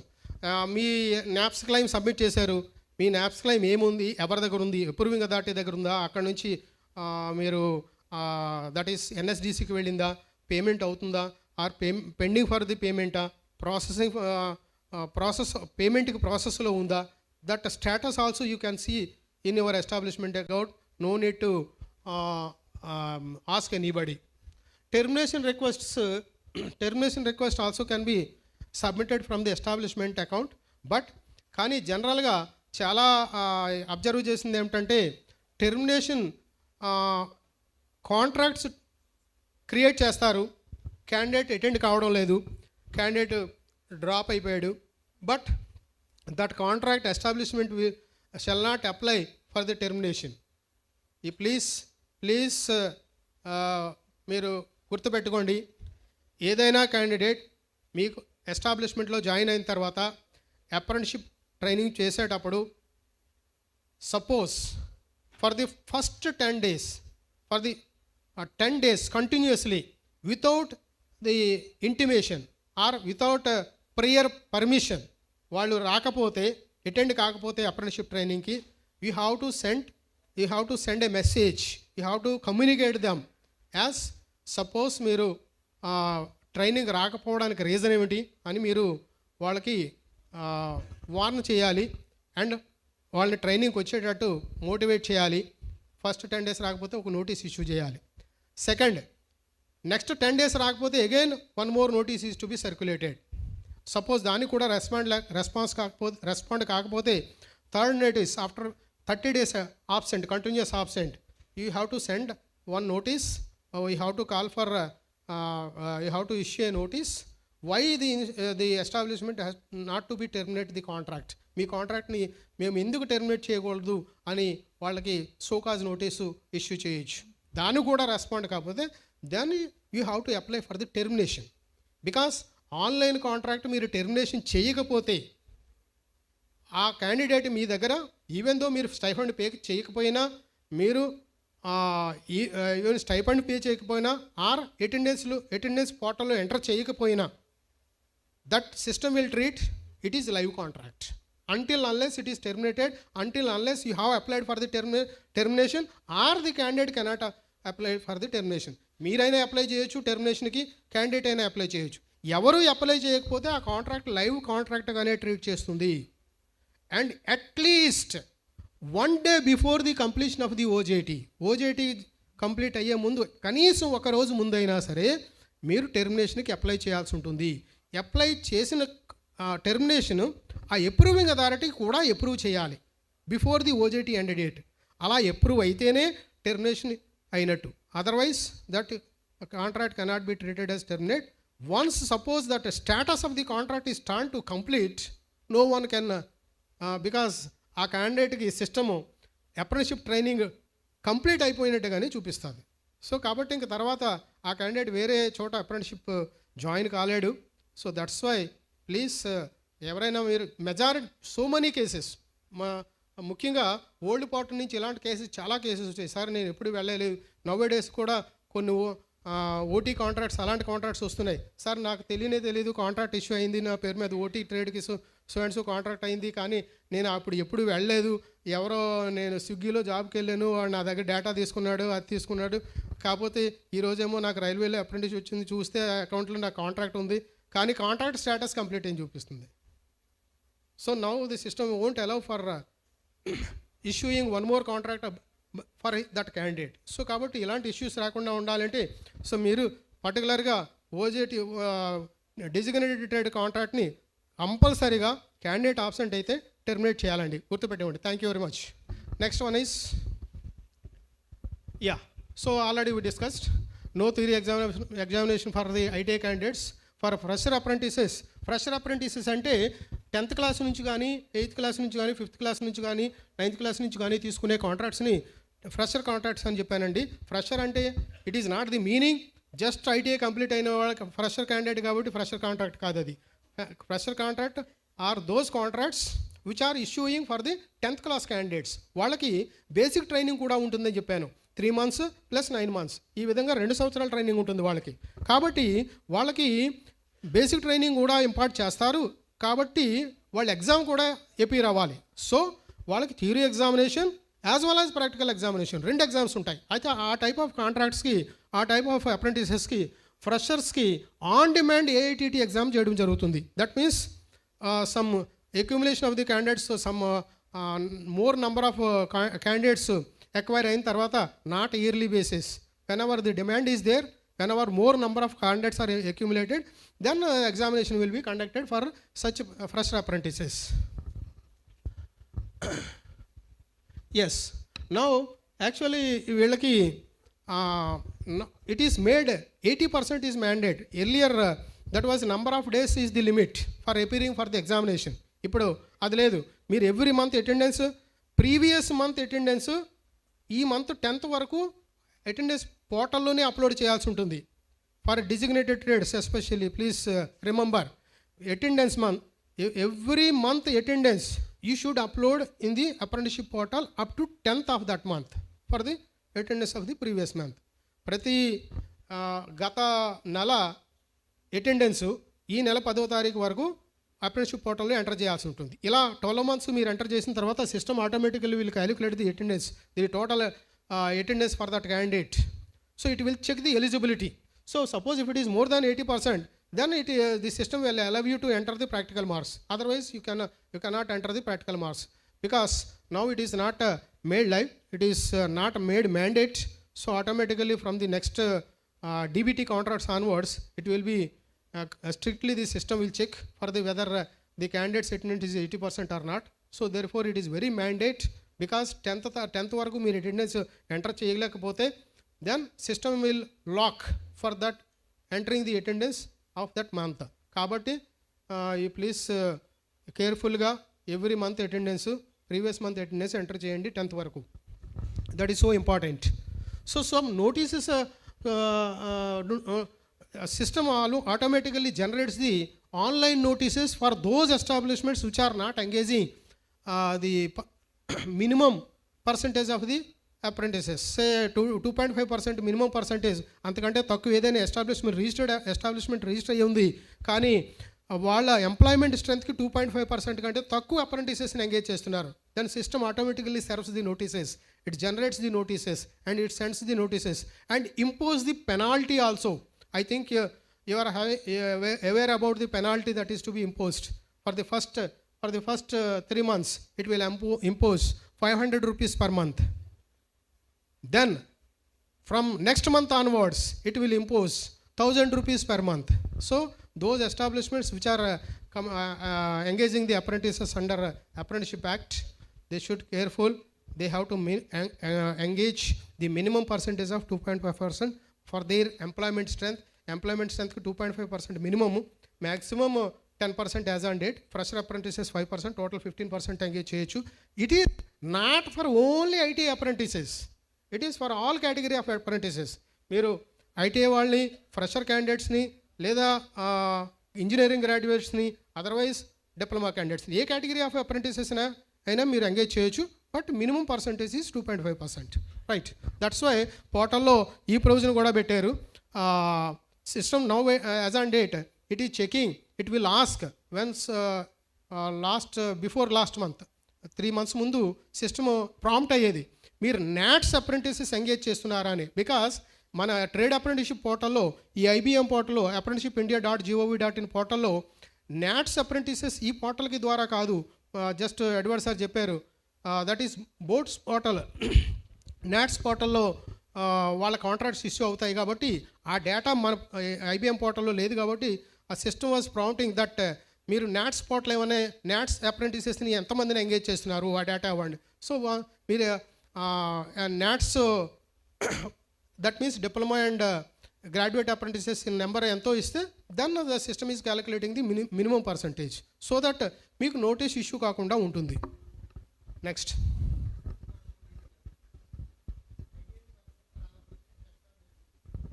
Sir please. Yes sir. Right sir. Right sir.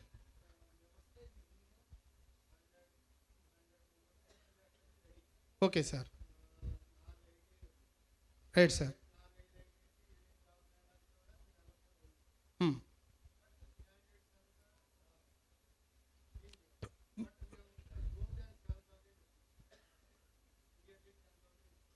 Sir madam కూడా అదే morning చెప్పారు I think.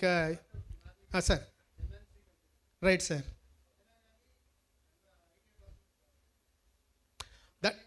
Sir thank you. That kind of feedback తీసుకోవడం కోసమే ఈ workshops conduct చేస్తుంది. ఎందుకంటే that is the reason we will be conducting tomorrow for the candidates. అసలు nowadays you are exactly right, you are correct. స్విగ్గీలోనో లేదా బయట ఎక్కడో వాళ్ళు 3 hours 4 hours వర్క్ చేస్తే they will be getting more than 10,000 or 15,000. They are more attractive than the apprenticeship. No doubt, you are exactly right sir. ఇది వాళ్ళకి short time benefit మాత్రమే అని విషయం తెలియదు. Now that is the state. అది ఇప్పుడు ఉన్న ప్రజెంట్ సినారియో. కాబట్టి వాళ్ళని కూడా మోటివేట్ చేయడానికి రేపు మేము candidates that is specially for ITI trainees and vocational ట్రైనీస్కి మేము రేపు అప్రెంటిస్షిప్ వర్క్షాప్ కండక్ట్ చేస్తున్నాం, హాఫ్ డే వర్క్షాప్ కండక్ట్ చేస్తున్నాం sir. So we will definitely ఎక్స్పెక్ట్కి వాళ్ళని కొంచెం మైండ్ సెట్ని ఎస్ మనకి బికాస్ వాళ్ళు ఏదైతే స్కిల్స్ నేర్చుకున్నారో ఆ ఏరియాలో వాళ్ళకి ఫ్యూచర్ ఉంటుంది, not in that short term benefit ఉండే ఏరియాస్లో కాదు అని చెప్పడం కోసమే వాళ్ళకు కూడా we will try to motivate sir definitely.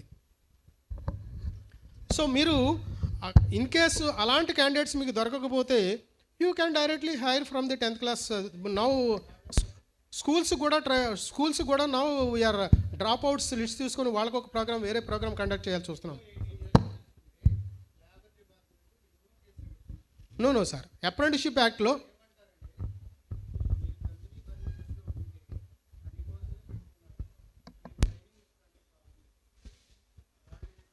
That's why you can show the proof. వాళ్ళకి ఏంటంటే ఓన్లీ మీరు కాంట్రాక్ట్ ఓజేటీకి మాత్రమే కాంట్రాక్ట్ క్రియేట్ చేస్తే that point will arise. Suppose if you create the contract for BTP as well as OJT then that issue definitely will not arise because that is contract is a legal document, a triparty legal document. You can use that document as a proof because this candidate is joined for so and so training, so 3 months basic training and say 9 months OJT, not for employment, because apprentice is not an employee of your establishment. That's why you can show it as a, but it is mandate the age of that candidate should not less than 14 years. Then only that candidate will come under the contract for signing the contract under Apprenticeship Act, sir. Right? Thank you. So NAAW's reimbursement process for DBT, that is actually earlier. Sir మాకు ఈ process అంతా చాలా మట్టికి అవగాహన అవుతుందండి sir. ముందర అప్రెంటిసెస్ని engage చేయడానికి మా కాలేజీలకు ఉన్నటువంటి మెయిన్ డ్రాబ్యాక్ ఏంటంటే అండి, మాకు ఎవరు కూడా ఎస్టాబ్లిష్మెంట్ దగ్గరికి వెళ్తుండే మేము అప్రెంటిస్ తీసుకోము, మేము అప్రెంటిస్ మాకు అక్కర్లేదు, వీళ్ళు బిలో 14 years కంప్లీటెడ్ రీసెంట్లీ, అది కాకుండా వీళ్ళు కనుక ఏదైనా చిన్న యాక్సిడెంట్ జరిగినా మంచి జరిగినా చెడు జరిగినా దీనికి ఎవరు రెస్పాన్సు, మేము తీసుకోమని మాకు 1000 మంది ఎంప్లాయీస్ ఉన్నటువంటి ఇండస్ట్రీస్ మా పక్కనే 2 ఉన్నాయండి ఏలూరు డిస్ట్రిక్ట్. మీరు ఐటీఐ నుంచే సార్? ఐటీఐ నుంచి అండి. మెయిన్ ఇదంతా ఏంటంటే ఇండస్ట్రీస్ నుంచి మాకు ఏ సపోర్ట్ లేదండి సార్. డిపార్ట్మెంటల్గా ఇప్పుడు అప్రెంటిస్ యాక్ట్ ప్రకారం ఇండస్ట్రీస్ని కూడా మోటివేట్ చేసి కంపల్సరీ తీసుకోవాలంటేనే ఈ అప్రెంటిస్ ప్రాసెస్ అనేది సక్సెస్ అవుతుందండి. Yes sir. That is the reason we are conducting these kind of workshops. మీ యాక్చువల్గా ఈ వర్క్షాప్లో ఓన్లీ ఎస్టాబ్లిష్మెంట్స్ మాత్రమే చేయాలి, కానీ మేము ఇంక్లూడ్ చేయడానికి ఐటీఐ వాళ్ళు, ITIs and intermediate vocational colleges ఎవరైతే ఈ పిల్లల్ని వొకేషనల్ క్యాండిడేట్స్ ట్రైనింగ్ ఇస్తున్నారో వాళ్ళని ఇంక్లూడ్ చేయడానికి రీజన్ అదే. First of all we're less aware of the apprenticeship act. దానిలో ఉన్న రైట్స్ ఏంటి, రెస్పాన్సిబిలిటీస్ ఏంటి, తర్వాత మనము ఎటువంటి పెనాల్టీస్ ఎస్టాబ్లిష్మెంట్ అది ఇంప్రూవ్ చేయగలము, ఎటువంటి యాక్సెస్ తీసుకోగలము వాళ్ళు అప్రెంటిస్షిప్ యాక్ట్ ఇంప్లిమెంట్ చేయకపోతే అనే విషయం మనకు కూడా తెలియాలి. ఆ ఉద్దేశంతోనే మన అందరినీ కూడా ఆల్ కైండ్ ఆఫ్ ఈ టార్గెట్ ఆడియన్స్ని మేము ఈ నాకు నేనుగా ఏజ్ పర్సన్ గానండి దాదాపు 25-30 ఇండస్ట్రీస్కి వెళ్ళాను సార్. Right sir. కావాల్సిన వాళ్ళ దగ్గర నేను తీసుకున్న ఫొటోస్లు కానీ వీడియోస్ కూడా ఉన్నాయి. రైట్. మేము అప్రెంటిస్ని ఎంగేజ్ చేయమండి, మేము అప్రెంటిస్ తీసుకోం. రైట్. మీరు ఏం చేసుకుంటారో చేసుకోండి అని డైరెక్ట్గా చెబుతున్నారండి. దానికి మేము ఏ విధమైనటువంటి సమాధానం కూడా మా దగ్గర ఉన్నట్లా. ఇంతవరకు మా దగ్గర ఒక 20-30 ఇయర్స్ బ్యాక్ 200 మంది పిల్లలను బయటికి పంపిస్తే 180-190 ట్రైనీస్ కంప్లీట్ చేసుకుని అప్రెంటిస్షిప్ బయటకు వచ్చి పరీక్ష పాస్ అయ్యేవాళ్ళు అండి. ఇప్పుడు అటు పరీక్ష ఎత్తేసినా సరే ఎస్టాబ్లిష్మెంట్స్ మాకు అప్రెంటిస్ వద్దు అంటున్నాయి. కాబట్టి మీరు ఆ ప్రెజర్ కనుక లేకపోతే వాళ్ళు మోటివేట్ చేయడానికి మేము కావాల్సిన మీ మా డిపార్ట్మెంట్ తరపున కానీ సార్ సెంట్రల్ డిపార్ట్మెంట్ తరపున కానీ మేము ఏదైనా వెనకాల వస్తామండి, ప్రతి మా స్టాఫ్ కానీ మేము కానీ డెఫినెట్గా. అది మోటివేట్ ఇండస్ట్రీస్ని మోటివేట్ చేసి అప్రెంటిస్ ఎంగేజ్ చేసే విధంగా కనుక మీరు దయచేసి సహకరిస్తే ప్రతి ట్రైన్ అప్రెంటిస్ పంపుతాం సార్. ఫర్ దట్ ఓన్లీ ఈ వర్క్షాప్సే పర్పసే అది కదా సార్. అదండి ఎస్టాబ్లిష్మెంట్ అప్రెంటిసెస్ తీసుకుంటే వాళ్ళకి ఎంత advantages rather than morning sir చెప్పారు అదే, రేదర్ దాన్ ఓజేటీ కానీ లేదా డ్యూరింగ్ ది ట్రైనింగ్ కోర్స్ ఎలాంటి ప్లీజ్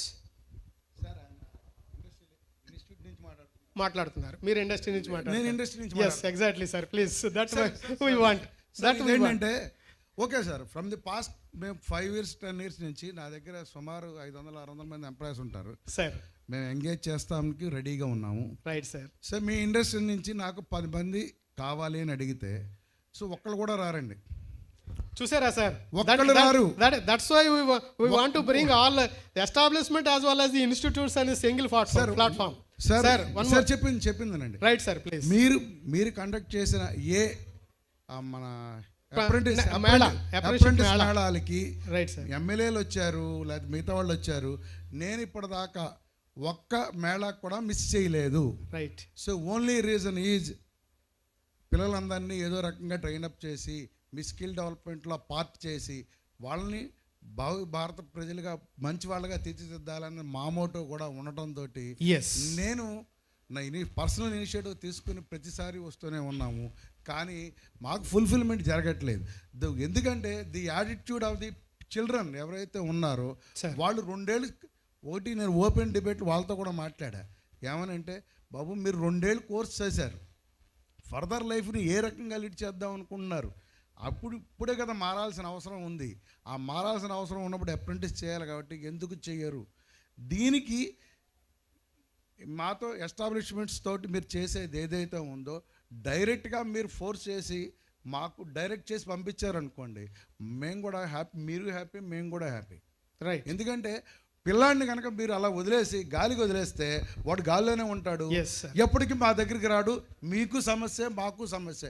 మీరేమంటున్నారు, మీరు ఇంపోజ్ చేయకపోతే ఎస్టాబ్లిష్మెంట్కి ఫైన్ వేస్తా ఉన్నారు. అవును, మేము మాకు ఫైన్ వేస్తే ఇట్ డజంట్ మ్యాటర్. మీరు కట్టాల్సిన 1000, 2000, 10,000 అయిపోతుంది. మ్యాటర్. కాకపోతే ఏంటంటే మనం ఏదైతే చేద్దాం అనుకున్నామో ఆ పిల్లలకి target is not fulfilling from both the sides. అది కాబట్టి మధ్యలో ట్రైనీ సఫర్ అవుతున్నాడు. Trainee compulsory anti social element తయారవుతుంది. ట్రైనీని ఎందుకు కంపల్సరీ చేయరు? అది మేనేజ్మెంట్ గవర్నమెంట్ పార్ట్ కాబట్టి మీరు ఎందుకు చేయకూడదు, దాన్ని ఎందుకు మ్యాండేట్ చేయకూడదు? అది పార్ట్ ఉంటుంది కాబట్టి ఖచ్చితంగా మీరు అందరూ ఆ పిల్లల వైపు దృష్టి పెట్టి ఆ పిల్లల్ని మీరు ఎస్టాబ్లిష్మెంట్ వైపు కనుక మీరు డ్రైవ్ చేయగలిగితే ఇవన్నీ రిజాల్వ్ అయిపోతాయి. ఎగ్జాక్ట్లీ. నేను ఎందుకంటే ప్రత్యేకంగా మార్నింగ్ నుంచి ఈ పాయింట్ వచ్చేంత వరకు వెయిట్ చేస్తుంది. నేను వాళ్ళ మీకోసమే వచ్చాను, మాట్లాడాలనే వచ్చాను. Sir, thank you very much sir. Okay. డెఫినెట్గా. సో చూడండి సార్, ఇక్కడ ఇండస్ట్రీలో డిమాండ్ ఉంది. మన ఐటీఐస్లో పిల్లలు వెళ్ళడం లేదు అని ఐటీఐ మేనేజ్మెంట్ లేదా ఐటీఐ తరపున మనం ఐటీఐ ఫ్యాకల్టీసే చెప్తున్నారు. సో వన్ థింగ్ ఈజ్, మనము ఐటీఐ పిల్లలని అప్రెంటిషిప్ చేయడానికి మోటివేట్ చేయలేకపోతున్నాము అనేది కూడా ఒక పాయింట్ ఇక్కడ. సో అంటే మనము వాళ్ళని ప్రాపర్గా మోటివేట్ చేయట్లేదా అనేది మనకు మనమే క్వశ్చన్ వేసుకునే సిచ్యువేషన్ ఉంది. సో ఎస్టాబ్లిష్మెంట్ సైడ్కి రిక్వైర్మెంట్ ఉంది, కానీ క్యాండిడేట్స్ వెళ్ళట్లేదు. ఇక్కడ పిల్లలు వెళ్ళడం లేదు అని మనం చెప్పే కంటే, సపోజ్ మనం ఈ అప్రెంటిషిప్ యాక్ట్ మీద కానీ లేదా అప్రెంటిషిప్ యాక్టివిటీస్ మీద కానీ అవగాహన పెంచుకుంటే అది ఎంత వాళ్ళకి బెనిఫిట్ అనేది ఐటీఐ ట్రైనింగ్ చేసేటప్పుడే వాళ్ళకి మనము చెప్పగలిగితే, వాళ్ళని మోటివేట్ చేయగలిగితే, definitely the problem will be solved. So to some extent I'm very sure, I'm agreeing that మనము ఐటీఐ ట్రైనింగ్ చేసేటప్పుడే పిల్లలని మోటివేట్ చేసే బాధ్యత కూడా మన మీద మాత్రమే ఆధారపడి ఉంది. Being ITI teachers, being ITI faculty, being ITI trainers, being the master trainers, we should definitely encourage the candidates and motivate the candidates to, అంటే మనము మోటివేషను వాళ్ళకి అప్రెంటిషిప్ ట్రైనింగ్ ఎలా బెనిఫిట్, ఓకే నో డౌట్ వాడు ఏ స్విగ్గీలోనో ఎక్కడో బయట ఎక్కడో join అయ్యి లేదా పార్ట్ టైం జాబ్ చేసి మోర్ దాన్ ది స్టైఫండ్ సంపాదించవచ్చు. కానీ అది సపోజ్ 2 years చేశాడు, 2 years చేసిన తర్వాత వాడికేమో ఇంక్రిమెంట్స్ వచ్చి సే 10, 15, 18,000 అయింది. మళ్ళీ ఆ స్విగ్గీ వాళ్ళకో లేదా వేరే వాళ్ళకో కొత్త డ్రైవ్ తీసుకుంటే మళ్ళీ 10,000కి ఇంకొకరు దొరుకుతున్నారు కదా. సో ఈ 3 years తర్వాత వీడి పరిస్థితి ఏంటి? అది వాడికి తెలియదు కాబట్టి షార్ట్ టర్మ్ బెనిఫిట్ చూసుకుంటున్నాడు. దాన్ని మనం ఈ లెవెల్లోనే డ్యూరింగ్ ది ట్రైనింగ్ పీరియడే మనం వాళ్ళని బ్రష్ అవుట్ చేయగలిగితే definitely they will go for the apprenticeship training only. Because apprenticeship training వాళ్ళకి ఎంత బెనిఫిట్ అనేది మనం ట్రైనింగ్ పీరియడ్లోనే చెప్పాలి, నాట్ ఆఫ్టర్ ది ట్రైనింగ్. తర్వాత ఇది కంప్లీట్ అయిపోతుంది, పాస్అవుట్ అయిపోయాడు, తర్వాత అప్రెంటిషిప్ మేళాకు వస్తాడు, కానీ 2-3 కంపెనీల దగ్గరికి వెళ్తాడు, ఎక్కడా నచ్చలేదు, వాడి వెళ్ళిపోతాడు. కానీ కంపెనీ వాళ్ళకి ఎవరో క్యాండిడేట్స్ రావడం లేదు. So that is the situation. కాబట్టి మన దగ్గర రిసోర్సెస్ ఉన్నాయి, చాలా ఉన్నాయి, పిల్లలు ఉన్నారు. పిల్లల్ని మోటివేట్ చేయడం మన ఒక పార్ట్గా కూడా యాక్టివ్గా తీసుకుంటే to some extent definitely we will success. So in continuation yes sir, apart from this I'll bring to your notice, please, so sir. most of the manufacturing units are situated in remote locations, so yes, these people candidates are not willing to continue, so even 50% of drops in the middle they are going to drop. So in such situations we are facing the problems. అంటే యాక్చువల్గా remote లొకేషన్స్లో ఉన్నవి మీరు అంటే because nowadays almost some remote ఏరియాస్లోనూ near ITs కూడా ఉన్నాయి sir. అంటే మీరు అర్బన్ నుంచి, సిటీస్ నుంచి లేదా టౌన్స్ నుంచి వచ్చే పిల్లలు ప్రాబబ్లీ అక్కడ ఉండలేకపోవచ్చు, కానీ అక్కడ దగ్గరలో ఉన్న పిల్లల్ని మీరు హైర్ చేసుకుంటే to some extent that one also, but drop downs కూడా చాలా ఉన్నాయి sir. That is the reason. ఈ వాళ్ళకి మోటివేషన్ ట్రైనింగ్ పీరియడ్లో కానీ ఈ మోటివేషన్ ఉండకపోవడం వల్లే వాళ్ళు ఆ విధంగా ఇది చేస్తున్నారు. కాబట్టి అందుకే నేను ఫస్ట్ కూడా చెప్పాను, వాళ్ళు సపోజ్ 10 days రాకపోతే డైరెక్ట్గా నోటీస్ ఇష్యూ ఇవ్వలేదు. వాళ్ళు ఫస్ట్ ఆఫ్ ఆల్ పిలిచి మోటివేట్ చేయాలి, ఎస్టాబ్లిష్మెంట్స్ కూడా మోటివేట్ చేయాలని చెప్పడానికి రీజనే అది. So then next 10 days, 20 days తర్వాత కూడా మళ్ళీ మీరు you are saying that is the initial dates. Yes, I am saying about the middle.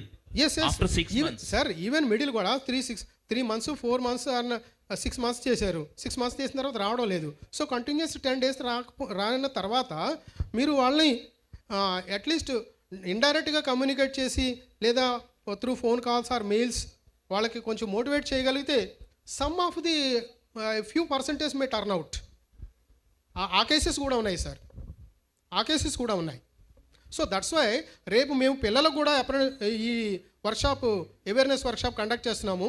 So వాళ్ళకి అది ఈ అప్రెంటిస్షిప్ ట్రైనింగ్ ఎంత బెనిఫిట్ అనేది we want to explain so that ఈ బోత్ సైడ్స్ ఈ మీ మిమ్మల్నే కాకుండా మేము క్యాండిడేట్స్ కూడా ఒక వర్క్షాప్ కండక్ట్ చేస్తున్నాం sir tomorrow definitely to that means our motto all of అందరిది మోటోని అదే, పిల్లల్ని ఎలా టర్న్ చేయాలి లేదా పిల్లల్ని ఎలా మోటివేట్ చేయాలి, వాళ్ళకి ఇది ఎంత ఇంపార్టెన్స్ అనేది మనం చెప్పగలగాలి. That is the motto of us. Right, next please.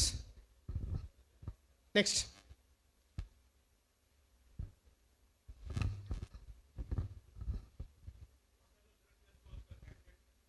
Yes sir, one thing sir, one more definitely మీరు అప్రెంటిస్షిప్ పోర్టల్లో మీరు ప్రధానమంత్రి నేషనల్ అప్రెంటిస్షిప్ మేళాస్కి ఏదైతే అప్రెంటిస్షిప్ మేళాస్కి వెళ్తున్నారు క్యాండిడేట్స్ దొరకలేదు, but you can search in your account itself. మీ establishment అకౌంట్లోనే వాళ్ళకి ఇంతకుముందు ఆఫర్ మీరు ప్రొవైడ్ చేసేవారు, ఆఫర్ పంపించేవారు. అలానే ఇప్పుడు అప్రెంటిస్షిప్ పోర్టల్లో డైరెక్ట్గా ఇన్విటేషన్ పంపించవచ్చు. మీరు డైరెక్ట్గా సెర్చ్ చేయొచ్చు. క్యాండిడేట్ ఏదైతే మీ ఏరియాలో ఎవరైతే క్యాండిడేట్స్ రిజిస్టర్ అయ్యి ఉన్నారో ఆ పోర్టల్లో క్యాండిడేట్స్ డేటాబేస్లో డైరెక్ట్గా మీరు సెర్చ్ చేసి వాళ్ళ ప్రొఫైల్ని చూడొచ్చు. Candidates module is there in our establishment account. ఆ ఎస్టాబ్లిష్మెంట్ అకౌంట్లో ఉన్న క్యాండిడేట్స్ మాడ్యూల్ ఓపెన్ చేస్తే you can filter district wise, you can filter state wise. So వాళ్ళని ఫిల్టర్ చేసి క్యాండిడేట్ నేమ్ మీద క్లిక్ చేస్తే వాళ్ళ profile you can see that candidate ఎక్కడి నుంచి వచ్చాడు, ఏం కంప్లీట్ చేసాడు, ఎడ్యుకేషన్ క్వాలిఫికేషన్ ఏంటి, that you can see. Then you can send an invitation. There is a provision to send the invitation from your and directly. So that is also available. Similar క్యాండిడేట్కి ఏదైనా కంపెనీకి apply చేసుకోవడానికి ఎలాగైతే provision ఉందో, ఎలాగైతే search చేసి కంపెనీకి apply చేయడానికి ప్రొవిజన్ ఉందో, అలానే similar way the establishment is having also option to send an invitation to the candidate. కాబట్టి మీరు ఆ ఫెసిలిటీస్ని కూడా యూజ్ చేసుకోవచ్చు. Definitely. Thank you sir. Hello. Ya sir, small information. Ya please sir. By the way, I'm Ramakrishna Sai, head teacher from Ramco cements, Jagapet. Welcome sir. మీరు చెప్పింది ఇండస్ట్రియలిస్టులు చెప్పారు, తర్వాత ఐటీఐ ఓనర్స్ కూడా చెప్పారు. Just I want to share few of my experience. Definitely sir. Totally ఒక 30 yearsతో పోల్చుకుంటే industry scenario మొత్తం మారిందండి ఓవరాల్గా. రైట్. నేను 30 years నుండి మ్యానుఫ్యాక్చరింగ్ ఇండస్ట్రీలోనే ఉన్నాను నేను. Right sir. ఒక 95-2000 వరకు కూడా ఎప్పుడు మేము వీక్లీ ఇంటర్వ్యూలు పెడితే కంపెనీ గేట్ ముందు ఒక 100 మంది పెద్ద లైన్ ఉండేది. Exactly correct. అలాంటి లైన్ నుండి ఇప్పుడు జాబ్ మేళాలకి మనం వెళ్ళే స్టేజ్కి వచ్చాం. అయినప్పుడు కూడా జనాలు రావడం లేదు. తర్వాత ఇంకొకటి based on environment, where more industries are there lot many comparisons are coming. ఒక ఇండస్ట్రీ ఒక అటెండెన్స్ బెనిఫిట్ ఇస్తుంది, ఒక ఇండస్ట్రీ ఫ్రీ మీల్స్ పెడితే, ఒక ఇండస్ట్రీ ఫ్రీ ట్రాన్స్పోర్టేషన్ ఇస్తుంది. ఇట్లా అప్కమింగ్ ఇండస్ట్రీస్కి అదొక ప్రాబ్లం. తర్వాత నేను అబ్జర్వ్ చేసిందంటే మ్యానుఫ్యాక్చరింగ్ సెక్టార్లో ఇంతమందిలో ఇప్పుడు సపోజ్ ఇందులో ఒక 200 members మ్యానుఫ్యాక్చరింగ్ సెక్టర్ నుండి వచ్చారనుకోండి, వాళ్ళ పిల్లల్ని ఎంతమంది మ్యానుఫ్యాక్చరింగ్ సెక్టర్ వైపు సపోర్ట్ చేస్తున్నారు అనేది నేను ఇంతవరకు చూడలే. Even 5% are not coming to manufacturing అండి. బికాజ్ షిఫ్ట్ వర్కింగ్స్, ఆ వర్కింగ్స్, ఈ వర్కింగ్స్, హర్రీ బర్రీ ఇవన్నీ మనకి ఎందుకు, స్టాండింగ్ వర్క్స్ అని చెప్పేసి ఓవరాల్గా అసలు ఎవరు రావడం లేదు. ఇలాంటి పరిస్థితుల్లో నేను అనుకుంటే మీ ఐటీఐ కూడా రావడం జనాలు తగ్గిపోయి ఉండొచ్చు. అందరూ ఇంజనీరింగ్కి పోతుంటారు. ఎగ్జాక్ట్లీ. రీసెంట్గా నాకు ఒక రిక్వైర్మెంట్స్ 2 వచ్చాయి, ఐటీఐ డ్రాఫ్ట్స్మెన్స్ కావాలని. నేను విజయవాడ ఐటీఐ గురించి ఎంక్వైరీ చేస్తే డ్రాఫ్ట్మెన్ కోర్సు ఎత్తేసామని అని అన్నారు. అంటే ఐటీఐకి వచ్చే జనాలు కూడా తగ్గిపోతున్నారు. బట్ ఈవెన్ దెన్ మాకు ఇప్పుడు నేను చేస్తున్న ప్రజెంట్ ఇండస్ట్రీ గురించి చూసుకుంటే సిమెంట్లో మేము ఇయర్లీ ఒక 30-40 అప్రెంటిస్లను తీసుకుంటాం. బట్ నా ప్రాబ్లం ఏంటంటే ఒక 5 సంవత్సరాలు అయింది నేను రామ్కోలో జాయిన్ అయ్యి, 5 సంవత్సరాలు కాదు 10 సంవత్సరాల నుండి రూపాయి రాలేదు అప్రెంటిస్ బోర్డు. నువ్వు ఎందుకు అప్రెంటిస్ని రిక్రూట్ చేయాలా? Yes sir. ఆ ప్రాబ్లం సాల్వ్ చేయడానికి ఆన్లైన్లో అన్నీ అప్లై చేసి ఇప్పటివరకు చాలామంది అంటున్నారు ఇప్పుడు ఓన్లీ 1 year రాలేదని చెప్పేసి. నాకు దీనికన్నా కూడా నేను బీటీపీ పెట్టుకుంటే నాకు కొంత కాస్ట్ తగ్గుతుందని ఆలోచించుకుంటాను నేను. ఆఫ్ కోర్స్ మాకైతే మాత్రం చాలామంది జనాలు వస్తారు. 30 మందిని నేను రిక్రూట్ చేయాలంటే నాకు 100 మంది అప్లికేషన్లు వస్తాయండి మా ఏరియాలో. అంటే it depends on area, industry తలక కల్చరు, రామ్కో అంటే ఆ చుట్టుపక్కల ఏరియాలో మీ దగ్గర బాగుంటుంది, అన్నీ బాగుంటాయి అనే ఉద్దేశంతోనే వస్తారు. వేరేజ్ రకరకాల ప్రాబ్లమ్స్. నేను జేఎన్పీసీలో చేశాను. జేఎన్పీసీలో అక్కడ 110 ఇండస్ట్రీస్ ఉన్నాయి ఒక 200 ఎకరాల్లోనూ. లేబర్ని తీసుకురావడమే కష్టం యాక్చువల్గాను. అయితే అప్రెంటిస్ ఉన్నా లేకపోయినా వచ్చే పర్లేదు మేము తీసుకుంటాం అని అంటారు. అక్కడ జనాలు లేక ఒక 5 విలేజ్లకి రిహాబిలిటీ చేసి వేరే మార్చి 2000 ఎకరాల్లోన ఇండస్ట్రీ జనాలు లేక తట్టుకుంటారు, అక్కడ కొట్టుకుంటారు అనమాట. అంటే 50-60 కిలోమీటర్లు కూడా ఫ్రీ బస్సులు పంపిస్తారు. అంటే ఈ కర్నూలు చావుకి 1,00,000 కారణాలు అన్నట్టుగాను ఒక ఏరియాని ఇంకో ఏరియాతో పోల్చలేం, ఒక ఇండస్ట్రీని ఇంకో ఇండస్ట్రీతో పోల్చలేం. అలాగే మాకు ఇప్పటికీ కూడా డిమాండ్ ఉన్న ట్రేడ్స్ ఏంటంటే ఎలక్ట్రీషియను, ఫిట్టరు వస్తారండి మా దగ్గరికి. డీజిల్ మెకానిక్ రారు ఎవరు కూడా. డీజిల్ మెకానిక్ కూడా మేము ట్రైనింగ్ ఇస్తాను అప్రెంటిస్. ఎవరు డీజిల్ మెకానిక్ రావట్లే అసలు.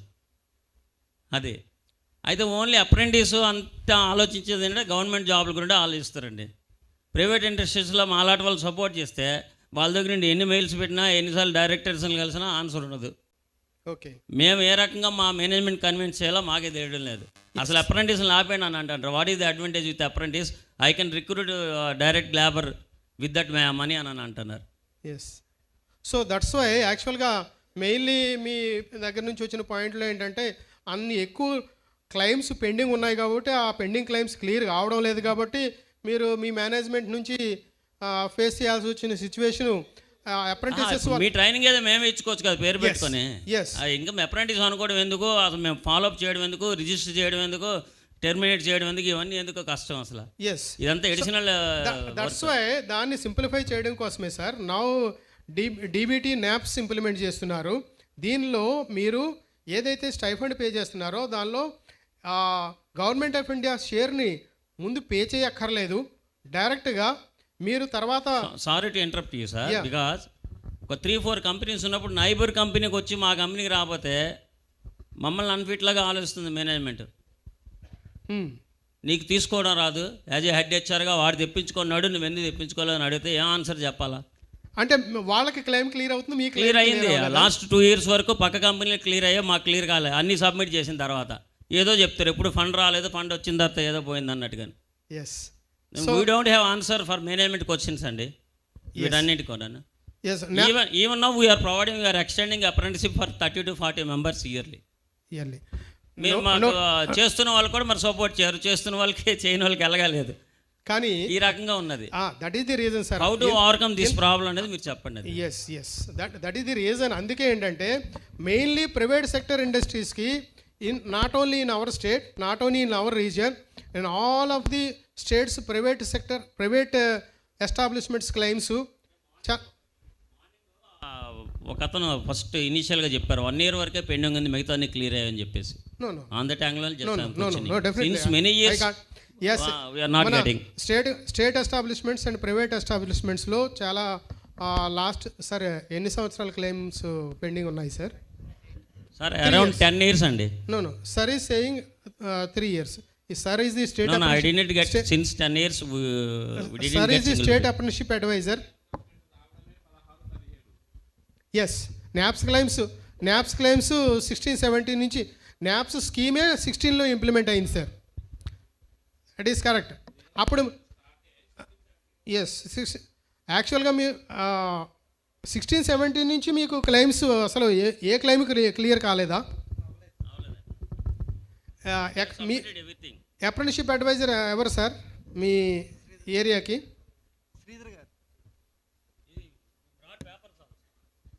క్లెయిమ్స్ కూడా తీసుకొచ్చారు సార్. స్టేట్ అప్రెంటిస్షిప్ అడ్వైజర్ సార్కి ఒకసారి మీ డేటా ఇవ్వండి, వాట్ ఈస్ ది స్టేటస్ అనేది మీకు క్లియర్ చేస్తారు డెఫినెట్గా. ఆ క్లెయిమ్స్లో ఎన్ని క్లెయిమ్స్ మీకు యాక్చువల్గా sir let me continue so that you please hand over that those claims to our state apprenticeship advisor.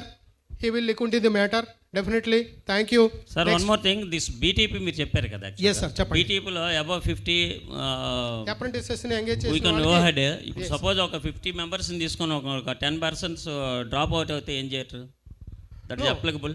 Sir మీరు as on date contracts 50 contracts మీ అకౌంట్లో ఉంటే డైరెక్ట్లీ మీరు బీటీపీకి రిజిస్టర్ చేసుకున్నప్పుడు చేస్తాం సార్. అందులో ఒక 10 డ్రాప్ అవుట్స్ అయితే ఏం చేయాలి? No that is next part sir. Why? Because మీరు ఈవెన్ లెస్ దాన్ 50 ఉన్నా రిజిస్టర్ చేసుకోవచ్చు.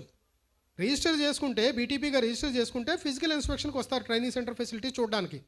Otherwise directly system 50 more than 50 apprentices engage చేసే వాళ్ళకి బీటీపీ ఆటోమేటికల్లీ అప్రూవ్ అయిపోతుంది. That is the facility in the portal. Are you getting my point? నేను అనేది ఒక 5-10 persons ఏమైనా మీరు తర్వాత డ్రాప్ అయితే డ్రాప్ అయితే డ్రాప్ అయితే తర్వాత వాళ్ళ ప్లేస్లో కొత్త వాళ్ళని మీరు హైర్ చేసుకోవచ్చు. That is not a problem. That is not at all problem. మీరు ఇంతకుముందులా కాదు, మీ ఆఫ్లైన్ ప్రాసెస్లో సేఫ్ 30 క్యాండిడేట్స్ని మీరు హైర్ చేస్తుంటే వాళ్ళ 30 బ్యాచ్ ఎంతమంది డ్రాప్ అయిపోయినా ఆ బ్యాచ్ అయిన తర్వాత నెక్స్ట్ బ్యాచ్ తీసుకునేవారు కదా. Now A days it is not at all required. మీరు సపోజ్ 30 క్యాండిడేట్స్ని హైర్ చేస్తున్నారు, 5 క్యాండిడేట్స్ డ్రాప్ అయ్యారు. ఎంతమంది అయితే డ్రాప్ అయ్యారో అగైన్ ఆ 5 క్యాండిడేట్స్ని మీరు హైర్ చేసుకోవచ్చు. నెక్స్ట్ అప్రెంటిషిప్ మేళ కానీ by through any other source you can hire the apprentices whoever the dropped. So కాబట్టి మీకు ఒకసారి అందుకే కాంట్రాక్ట్ని టెర్మినేట్ చేసేస్తే అది వేకెన్సీగా జనరేట్ అయిపోతుంది. అగైన్ కొత్త కాంట్రాక్ట్ ఇష్యూ చేయొచ్చు మీరు. దట్ ఈస్ ది రీజన్ ఎవరైతే డ్రాప్ అవుట్స్ ఉంటారో వాళ్ళ కాంట్రాక్ట్స్ని టెర్మినేట్ చేసేయమనేది. Next please. తర్వాత yes these are the reforms. Login security and establishment side login security here 2-layer security as provided. Earlier direct ga username password iste direct ga login అయిపోయేవారు. But nowadays more functionalities are providing in the portal itself. Claims, reimbursements and DBT and everything దీనిలోనే online యాక్టివిటీస్గా convert చేస్తున్నాం కాబట్టి now 2-layer security through one OTP మీ registered mobile నెంబర్కి వస్తుంది. ఆ OTP enter చేస్తేనే portal open అవుతుంది. That is also suppose if it is more than 30 minutes if it is kept open, system automatically logouts that account so that unauthorized accessని avoid చేయడానికి ఈ ఫెసిలిటీస్ని provide చేయడం జరిగింది. నెక్స్ట్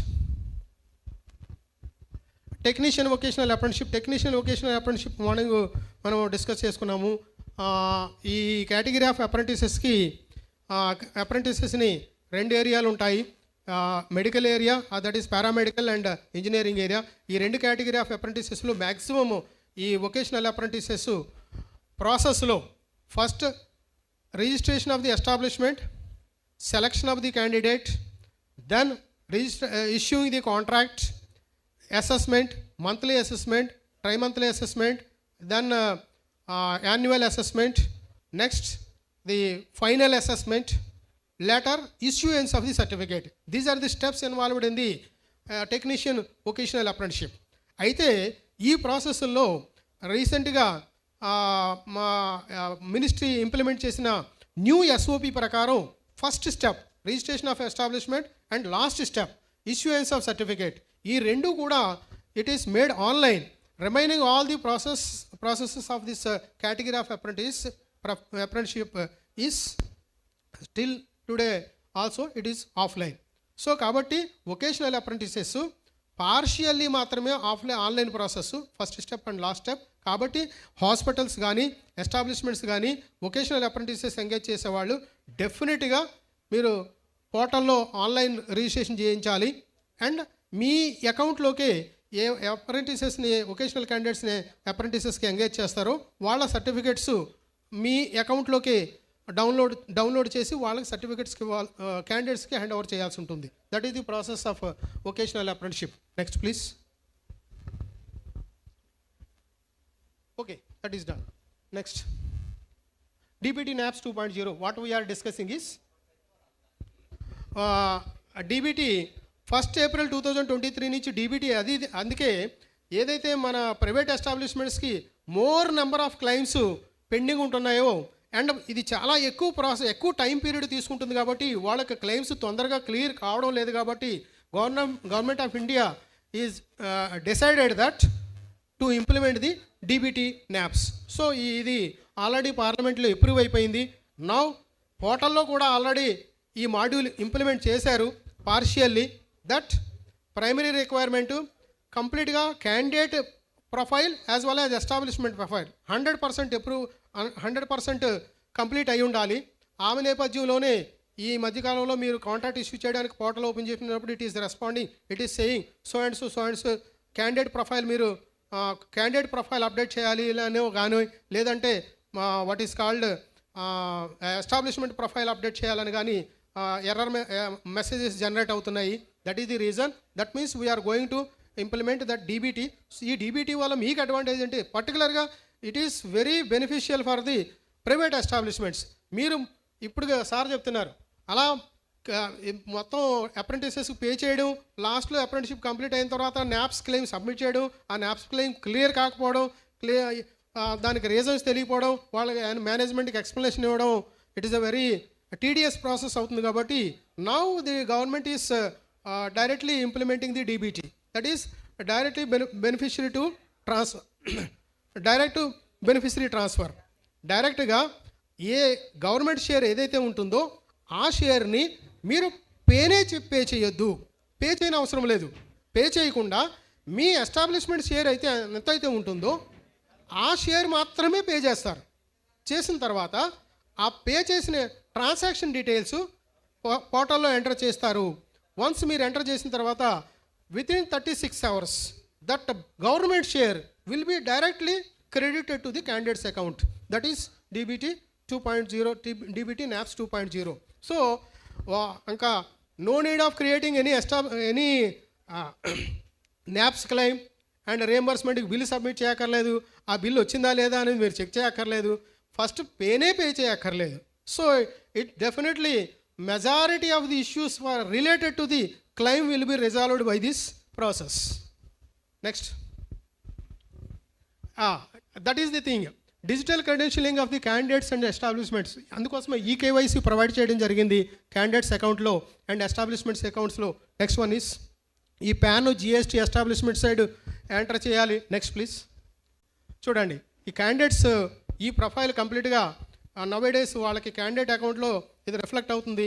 ఆ అకౌంట్ అప్లోడ్ చేయాలి, బ్యాంక్ డీటెయిల్స్ అప్డేట్ చేయాలి, qualification details update చేయాలి, father name, mother name, category, ఇవన్నీ కూడా ప్రాపర్గా 100% కంప్లీట్ అయితేనే then they can participate in the DBT. Of course 100% complete అయితేనే ఆ క్యాండిడేట్ కాంట్రాక్ట్ మీద సైన్ చేయగలుగుతాడు, అదర్వైజ్ నాట్ పాసిబుల్. ఎవరైనా ఇప్పుడు ఆన్గోయింగ్ అప్రెంటిసెస్ని తీసుకొని వచ్చారా? మచిలీపట్నం, భారత్ ఎలక్ట్రానిక్స్ మచిలీపట్నం నుంచి. Sir please, Bharat electronics Machilipatnam నుంచి ఆల్రెడీ ఇప్పుడు ప్రస్తుతం ఎంగేజ్ అయిన అప్రెంటిసెస్గా ఉన్న పిల్లలని పిలిచాము. So that we want to know their views. Apprenticeship training ఎలా ఉంది, ఎస్టాబ్లిష్మెంట్ సైడ్ నుంచి వాళ్ళ వ్యూస్ని తెలుసుకోవడానికి. I want to sir please.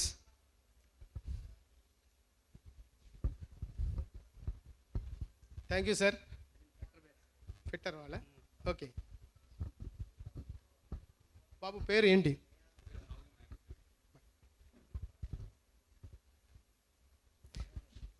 ఎప్పుడు జాయిన్ అయ్యావు? Last April. ఈ ఏప్రిల్తో కంప్లీట్ అయిపోతుంది. మీకు మంత్లీ స్టైఫండ్ వస్తుందా? మీకు డీబీటీలో పార్టిసిపేట్ చేస్తున్న డీబీటీలో అమౌంట్ వస్తుందా? ఆల్రెడీ ఈ డీబీటీని ఇంప్లిమెంట్ చేసే ముందు government of India made some pilot projects. ఆ పైలట్ ప్రాజెక్ట్స్లో కొంతమంది అప్రెంటిసెస్ని కొన్ని ఎస్టాబ్లిష్మెంట్స్ పైలట్ ప్రాజెక్ట్స్లో పార్టిసిపేట్ చేస్తున్నాయి. అలానే సారు మచిలీపట్నం నుంచి మైక్ లేదనుకోండి.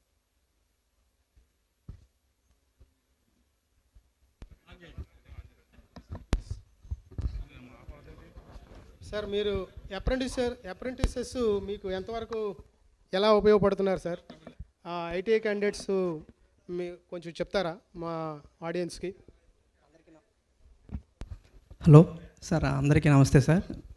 నా పేరు సంతోష్ ఫ్రమ్ బిఎల్ మచిలీపట్నం. యాక్చువల్గా మేము ఐటీఐ అప్రెంటిస్ని, అదేవిధంగా గ్రాడ్యుయేట్ అప్రెంటిస్ని, డిప్లొమా అప్రెంటిస్ని, ఇంటర్ వొకేషన్ అప్రెంటిస్ని ఇయర్లీ బేసిస్ ఎంగేజ్ చేసుకుంటాం సార్. యాక్చువల్గా మాకు వేరే వేరే సెక్షన్స్, వేరే వేరే డిపార్ట్మెంట్స్లో అంటే డిపార్ట్మెంట్కి సంబంధించిన అప్రెంటిస్లు కావాల్సి వస్తారు. Machine shop, next optics, final assembly, electronics assembly, ఇలా చాలా డిపార్ట్మెంట్స్ ఉంటాయి. ప్రతి డిపార్ట్మెంట్కి సంబంధించిన మేము ఫిట్టర్స్ని, టర్నర్స్ని, మెకానికల్, ఎలక్ట్రానిక్స్ మెకానిక్ని, అదేవిధంగా అడ్మినిస్ట్రేషన్ బిల్డింగ్లో మా హెచ్ఆర్కి సంబంధించి ఇంటర్ వొకేషనల్ ఆఫీస్ అసిస్టెంట్షిప్, అదేవిధంగా ఫైనాన్స్ సంబంధించి ఇంటర్ వొకేషన్లో inter taxation, accounts and taxation, next marketing, ఇలాంటి కొన్ని టెక్నికల్ ఏరియాస్లో కంప్యూటర్స్ ఇంజనీర్స్ని ఎంగేజ్ చేసుకుంటాం సార్. యాక్చువల్గా అప్రెంటిస్ని ఎంగేజ్ చేసుకోవడం వల్ల కంపెనీలో చాలా వరకు వర్క్ అనేది షేర్ అవుతుంది. అదేవిధంగా అప్రెంటిసెస్కి నాలెడ్జ్ అనేది ఫర్దర్గా వాళ్ళ కెరియర్లో ఎలా డెవలప్ వాళ్ళు ఒక ఎస్టాబ్లిష్మెంట్లోకి ఎంప్లాయ్మెంట్తో వెళ్ళినప్పుడు వాళ్ళకి ఇక్కడ నేర్చుకునే ఈ స్కిల్స్ ఎప్పుడైతే వీళ్ళ అప్రెంటిస్షిప్లో ఈ 1 ఇయర్లో ట్రైనింగ్లో మనం ఫర్ ఎగ్జాంపుల్ అడ్మినిస్ట్రేటివ్ వరకు చూసుకుంటే ఇంటర్ వొకేషనల్కి లెటర్ టైపింగ్ అని, నెక్స్ట్ మెయిలింగ్ అని, నెక్స్ట్ చిన్న వర్డ్స్ అంటే అఫీషియల్స్కి రాసే లెటరింగ్, ఇలాంటివన్నీ వాళ్ళకి ఉపయోగపడతాయి.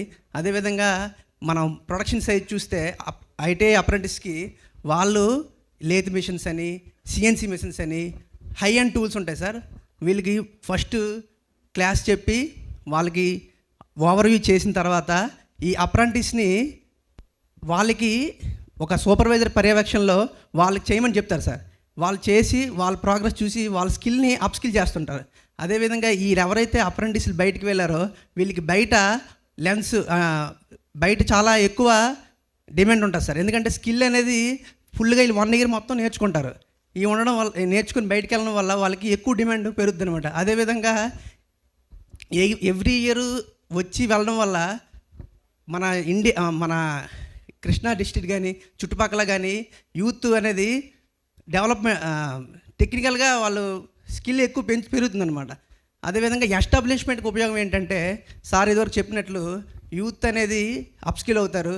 నెక్స్ట్ ఎస్టాబ్లిష్మెంటు వర్క్ షేరింగ్ అనమాట.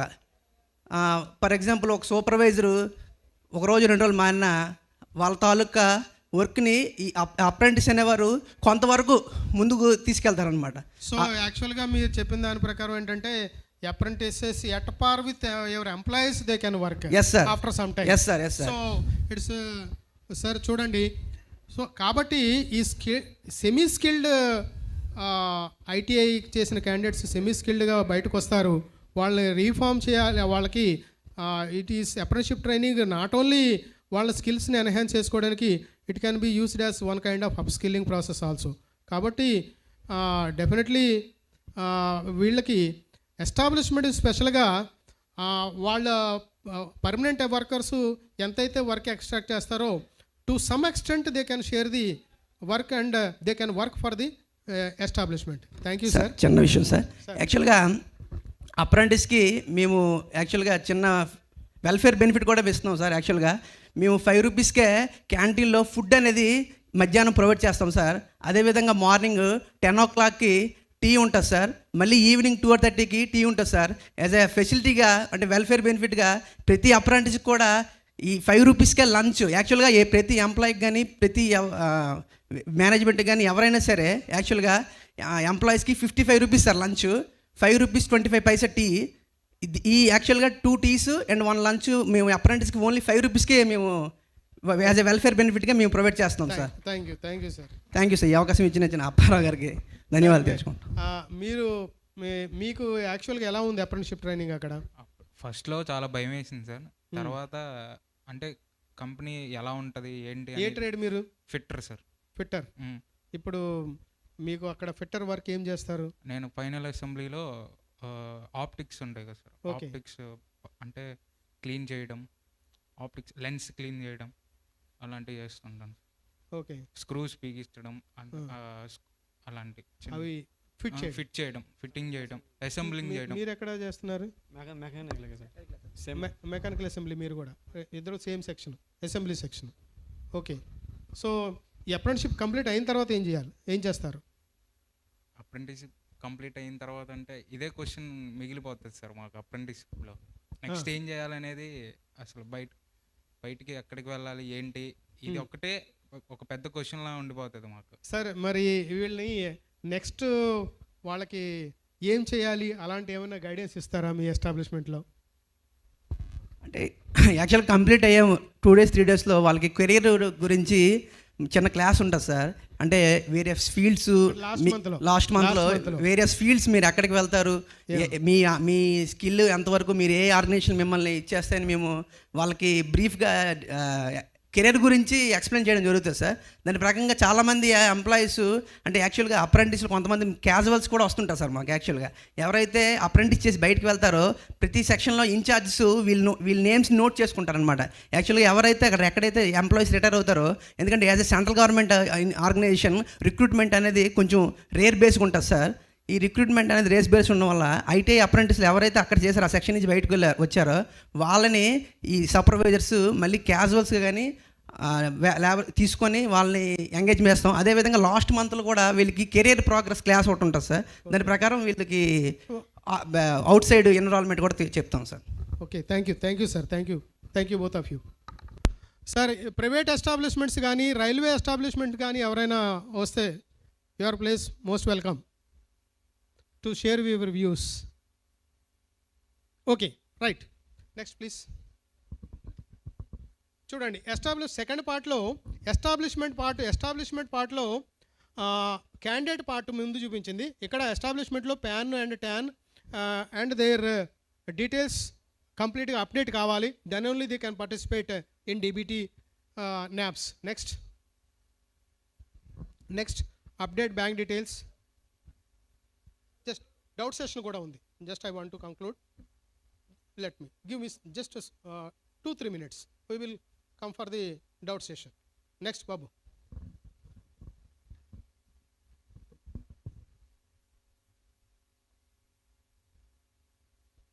సో ఈ విధంగా నాప్స్ ఎస్టాబ్లిష్మెంట్ అకౌంట్ కూడా కంప్లీట్లీ 100% కంప్లీట్ అయిన తర్వాతే వీళ్ళు డీబీటీలో పార్టిసిపేట్ కాగలరు. నెక్స్ట్ బాబ్, హలో, అక్కడ ఎవరు లేరా? Yeah, PAN and GST. Nowadays I think you are ఈ ప్రకారంగా ప్యాన్ జిఎస్టీ నంబర్సు ఎంటర్ చేయమని సిస్టమ్ ప్రాంప్ట్ అవుతూ ఉంటుంది. Majority because during the profile updation itself మీరు బ్యాంక్ డీటెయిల్స్ అవన్నీ అప్డేట్ చేసుకుంటారు. Nowadays those establishment not entered the PAN details and GST it might be asking. Right, thank you.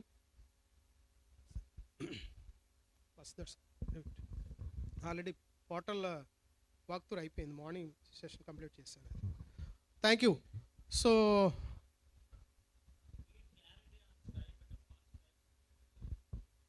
Yes sir, already నేను first initially category of అప్రెంటిసెస్ని చెప్పినప్పుడే మీకు slide చూపించాను sir.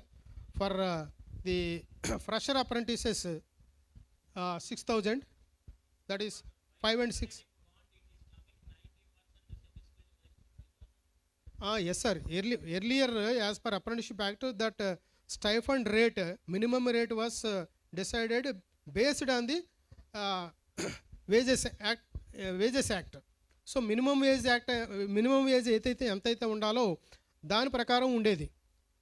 Then after reforms and after amendments in the act, as per the apprenticeship rules, it is decided the fixed amount. Of course, the value is extracted from the minimum wage as on that date. So now at present, the minimum stipend that is to be paid for the apprentices, that is NTC holders ki 7,000 rupees. But there is a rebate and there is a order of the DGT. Those who have completed 1 year training, 1 year exemption will be there. Therefore 10% is to be added.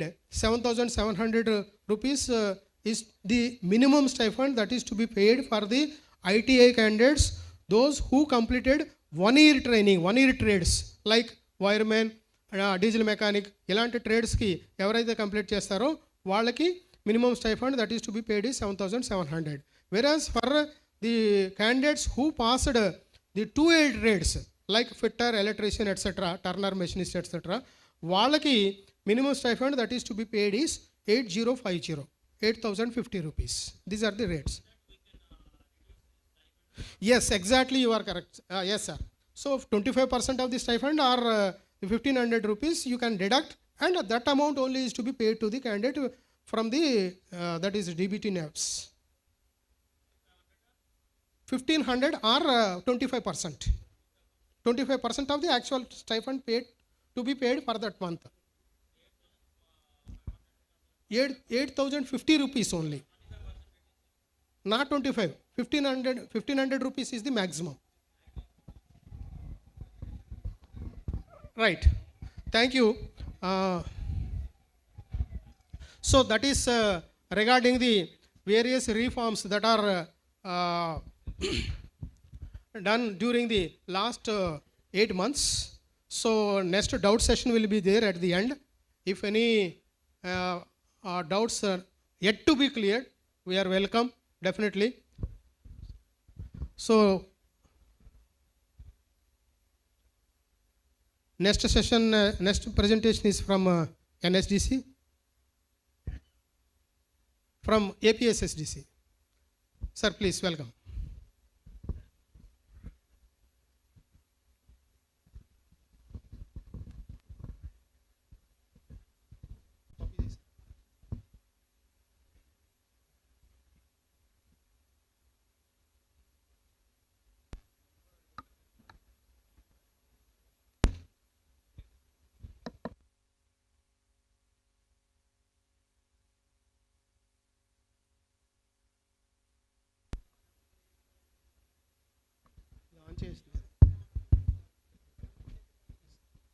Thank you, sir.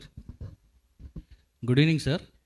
Good evening, honorable dignitaries, our boss, and everyone, industry partners, and who are all the participants over here. This is Murli, representing AP State Skill Development Corporation. I am the placement manager working for APSSDC. And initially, firstly, I want to confirm why I am here. Because all the workshop on the apprenticeship మీద నడుస్తున్నప్పుడు ఏపీఎస్డిసికి what is the role of APSDC in the apprenticeship అని చెప్పేసి అని చిన్న clarification కోసం.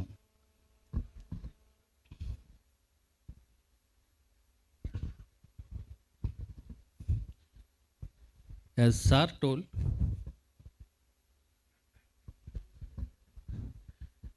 told, Appara garu చెప్పినట్టు MSDC is the whole body operating these apprenticeship programs. And under the MSDE, Director General of Training, RDSDEs, and our Polytechnic Department of Training is taking care of this designated trades. And as PPTలో చెప్పినప్పుడు optional designated trades and optional trades and రెండు bifurcations చెప్పుంటారు morning సెషన్లో. In that, optional trades is dealt by NSDC, National Skill Development Corporation. Under NSDC, AP State Skill Development Corporation is operating these optional trades in the state of Andhra Pradesh. And అంటే optional trades చూస్తున్నాం కాబట్టి we are in the field of apprenticeship year. And coming to అంటే apprenticeship కోసం మొత్తంగా అప్పారావు గారు అన్నీ చెప్పారు కాబట్టి same portal, unique portal for designated and optional trades. There are no separate portals, రెండింటికి సేమ్ పోర్టల్స్. ఈ స్కిల్లింగ్ సిస్టంలో మన స్కిల్ క్యాస్కేడింగ్, మన ఒక ఆర్గనైజర్ స్కిల్లింగ్ సిస్టమ్ తీసుకురావడం కోసం స్టేట్లో we have been under renovation the skill departments. I will just go through brief because almost the time is running out.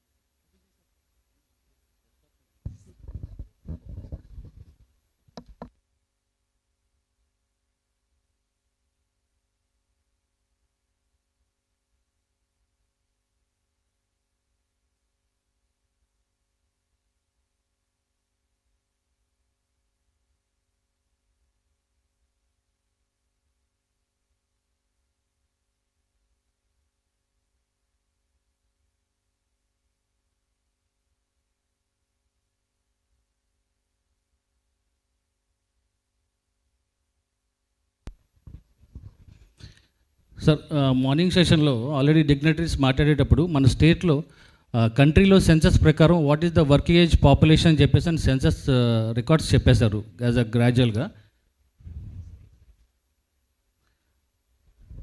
2022 India skill report census ప్రకారం we have a work age population around 71% in the country.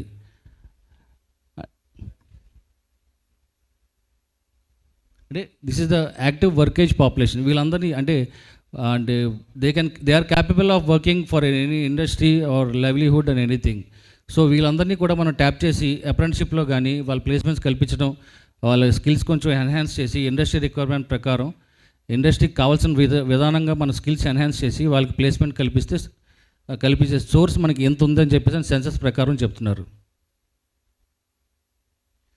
And according to the new skill cascading system, we worked out 4 main streams of working. And coming from the bottom, skills box. This is the industry partners where directly train the candidates in their premises. Either maybe it may be apprenticeship or in the particular trade of training. అంటే వాళ్ళ requirement తగ్గట్టు వాళ్ళు train చేసుకోవడం కోసం industry spokes అనే కాన్సెప్ట్తో industry training అది. And before that is skill hubs. Morning సెషన్లో స్కిల్ హబ్స్, స్కిల్ కాలేజ్ అని చెప్పి మా ఈ ఎగ్జిక్యూటివ్ డైరెక్టర్ గారు చెప్పినట్టు the skill hubs is the concept of setup in every parliament assembly constituency in the state, 175 locations of the state. And plus 2 extra కొంచెం area కమిట్మెంట్ల వల్ల కొంచెం ప్రాబ్లమ్స్ వల్ల 2 వేరియస్ లొకేషన్స్లో ఎక్స్ట్రాగా 2 లొకేషన్స్లో ఉన్నాయి. So all totally coming together 177 locations of skill hubs. Mostly these skill hubs are located in government IT colleges, polytechnic colleges, government degree colleges also. And coming to the skill colleges, every parliament constituency is equipped with one skill college. And a skill hubs lo మన NSQF we follow the National Skill Qualification Framework, NSQF. The NSQF levels up to 4, 1 to 4. అంటే ఇదేంటి NSQF levels ఏంటి అని చెప్పేసి అని we have a doubt. Coming to that, మన రెగ్యులర్గా మన కాలేజెస్లో మన క్వాలిఫికేషన్ అకాడమిక్ సిలబస్ ఇవన్నీ ఉంటాయి. అలాగే స్కిల్లింగ్ సిస్టంలో NSDC and ministry of skill development and entrepreneurship MSDE certain job రోల్స్కి, ఈ జాబ్ రోల్కి పర్టికులర్ ఈ ఇండస్ట్రీ జాబ్ రోల్కి ఈ క్వాలిఫికేషన్ స్కిల్స్ కావాలని చెప్పి సెట్ ఆఫ్ ఫ్రేమ్వర్క్స్ రూల్స్ అంటే సిలబస్ లాగా మన రెగ్యులర్ స్టడీస్లో సిలబస్ లాగా ఆ క్వాలిఫికేషన్ ఫ్రేమ్వర్క్ ప్రకారం 1 to 4 framework NSQF 1 to 4 will be dealt in skill hubs. And from 5 to 9 will be in skill college. అంటే కొంచెం హై అండ్ కోర్సెస్ అన్ని స్కిల్ కాలేజెస్లో ఆపరేట్ అవుతుంటాయి. And both these skill hubs and skill colleges will be coming under this skill university. That will be located in 2 locations, one in Tirupati and one in Visakhapatnam. The skill universities lo mostly high end course artificial intelligence వాటి మీద deal చేస్తారు. ఈ skill cascading సిస్టమ్కి what we include and what we cover అంటే దేని పరిమాణంతో తీసుకున్నాం అంటే ఏ ఫీల్డ్స్లో మేము కవర్ చేసి తీసుకోవాలని అంటే ఆ ట్రైనింగ్ అయిన తర్వాత క్యాండిడేట్కి what should he be equipped with అని దీనికోసం అని చెప్పేసి అని ఈ పారామీటర్స్తో మనం తీసుకొని ట్రైనింగ్స్ చేస్తుంటారు. Integrated and holistic skill education linking to higher education. అంటే what sort of job role ఏం చేయాలనుకున్నా సరే దానికి మొత్తం ఆల్ టుగెదర్గా అన్నీ ఒకే చోట నేర్చుకునేటట్టు ఒక క్యాండిడేట్ ఎవరైనా ట్రైనింగ్ తీసుకోవాలనుకుంటే that he should be well equipped with all the concepts of the training. Credit transferability to ensure mobility across universities. అంటే ఒక జాబ్ రోల్లో చేసి ఇంకో జాబ్ రోల్కి మొబిలిటీ ట్రాన్స్ఫర్ అంటే ఎడ్యుకేషన్ నాలెడ్జ్ ట్రాన్స్ఫర్ కోసం అని చెప్పేసి అని అది కూడా మనం బేస్ చేసుకొని వాళ్ళకి ఫీజిబిలిటీ ఉండేలాగా డిజైన్ చేస్తున్నారు. Flexible learning technology, aided learning and life long learning opportunities. Life long learning opportunities మనిషి జీవితకాలం విద్యార్థి, జీవితకాలం ఏదైనా చదువుకోవాలన్నా సరే ఎప్పటికైనా సరే చదువుకోవడం కోసం అదే కొత్త స్కిల్ ఏం నేర్చుకోవాలనుకున్నా సరే you can adapt from this skill hubs or skill colleges అంటే basing on the requirement. Multiple entry and exit. If I'm అంటే for a running example, I'm science graduate, I want to be a technology person. I can join in any of these colleges for the particular course of technology and I can learn that, I can acquire that skills and I can prove myself as a technology person also. multiple levels, and that is the example. Maybe other cases also. Nurturing entrepreneurship, not only for wage power or wage employment or something like that. అంటే ఇంతమందికి ఉద్యోగాలు ఇవ్వాలంటే ఇంతమంది industry partners ఎంతమంది establish చేస్తేనే ఇంతమంది ఉద్యోగాలు కానీ ఎవరికైనా అప్రెంటిస్షిప్ కానీ కల్పిస్తున్నారు. we also want some of the enthusiasm people to encourage apprenticeship and set up industries in the state. వాళ్ళకి ఎంటర్ప్రెన్యూర్షిప్ స్కిల్స్ కూడా డెవలప్ చేయడం కోసం అని చెప్పేసి అని ఆ కాన్సెప్ట్స్ కూడా అందులో ఇంక్లూడ్ చేస్తూ వాళ్ళకి ట్రైనింగ్స్ ఇవ్వడం కోసం జరుగుతుంది. Training in emerging cutting edging technologies, అంటే ఇప్పుడు లేటెస్ట్గా టెక్నాలజీస్ ఆర్ ఓవర్ బిల్డ్ కాబట్టి ఆ లేటెస్ట్ టెక్నాలజీస్తో అంటే ఆన్ హ్యాండ్స్ ఎక్స్పీరియన్స్తో వాళ్ళకి ట్రైనింగ్స్ ఇవ్వడం జరుగుతుంది. Emphasis on life skills and communication skills, this is the main part అండి. ఎవరికైనా సరే ఇప్పుడు I have to show myself, నేను నా గురించి నేను చెప్పుకోవాలి, మీకు చెప్పండి. I have a basic communication skills and how to behave with you people, like life skills అన్నీ కూడా నాకు కావాలి. మన పిల్లలు చాలామంది సబ్జెక్ట్ ఉంటుంది, but they don't know how to respect elders or project themselves to the entering person. So బేసిక్గా మా ట్రైనింగ్స్ అన్నింటిలో కూడా for a period of 1 week to minimum 3 days to 1 week we include these life skills and communication skills training for the candidates. Active industry engagement for curriculum design to placements కావాలి ఇండస్ట్రీకి ఇవ్వాలి అని చెప్పానంటే they want the required skills what they want the company want to work for. వాళ్ళ కంపెనీకి కావాల్సిన requirement ప్రకారం skills course development చేయడం కోసం we have the NAAW person also here. Once the course అంటే you name the course and we design the course and we together design the course and send it for approval for NSDC. Finally MSDC will be approving the course. అంటే మన ఇండస్ట్రీకి మనకి ఏదో course requirement ఉంటుంది. మన academic సెషన్స్లో కానీ మా skilling సెషన్స్లో కానీ ఆ పర్టికులర్ కోర్స్ మీకు సూట్ అవ్వట్లా, మన ఇండస్ట్రీలో పనిచేయడానికి నాకు సూట్ అవ్వట్లా. సో నాకు కావాల్సి నచ్చినట్టు ఒక కోర్స్ డిజైన్ నేను చేసుకోవచ్చు. You please come forward, industry partners can come forward, we together will design one unique curriculum for your requirement and will send it to NSDC and MSDE. So we will get that course approved from the central ministry also. That will be a part of the skilling courses. Hands-on learning, this will be possible only with the partnership of the industry. Industry వాళ్ళు మీరు participate చేసి cooperate చేసి apprenticeship తీసుకొని క్యాండిడేట్స్ని లేదా OJT provide చేస్తే internships ఇవన్నీ provide చేస్తేనే ఈ హ్యాండ్స్ ఆన్ ట్రైనింగ్ అనే క్యాండిడేట్కి వస్తుంది.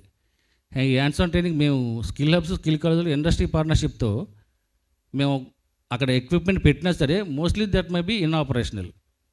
అంటే అంత సెటప్తో ఆపరేషనల్ ఎక్విప్మెంట్ పెట్టాలంటే ఎవరికి సాధ్యపడదు అంత ఈజీగా. సో ఇక్కడ బేసిక్ ట్రైనింగ్ తీసుకున్న తర్వాత ఈ can be adapted as apprenticeship or on job training with industry for hands on training. అంటే వాడికి చెప్పడం వేరు, చూపించడం వేరు, దాని మీద పనిచేయడం వేరు. International mobility for youth, any aspirants who are willing to go for foreigns, అంటే ఎక్కడైనా అవుటర్ కంట్రీస్కి వెళ్ళి పని చేసుకోవాలన్నా సరే we are having a stakeholder with our OMCAP team here in the state. This is అంటే యాక్చువల్లీ నేను బ్రీఫ్గా చెప్పేశాను. This is one skill hubs in 177 locations. We are planning to train around 45,000 students per year in all these 177 skill hubs. Each batch will be having with 30 candidates batch. NSQF 1 to level 4 industry connect, అంటే ప్రతి skill హబ్లో కూడా industry requirement collect చేసుకొని తీసుకోవాలనుకుంటున్నాం. So we're having teams all over the state. In each district we have a placement officer and our office team. So మా field placement officer మీ industries visit చేస్తున్నప్పుడు we request you to kindly cooperate and give your requirements so that we can go ahead with the training, particular job role training only. And coming to skill colleges, this is also 30 batch size, and this is also mostly located in central institutes. Every parliamentary constituency lo central institutes ekkada unna, mostly central institutes lone at present colleges run avutunnayi, and we target around 7,200 per year 30 batch lo run cheste. Ante that is a high end course cheppinattu NSQF level 5 to 9 kabatti the duration of the course will be around 5 to 6 months. So the number of the candidates to be trained will be a little bit less. Skill spokes. What I mentioned is industry partnership. And finally, industry customized training will be taking over. And the industry requirement prakaram candidates mobilize chestam. Will be first round of screening jarutundi. They will be sent to the industry. The industry will again filter them and take as per their requirement. They'll select the candidates and keep them in training at their premises only for a period of mostly 15 days to 1 month or 3 months, according to the job roles and our requirement prakaram. We already have a little bit of partnership, and already we have mobilized some number of around some 40 to 50 candidates to those companies: Yokohama Tires, Ramcor, Isuji, Mohan Spintex, and Greenco. And these are some of the examples. Sir? Yes, sir. Yes, sir. Recently, we had an MOU also with them, sir, for further skilling. Skill International, NSDC International. National Skill Development Corporation has brought up a new branch, simply saying is a new branch, NSDC International, for international mobility of the students. In the same way, we are also operating with our OMCAP team. APSDC is working together with OMCAP and APNRT, non-resident in this society. APSDC will be training the candidates for the requirement of the foreign companies. And recently we have a study in German and some of the Saudi countries. There's a lot of requirements not only for nurses, all these mechanicals, fitters and everything. So our courses lo man training ichin tarvata with the help of OMCAP, Overseas Manpower Company, will be helping the students for all these approvals, getting approvals like visa approvals, all the protocols for the traveling abroad. And NRT, this organization society, will be taking care of the after the departure from here. And akkada valu ela untunnaru, what are there any problems, will be taking care of this APNRT. This Skill International lo we are, and actually this by this month and or next month and first batch of 30 students will be flying to Saudi Arabia. And individual side, Skill University, Industry Engineering, Artificial Intelligence, IoT, Institute of Thinkings. High and కోర్సులు అని చెప్పి skill కాలేజ్లో చెప్పాం కాబట్టి artificial basic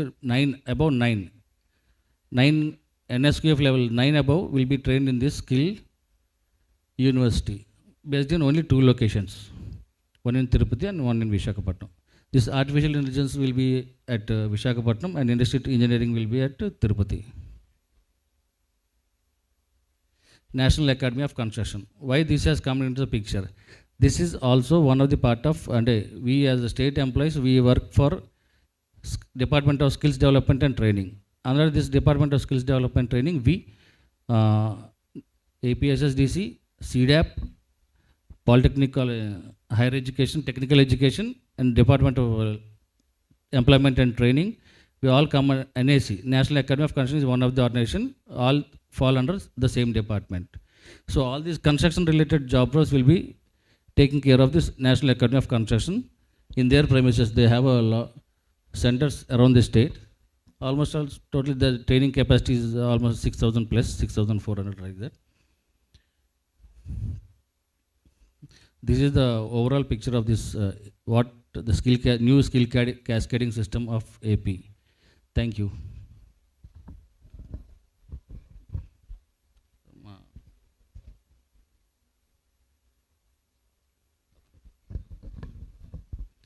So my field teams lo we have our district skill development officer from NTR district, Sipana Srinivas garu.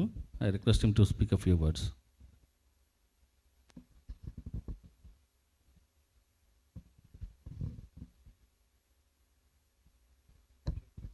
Appara garu, we request you to please come for the question and answer session.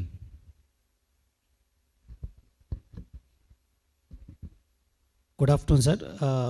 Thank you Murali. గౌరవనీయులు పెద్దలు మన training department నుంచి వచ్చినటువంటి బాలసుబ్రహ్మణ్యం సార్కి నమస్కారములు. అలాగే employment training department నుంచి వచ్చిన పెద్దలు, అలాగే కాలేజెస్, ఇండస్ట్రీస్ నుంచి వచ్చిన పెద్దలందరూ నమస్కారం. మా మురళి చెప్పినట్లు ఇప్పుడు ప్రభుత్వం, మన రాష్ట్ర ప్రభుత్వం పెద్ద ఎత్తున స్కిల్ క్యాస్కేడింగ్ సిస్టంలో ముందుకు వెళ్తుంది. దానిలో భాగంగానే మన కృష్ణా జిల్లాలో 7 అసెంబ్లీ కాన్స్టిట్యున్సీలో 7 స్కిల్ హబ్స్ మనం ఎస్టాబ్లిష్ చేశాము. దానిలో భాగంగా మన Gudivada government ITI college, Gannavaram polytechnic college, Avanigadda government degree college, అలాగే మిగతా కాన్స్టిట్యున్సీలో కూడా చేయడం జరుగుతుంది. సో ఇండస్ట్రియలిస్టులు ఇంతకు మీకు చెప్పినట్లు ఎవరికైతే ఈ చదువుతున్న వాళ్ళకి అప్రెంటిస్‌షిప్ మేళల్లో కాకుండా ఇంకా ఎవరైనా అన్‌ఎంప్లాయిడ్ కొంతమంది ఇందాక చెప్పినట్లు వాళ్ళకి ఇండస్ట్రీ రిక్వైర్మెంట్స్ కొన్ని ఉన్నాయి. ఈ అప్రెంటిస్‌షిప్ కాకుండా అన్‌ఎంప్లాయిడ్ యూత్ కూడా వాళ్ళు చేద్దామని అంటున్నారు. ఎవరైనా కానీ మీరు డైరెక్ట్గా మేము జాబ్ మేళాస్ కండక్ట్ చేస్తుంటాం ప్రతి అసెంబ్లీ కాన్స్టిట్యున్సీకి, ఎంప్లాయ్మెంట్ ట్రైనింగ్ డిపార్ట్మెంటు మరియు మా ఏపీఎస్ఐడిసి కలిసి. మీరు ఎవరైనా కానీ ఈ ఎంప్లాయ్మెంట్ ఈ ఆర్గనైజేషన్ ఇండస్ట్రీస్ వాళ్ళు రీచ్ అవ్వాలంటే మా ఏపీఎస్ఐడిసి నుండి మన కృష్ణా జిల్లాకి మన మురళి గారిని సంప్రదించవచ్చు. లేకపోతే మా కృష్ణా జిల్లాలో సంబంధించి మాకు ప్లేస్మెంట్ ఆఫీసర్ ఒక ఆయన ఉన్నారు, వారి కాంటాక్ట్ నెంబర్ ఇస్తాను, నోట్ చేసుకొని మీరు అతనికి మీకు ఎంత రిక్వైర్మెంట్ ఉంది, ఏ క్వాలిఫికేషన్ ఉన్న మ్యాన్ పవర్ కావాలని చెప్పినట్లయితే డెఫినెట్గా మీకోసం ఒక డ్రైవ్ లాగా కూడా మీ దగ్గరికే స్కిల్ కరెక్ట్ డ్రైవ్ ఒకటి ఏర్పాటు చేసి ఒక మినీ జాబ్ మేళ లాగా ఏర్పాటు చేసి చేయడానికి అవకాశం ఉంటుంది. మీకు వారి నెంబర్ ఇస్తాను, వారి నెంబర్ మీరు దయచేసి నోట్ చేసుకోవాల్సిందిగా మనవి. Madhukumar 990888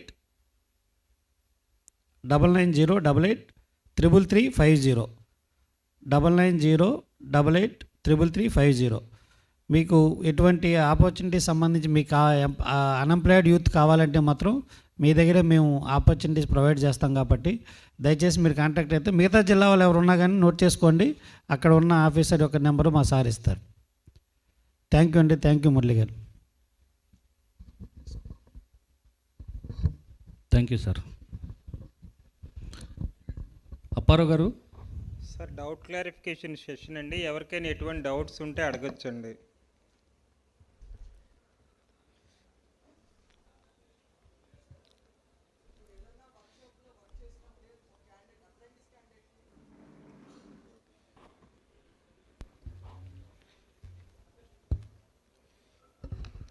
good evening వండర్డా. ఇప్పుడు ఏదైనా వర్క్షాప్ హెవీ వర్క్షాప్లో ఏదైనా క్యాండిడేట్కి అన్నౌన్గా ఏదైనా యాక్సిడెంట్ అయ్యి ఉంటే ఆ రెస్పాన్సిబిలిటీ ఎవరికి ఉంటుంది సార్? అప్రెంటిస్షిప్ చేస్తున్నప్పుడా? అప్రెంటిస్ చేస్తున్నప్పుడు వర్క్షాప్లో. Shop floor you are telling. Workshop I mean that workshop అంటే industry shop floor.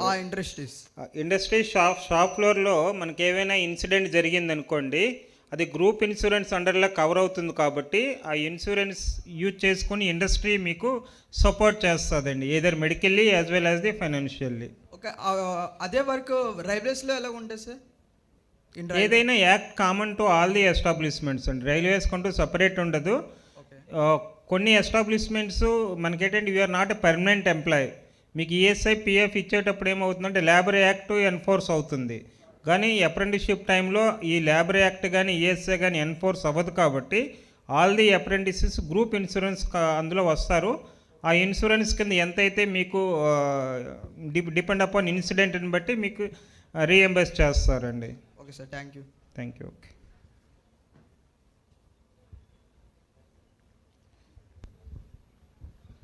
Any other sir?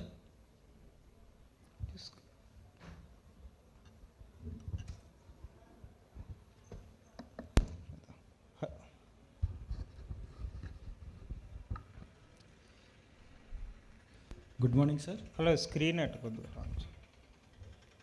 Yes, tell me sir. Sir ఇప్పుడు ఇతను అడిగారు కదా, వర్క్మెన్ కాంపన్సేషన్ యాక్ట్ అప్లై అవుద్దా? వర్క్మెన్ కాంపన్సేషన్ యాక్ట్ అప్లై అయితే మీకు మినిమం వేజ్ పే చేయాలండి.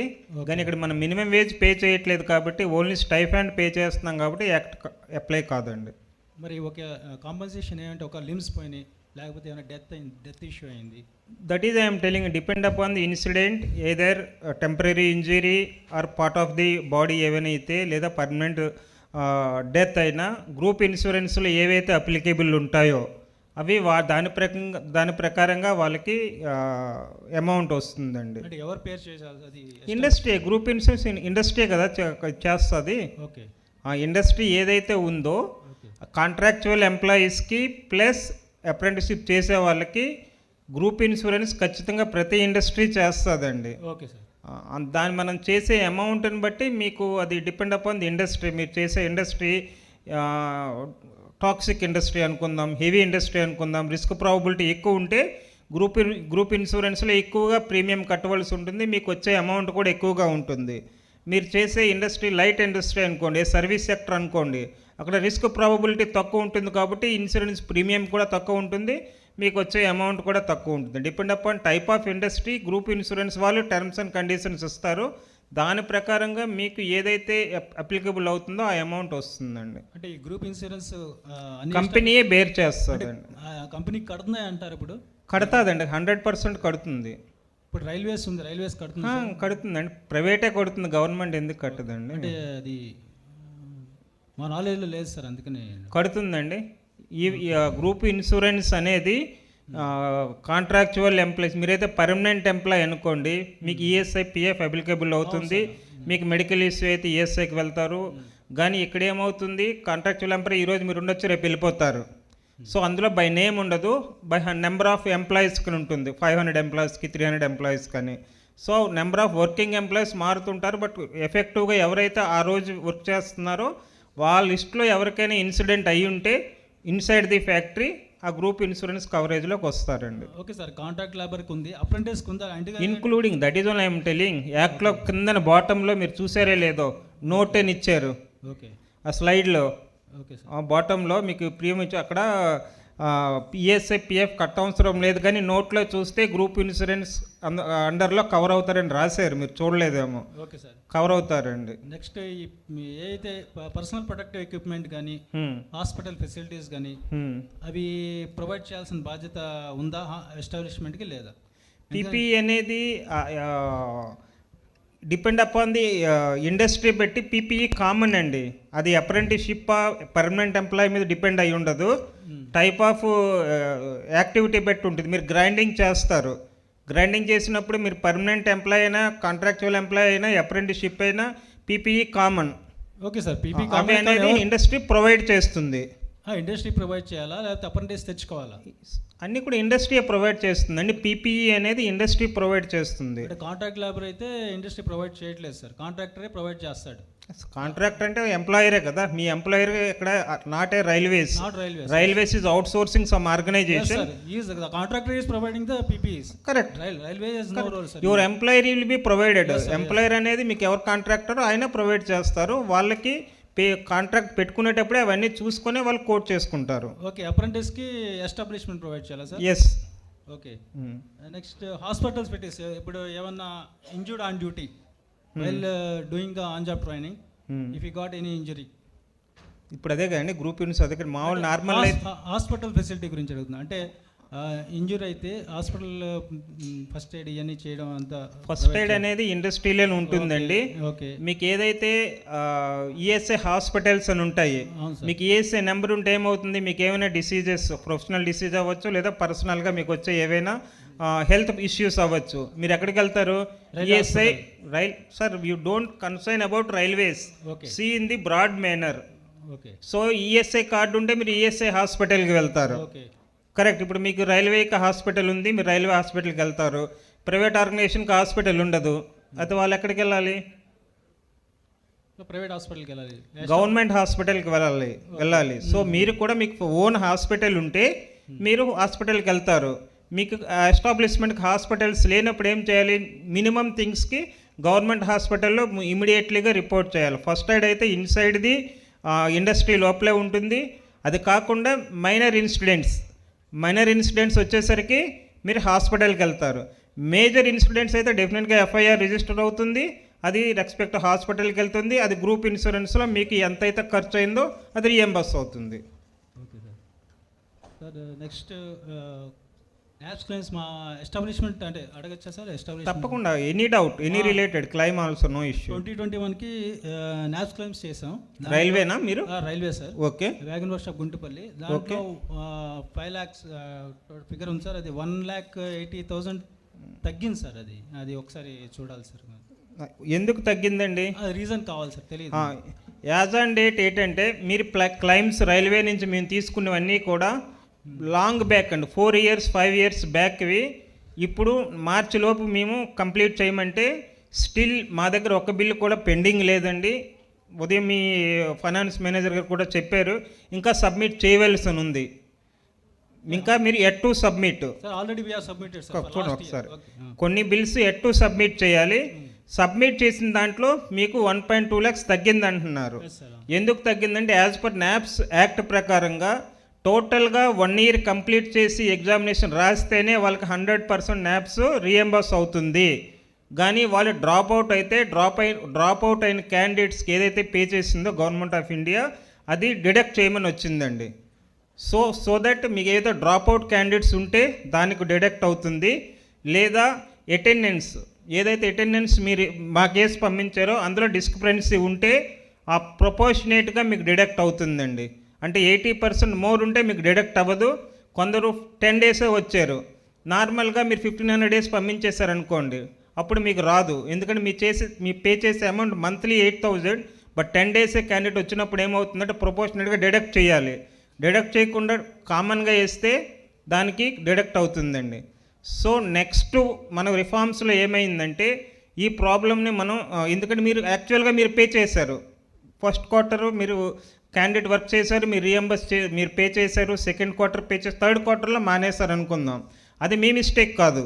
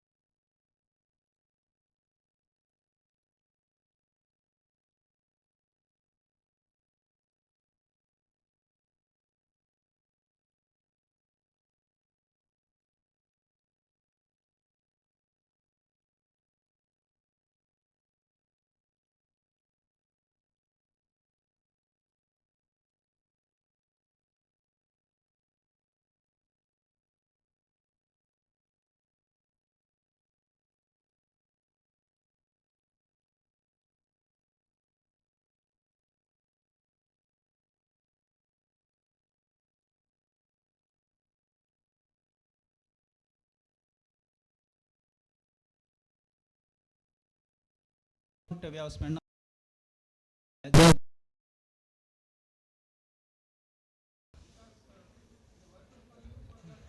work. Yeah, just give.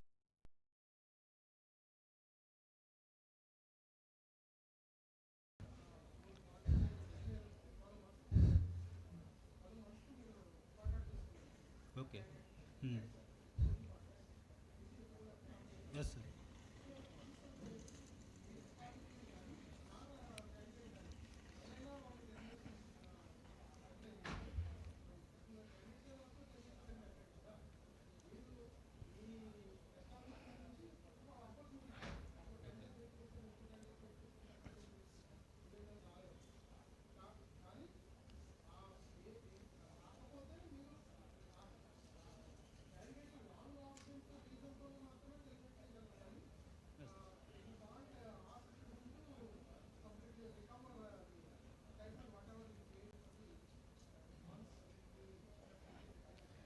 Sir యాక్చువల్గా అయితే ప్రీవియస్ దాంట్లో ఉండేది క్యాండిడేట్ వాలంటరీగా మానేస్తే ఈ suppose to repay the entire amount, but రీసెంట్గా అది మాడిఫై చేసి ప్రీవియస్ యాక్ట్ అయితే ఖచ్చితంగా అది ఉంది. అందువల్ల మీ హెచ్ఆర్ టీం అడుగుతున్నారండి.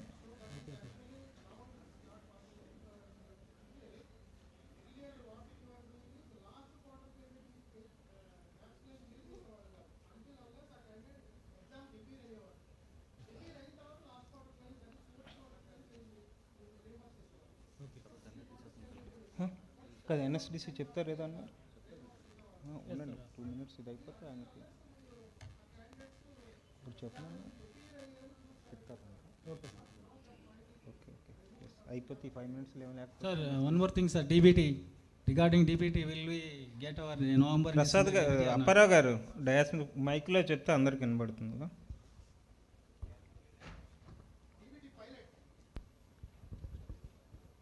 Thank you sir. Sir DBT pilots మీరు ఏదైతే ఇప్పుడు డీబీటీ పైలట్స్లో ఏదైతే పార్టిసిపేట్ చేస్తున్నారో నవంబర్ అండ్ డిసెంబర్లో due to some technical issues NAPS పైలట్స్లో పర్టికులర్లీ నవంబర్ మంత్లో వాళ్ళు కొన్ని ఎస్టాబ్లిష్మెంట్స్కి క్లియర్ చేయలేకపోయారు పేమెంట్స్. అయితే ఏంటంటే ఒక మెయిల్ వచ్చింది, ఆల్రెడీ ఫార్వర్డ్ చేయడం జరిగింది మీకు, probably you have seen that NAPS claims DBT for the month of November those who have submitted in the month of January cannot be cleared by the ministry అని NSDC అని వాళ్ళు క్లియర్గా రాశారు. But till now accept చేసిన క్లెయిమ్స్లో కూడా accept చేసిన DBT క్లెయిమ్స్లో కూడా చాలా క్లియర్ కాలేదు. దట్స్ నేను ఫస్ట్ వీక్ ఆఫ్ మార్చ్ వరకు వెయిట్ చేస్తున్నాము. సపోజ్ టిల్ దెన్ మీకు కానీ క్లియర్ కాకపోతే you are requested to pay the whatever the MSDE share is there, you have to pay to the candidates and need to submit NAPS claim through online. Right, sir? Thank you very much. So, yes, sir, please. Sir, please. Sir, we are from Mitra Audiences, sir. Welcome, sir. From NAPS claims వచ్చేటప్పటికి 1 time మాత్రమే మాకు రియాన్స్మెంట్ వచ్చింది sir. After that మేము number of times claims వాళ్ళు అడుగుతున్నారు, అడిగినప్పుడు ప్రతిసారి కూడా సబ్మిట్ చేయడం, ఒకసారి మళ్ళీ పెన్ డ్రైవ్లో అప్డేట్ చేసి ఇమ్మన్నారు, పెన్ డ్రైవ్లో అప్డేట్ చేసి ఇవ్వడం జరిగింది. But till right now we don't have any. So state organisation అండి, స్టేట్గా మీరు అప్లై చేసి ప్రైవేట్ ఎస్టాబ్లిష్మెంట్ యాక్చువల్గా క్లైమ్స్ అనేది మార్నింగ్ మేడం గారు చెప్పారు, గవర్నమెంట్ ఆఫ్ ఇండియా నుంచి స్టేట్ గవర్నమెంట్ ట్రెజరీ వరకు అయితే అమౌంట్ వచ్చిందండి. అక్కడి నుంచి మీకు డిఈటీకి రాగానే మీ బ్యాలెన్స్ ఏదైతే క్లైమ్స్ ఉన్నాయో వాళ్ళు క్లియర్ చేస్తారండి. Thank you sir. ఇది practical exam basing on the ordinary ట్రైనింగా లేకపోతే ఐటీఐ బేస్ మీద ప్రాక్టికల్స్ మీద కండక్ట్ చేయాలి సార్ దిస్ ఇయర్? అది ఎవల్యూషన్ అనేది మీరు ఏదైతే ట్రైనింగ్ ఇచ్చారో దాని మీదేనండి. ఎస్టాబ్లిష్మెంట్ ప్రాక్టికల్ ఎగ్జామ్ కండక్ట్ చేయాలి సార్. మీరు దేని మీద ట్రైనింగ్ ఇచ్చారో దాని మీద చేయాలి. ఎస్టాబ్లిష్మెంట్ మీకు అప్రెంటిస్షిప్ ట్రైనింగ్ కంప్లీట్ అయిపోయిన తర్వాత for designated trades you need to conduct the assessment. Practical examination మీరే కండక్ట్ చేయాలి.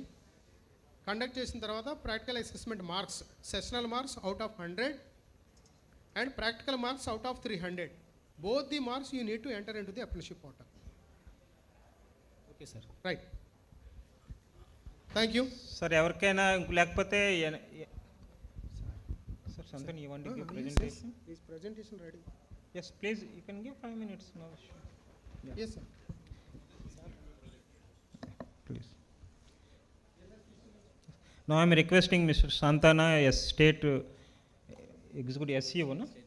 State Officer from NSDC, he will give presentation.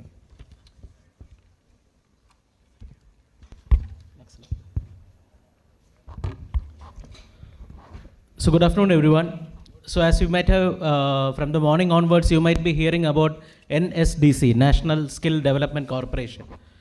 It's an nodal organization under Government of India, Ministry of Skill Development. It was established in 2008 as a PPP model organization by Ministry of Finance and right now functioning as a nodal agency under Ministry of Skill Development.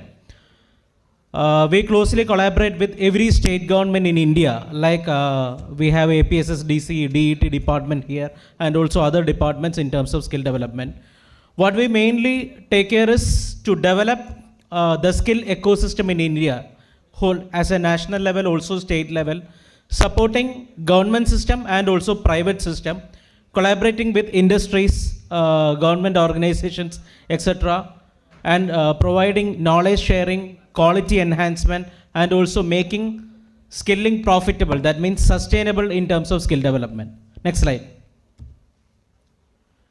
So these are some of the intervention area of NSDC. One is development of financing, collaborate with government departments and also industries, trying to mobilize the funds in this, supporting to government system and also the private system. So development of financing in the skill development field. Next is implementation of government scheme. You might be very well familiar with Pradhan Mantri Kaushal Vikas Yojana, PMKVY, which is one of the largest skill training programs in India. And in Andhra, we collaborate with APSSDC, AP Skill Development Corporation, Department of Employment and Training, implementing ITIs, Jan Shiksha Sanstans, Sainik schools, ZPHS schools, Kendriya Vidyalayas, Pradhan Mantri Kaushal Kendras, and also other private organizations in implementation of schemes like PMKVY, Nipun scheme, etc. And also with our apprenticeship scheme. Also supporting the industry partnerships and CSR, like if any of the industrial organization would like to come in skill field with their skill CSR, corporate social responsibility, NSDC support those activities, and also supporting industries to set up skill hubs and skill training activities. And under NSDC we have around 42 sector skill councils. I mean, for each industry there's a sector skill council, like textile sector skill council, rubber sector skill council, IT, etc. So we support sector skill council operations also in India. International collaborations, you might have heard with APSSDC presentation, supporting in each state, including our Andhra people, those who are wishing to be part of international skilling, we support those activities. And apprenticeship, also learning standards and resource development. Also partnering with the United Nations, UNESCO Univoc in skill training activities in India. Communication and outreach activities in skill development. And also we have, you might have seen apprenticeship portal, like that we have Skill India portal, etc., in which skill training activities are there. Next one. So Pradhan Mantri Kaushal Kendras, we support private organization to set up Pradhan Mantri Kaushal Kendra. So in each constituency there will be a PMKK center where skill training would be provided to public. And this is one of the innovative program, World Skill Competition. That means in international level, every country is competing in terms of skilled people. From our district level to state level to South Indian and national level, we encourage World Skill Competition with support of state government. And happy to share that this year, 6 students from Andhra Pradesh was participating in World Skill Competition, representing our pride state Andhra and government and India. Next one. So this is which was sent by APSSDC, NSDC International, where under the philosophy of Prime Minister to make India as a skill capital, as we are large in human resource. Next one. So the main thing is that, in simple terms, in world, in different countries, there might be a great need of skilled manpower. And NSDC through NSDC International, connecting the skilled human resource from India, being available to the skill wherever there is a need of skilled people. Such as like we Andhra people are quite good in hospitality and all those services. So if we could get skill training in hospitality services, and when there is a need in foreign countries like Gulf or Australia or Canada or USA, anywhere, we can train our people and provide this human resource who are willing to relocate and provide services to those nations. We support that international migration also. Next one. Next one. So this next one. So as morning, Murali sir was saying, we would be collaborating with OMCAP and also APSSDC in this. And shortly we will be having also with other departments and also with many of the industries in NSDC international activities. And there is a great need with industrial collaborations and apprenticeship scheme also contributing to this. Next one. So in recent budget, you might have seen India government budget that 30 Skill India international centers would be established. And we are planning also with Andhra Pradesh also to set up a Skill India International, and also to, as APSSDC has shown their skill hubs and NAAC centers, so also collaborating with these centers also in Skill India International Center network partnership. Next one. Next one. So NSDC also, when it comes to industries, we have mainly two sort of partnership. One is funded partnership, second is non-funded partnership. Next one. Funded partnership means if any of the organization would like NGOs, trusts, educational institutions, academies, or anyone who wants to set up a skill training facility. You might be having land, you might be having building. So where there you need to also have other skill training facilities. NSDC provides soft loan facilities with minimum 6% interest after 7 years repayment. So we support funding support also for organization to set up skill training facilities. Next thing is non-funded partnership, where the industries or like the organization, you would like to have your own skill training center with NSDC accreditation. So we provide accreditation. Together with this accreditation, you can have NSDC branding for your all the activities. Also be part of NSDC in NSDC international activities. Also partner with NSDC in apprenticeship activities. So any of the NSDC partnered program, schools, colleges, NGOs, trusts, academies, or industries could be part of this, in which you get an NSDC accreditation and you function with NSDC. Next one. Next one. So this is my contact number. So mostly I've been seated with APSSDC. So after this also you can get my contact number.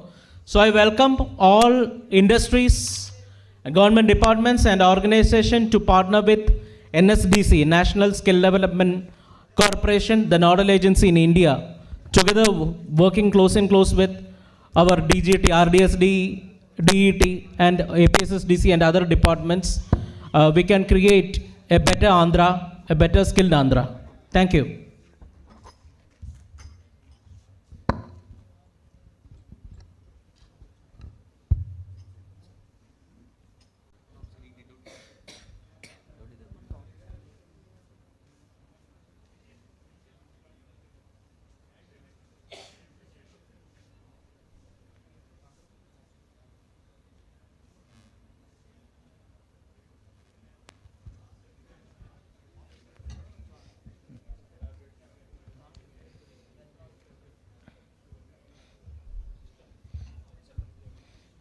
Thank you, Santanaji, giving a very good information regarding skill ecosystem. So anybody have a doubt? NSDC related ఏమైనా doubts ఉంటే అడగచ్చు. Focusing on optional trades.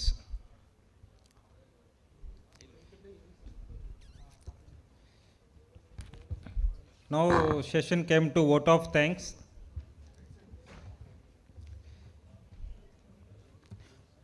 First of all, I'm heartiest thanks to Railway Department. మేము approach అవ్వగానే finance manager గారు, ఏడిఆర్ఎం గారు and DRM గారు మమ్మల్ని ఎంతో ప్రోత్సహించి వెన్యూ మేము ఇస్తారు ఎవరైనా డౌట్గా వచ్చేటప్పుడు, లేదు సార్ మీరు ఇక్కడే చేయాలి, మాకు చాలా సెక్షన్స్ ఉన్నాయి, గుంతకల్ డివిజన్ ఉంది, విజయవాడ డివిజన్ ఉంది, చాలామంది మేము అరౌండ్ సౌత్ సెంట్రల్ రైల్వేలో 4000 అప్రెంటిస్షిప్ని మేము ఎంగేజ్ చేసుకుంటాము. కాబట్టి మా ఆఫీసర్స్ అందరికి కూడా మెయిన్లీ అవేర్నెస్ రావాలి. ఎందుకంటే వాళ్ళు NAAPS క్లైమ్స్ చూసుకుంటే 3 years నుంచి వాళ్ళు సబ్మిట్ చేయలేదండి. తర్వాత వాళ్ళకి ఆడిట్ పాయింట్ వచ్చిన తర్వాత గుంతకల్ డివిజన్ సబ్మిట్ చేశారు. ఆల్మోస్ట్ గుంతకల్ డివిజన్ క్లియర్ అయిపోయింది. సౌత్ సెంట్రల్ రైల్వేలో కూడా సబ్మిట్ చేశారు. వాళ్ళకి 23 lakhs పేమెంట్ అయింది. రిమైనింగ్ బిల్స్ కూడా ఇంకా ఇవ్వవలసి ఉంది వాళ్ళు. సో వెంటనే మా వాళ్ళందరికీ అవేర్నెస్ కావాలనే ఉద్దేశంతో వాళ్ళు ఇమీడియట్లీగా మనకి వెన్యూ ఆఫర్ చేసినందుకు మనందరి తరపున, RDSDE తరపున, DET తరపున, అందరి తరపున వాళ్ళకి కృతజ్ఞతలు తెలియజేసుకుంటున్నాం. Second,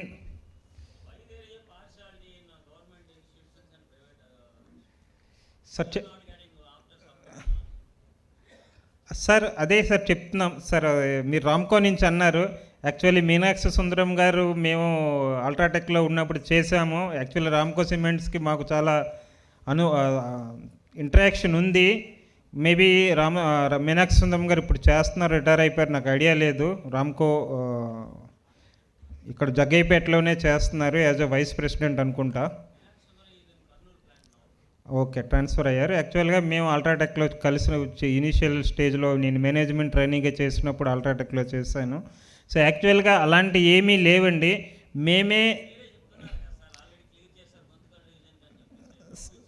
sir, that's why I'm telling, central గవర్నమెంట్లో వచ్చేసరికి క్లైమ్స్ డైరెక్ట్గా మేము డీల్ చేస్తామండి. ఈవెన్ మీరు రామ్కో సిమెంటు మోర్ దెన్ 3 స్టేట్స్లో ఉంటే డైరెక్ట్గా మేమే క్లియర్ చేస్తాము. మీరు ప్రైవేట్ వచ్చేసరికి మీరు స్టేట్కి సబ్మిట్ చేస్తారు. స్టేట్లో టెక్నికల్ ప్రాబ్లం ఏం జరిగిందంటే, మేము గవర్నమెంట్ ఆఫ్ ఇండియా నుంచి 7 crores ఆల్మోస్ట్ 5.5 crores 2 years బ్యాకే సబ్మిట్ అయిందండి. ఏపీ ట్రెజరీలో 2 years బ్యాక్ 2020లోనే వచ్చింది. కానీ కొన్ని వాళ్ళ యొక్క ఫైనాన్షియల్ ఇష్యూస్ వల్ల స్టేట్ ట్రెజరీ నుంచి డిఈటీ అకౌంట్లోకి రాలేదు. సిన్స్ 2 years వాళ్ళు కూడా ఫాలోఅప్ చేస్తారు. నేను పర్సనల్గా ఫైనాన్స్ ప్రిన్సిపల్ సెక్రటరీ గారికి 2 to 3 times కలిసాము.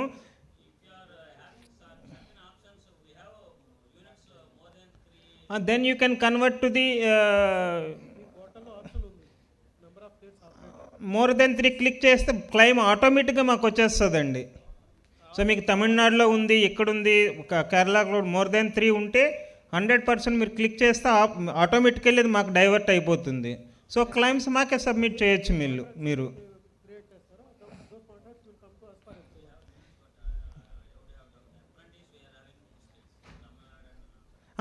మీకు అప్రెంటిస్షిప్ ఎంగేజ్ చేయడం చేయకపోవడం కాదండి, మీ plans either grinding unit or clinkerization unit 3 స్టేట్స్లో ఉంటే మీరు క్లిక్ చేయొచ్చండి. Then no issue. 4 above, more than 3 ఉంటే ఎస్ మీరు క్లిక్ చేయండి, ఆటోమేటిక్గా కన్వర్ట్ అయిపోతుందండి. అది అబ్జల్యూట్లీ గవర్నమెంట్ ఆఫ్ ఇండియాకి కానీ స్టేట్ గవర్నమెంట్ కానీ ఎటువంటి పార్షియాలిటీ ఉండదండి. ఓన్లీ ఫండ్ ట్రాన్స్ఫర్మేషన్లోనే కొంత ఇష్యూ ఉంది స్టేట్లో, అందువల్ల వాళ్ళు చేయలేకపోతున్నారు తప్ప అలాగేమీ పార్షియాలిటీ ఉండదు సార్. మేడం గారు మార్నింగ్ మేడమే అడ్రస్ చేశారు కదా ఈ పాయింట్, మేడం అడ్రస్ చేశారండి డైరెక్టర్ మ్యామ్ మార్నింగ్. సెకండ్, మాకు ఈ ప్రోగ్రామ్ కండక్ట్ చేయడంలో డిఈటి వాళ్ళు చాలా సహకారం అందించారు. డైరెక్టర్ మ్యామ్ కానీ, JD sir, regional director, government ITI principal Kanakarao sir and entire team వాళ్ళు ప్రతి అరేంజ్మెంట్లోనూ వాళ్ళు మాకు చాలా హెల్ప్ చేశారు. వెన్యూ అరేంజ్మెంట్స్ దగ్గర నుంచి ఫుడ్ అండ్ స్నాక్స్ అరేంజ్మెంట్, ఈ ఒక ప్రోగ్రామ్ కండక్ట్ చేయాలంటే ఇన్ఫర్మేషన్ ప్రతి ఎస్టాబ్లిష్మెంట్కి వెళ్ళాలంటే వాళ్ళు చాలా కష్టపడ్డారండి. ప్రతి అడ్వైజర్, ప్రతి ఫ్యాకల్టీ రెస్పెక్టివ్ ఎస్టాబ్లిష్మెంట్కి వెళ్ళి వాళ్ళు ఇన్వైట్ చేసి ఫోన్స్లో వాళ్ళు కాంటాక్ట్ చేసి, మేము కూడా ప్రతి ఎస్టాబ్లిష్మెంట్కి RDSDE తరపున మెయిల్స్ పంపించాము. మా ఆఫీస్ నుంచి మీకు అందరికి కాల్స్ వచ్చాయి. కానీ మీరు డైరెక్ట్గా డిఈటీతో ఇన్వాల్వ్ అయ్యి ఉన్నారు కాబట్టి వాళ్ళు అప్రోచ్ అవ్వగానే మీరు పాజిటివ్గా రెస్పాన్స్ అయ్యి మీ అందరూ పార్టిసిపేట్ చేయడానికి వాళ్ళ యొక్క సహకారం కూడా మాకు ఎంతో ఉపయోగపడింది. ఈ సందర్భంగా మీ ఎంటైర్ డిఈటీ టీమ్కి, గవర్నమెంట్ ఐటీఐ విజయవాడ టీంకి మేము కృతజ్ఞతలు తెలియజేసుకుంటున్నాము. సెకండ్, ఇందులో పార్టిసిపేట్ చేసిన పాలిటెక్నిక్ ఎడ్యుకేషన్, టెక్నికల్ ఎడ్యుకేషన్, మేము కమిషనర్ మేడంని ఇన్వైట్ చేసినప్పుడు మేడం చాలా పాజిటివ్గా రెస్పాండ్ అయ్యారు. రామకృష్ణ గారు ఫస్ట్ నేను కాంటాక్ట్ చేసినప్పుడు ఆయన ప్రతి నాట్ ఓన్లీ దిస్ ప్రోగ్రామ్ అండి, విశాఖపట్నం ప్రోగ్రామ్కి, శ్రీకాకుళం ప్రోగ్రామ్కి, కాకినాడ ప్రోగ్రామ్కి కూడా నేను ఓన్లీ ఫోన్లోనే కాంటాక్ట్ చేసిన వాళ్ళు డైరెక్ట్గా ఇన్స్ట్రక్షన్స్ ఇచ్చి వాళ్ళ తరపు నుంచి కూడా పార్టిసిపేట్ చేయడానికి చాలా సహకరించారు. కాబట్టి కమిషనర్ మేడం గారికి, రామకృష్ణ గారికి, all the polytechnical principals as well as the team ఇక్కడ మొబిలైజ్ చేయడానికి సహకరించిన ఆల్ టెక్నికల్ ఎడ్యుకేషన్ యొక్క టీమ్కి మేము ఎంతో థ్యాంక్ యూ తెలుపుకుంటున్నాం. Similarly NSDC and APSSDC they are also counter part of MSDE. Even though మేము క్లోజ్గా వర్క్ చేస్తాము ప్రతి నాట్ ఓన్లీ వర్క్షాప్, ప్రతి యాక్టివిటీలో, బికాజ్ మీ అంతా వెర్టికల్ పార్ట్స్ అండ్ MSDEలో NSDC as well as the DGT and NCVET and NSDA. So మేమంతా ఒకటే పార్ట్ చేసినప్పటికీ స్టేట్ అథారిటీకి వచ్చేసరికి APSSDCలో MD సార్ సత్యనారాయణ గారు, వాళ్ళ జిఎం గారు, ఎగ్జిక్యూటివ్ డైరెక్టర్ మార్నింగ్ వచ్చారు, వాళ్ళు మురళీ గారు, వాళ్ళంతా ఏంటంటే మాకు చాలా సపోర్ట్ చేశారండి. ఎందుకంటే ఆప్షనల్ ట్రేడ్స్లో వాళ్ళు చాలా ఇండస్ట్రీస్కి వాళ్ళు కాంటాక్ట్ అయ్యి ఉంటారు. పాలిటెక్నిక్ కాలేజెస్లో ఎస్హెచ్ఐస్ ఉన్నాయి, డిగ్రీ కాలేజెస్లో ఎస్హెచ్ఐస్ ఉన్నాయి. రీసెంట్గా మేము 66 లిస్ట్ పంపించగానే వాటి ఇన్స్పెక్షన్కి వెళ్ళాము. అక్కడ కూడా మోస్ట్ ఆఫ్ ది కాలేజెస్లో చాలా బాగా ఎస్హెచ్ఐ వాళ్ళు ఎస్టాబ్లిష్ చేశారు. విజయవాడ పాలిటెక్నిక్ మేము ఇన్స్పెక్షన్కి వెళ్ళినప్పుడు చూసాము, చాలా బాగుంది. సిమిలర్లీ విశాఖపట్నం పాలిటెక్నిక్లో విజిట్ చేసి ఇన్స్పెక్షన్ చేసాము, అక్కడ కూడా మూర్తి గారు చాలా బాగా ఎస్టాబ్లిష్ చేశారు. డిగ్రీ కాలేజ్ విశాఖపట్నం అక్కడ కూడా ఎక్సలెంట్గా చేశారండి. అక్కడ వన్స్ కోర్స్ కంప్లీట్ అయిన తర్వాత ఎండి సత్యనారాయణ సార్ వాలంటీర్లుగా వెళ్ళి అక్కడ సర్టిఫికేట్ డిస్ట్రిబ్యూషన్ చేశారు. మేము చూసిన తర్వాత మాకు ఎస్హెచ్ఐ మీద చాలా పాజిటివ్ ఇంప్రెషన్ వచ్చిందండి. ఏదో ఒక సరే ప్రోగ్రామ్ చెప్తున్నారు, ఏదో ప్రైవేట్ లాగా పిఎంకేవీ లేదా ఏదోలాగా షార్ట్గా చేద్దామని కాకుండా రియల్గా ట్రైనీస్కి ఆన్ హ్యాండ్ ఎక్స్పీరియన్స్ రావాలని వాళ్ళు కొంత ఎక్విప్మెంట్ కూడా స్పేర్ చేశారు. కొంత ఏపీఎస్ఎస్డిసి సపోర్ట్ చేసింది త్రూ ఎన్ఎస్డిసి. అల్టిమేట్గా ట్రైనీస్ అక్కడ చదువుతున్న ట్రైనీస్ చాలా ఉపయోగపడింది. ఎంఓయూ కూడా ఇండస్ట్రీతో చేసుకుని వాళ్ళు కూడా చాలా చక్కగా ఎస్హెచ్ఐ కండక్ట్ చేస్తున్నారు. సిమిలర్లీ గవర్నమెంట్ ఐటీఐస్లో చూసామండి. Government IT Visakhapatnam, government IT old Visakhapatnam, new Visakhapatnam, as well as విజయవాడకు కూడా ఇన్స్పెక్షన్కి వెళ్ళినప్పుడు ఆల్రెడీ టెక్నికల్ ఎడ్యుకేషన్ కాబట్టి వాళ్ళ దగ్గర మేజర్ ఇన్ఫ్రాస్ట్రక్చర్ ఉంది. దానికి కొన్ని సాఫ్ట్ స్కిల్స్ కోసం కంప్యూటర్స్ కానీ లేటెస్ట్ ఎక్విప్మెంట్స్ ఏపీఎస్ఎస్డిసి ద్వారా మేము సపోర్ట్ చేయడం వల్ల అక్కడ కూడా వాళ్ళు బాగా షార్ట్ టర్మ్ కోర్సెస్ బాగా రన్ చేస్తున్నారు. దీనివల్ల ఏంటంటే అప్ స్కిల్లింగ్ అండ్ రీస్కిల్లింగ్ చాలా అడ్వాంటేజ్ ఉంటుంది.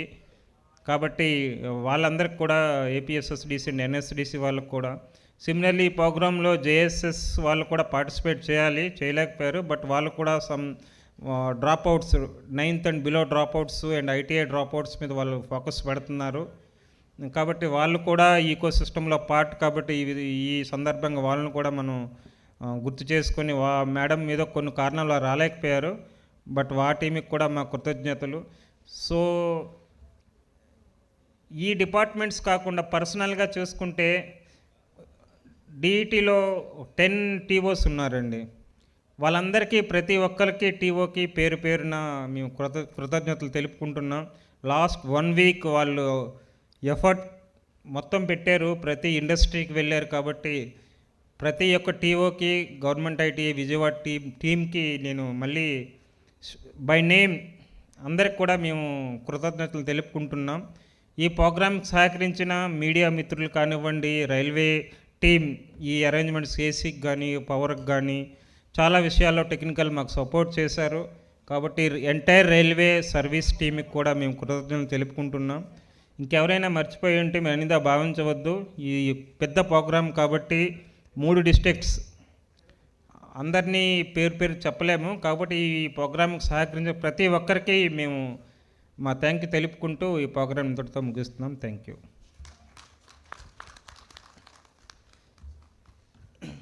సార్ ప్రిన్సిపల్ గారు ఏమైనా క్లోజింగ్ అడ్రస్ ఏం అవసరం ఉంటే ఒక్క నిమిషం సార్ మీరు ప్లీజ్.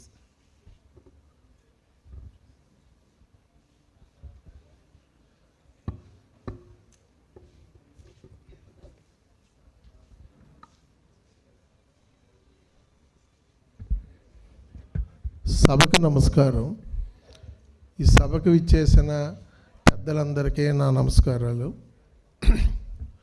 ఇంత దిగ్విజయంగా జరుగుతుందని ముందే ఊహించాము, అలా అన్నట్టే జరిగింది. ఇది అందరికీ మీ అందరి సహకారం పేరు పేరున కూడా నేను చెప్పలేను. మా స్టాఫ్ మీరు పిలవగానే మీ సమయాన్ని వినియోగించుకుని పక్కన పెట్టి మీ పనులు ఇక్కడికి వచ్చి ఈ కార్యక్రమాన్ని చాలా జయప్రదం చేశారు మీరందరూ. అందులోని మన కమిషనర్ లావణ్య మేడం ఐఏఎస్ గారు వచ్చి కూడా చాలా ఇంప్రెస్ అయ్యారు. ఇంతమంది వచ్చారు, 112 వచ్చినాయి ఎస్టాబ్లిష్మెంట్స్, ఆ ప్రతినిధులు వచ్చారు. వాళ్ళందరికీ పేరు పేరున థ్యాంక్స్ చెప్తున్నాను. ఈ కార్యక్రమం నిజంగా ఒక గీటురాయిలాగా నిలిచిపోతుంది. మన ఈ అప్రెంటిస్ అవేర్నెస్ ప్రోగ్రాము ఈ 10 సెంటర్లో ఇది ఒకటి అగ్రగామిగా నిలుస్తుందని నాకు ఏమాత్రం డౌట్ లేదు. మీ అందరికీ ఈ కార్యక్రమానికి మౌళి గారు, అప్పారావు గారు, 10 రోజుల నుంచి వాళ్ళు అసలు నిద్రాహారాలు పక్కన పెట్టి ఇది ఎలా జరగాలి, బాగా జరగాలి అని చాలా చాలా ఆతృతతో చాలా కష్టపడ్డారు. నిజంగా వాళ్ళ దగ్గర నుంచి చూసి నేర్చుకోవాల్సింది చాలా ఉంది. వాళ్ళ స్పిరిట్, వాళ్ళ యొక్క ఇది నిజంగా ఇది కూడా 4వది కూడా సక్సెస్ అయ్యింది వాళ్ళ ఆధ్వర్యంలో. మాకు ఇక్కడ రమణ గారు అనే డిప్యూటీ డైరెక్టర్ గారు కూడా చాలా సహకరించారు. ఆయన అందరితోనే పేరు పేరున గూగుల్ మీట్లో అటెండ్ అయ్యి అందరికీ ఇన్స్ట్రక్షన్స్ ఇవ్వటం, మంచిగా చెప్పటం, అవసరమైతే కొంచెం ఆథరైజ్డ్గా చెప్పటం చేసి మంచి బాగా టీం వర్క్ చేయించారు మా అందరి చేతను. ఈ కార్యక్రమం చాలా సక్సెస్ఫుల్ అయినందుకు నేను చాలా సంతోషపడుతున్నాను. Thank you sir, thank you very much.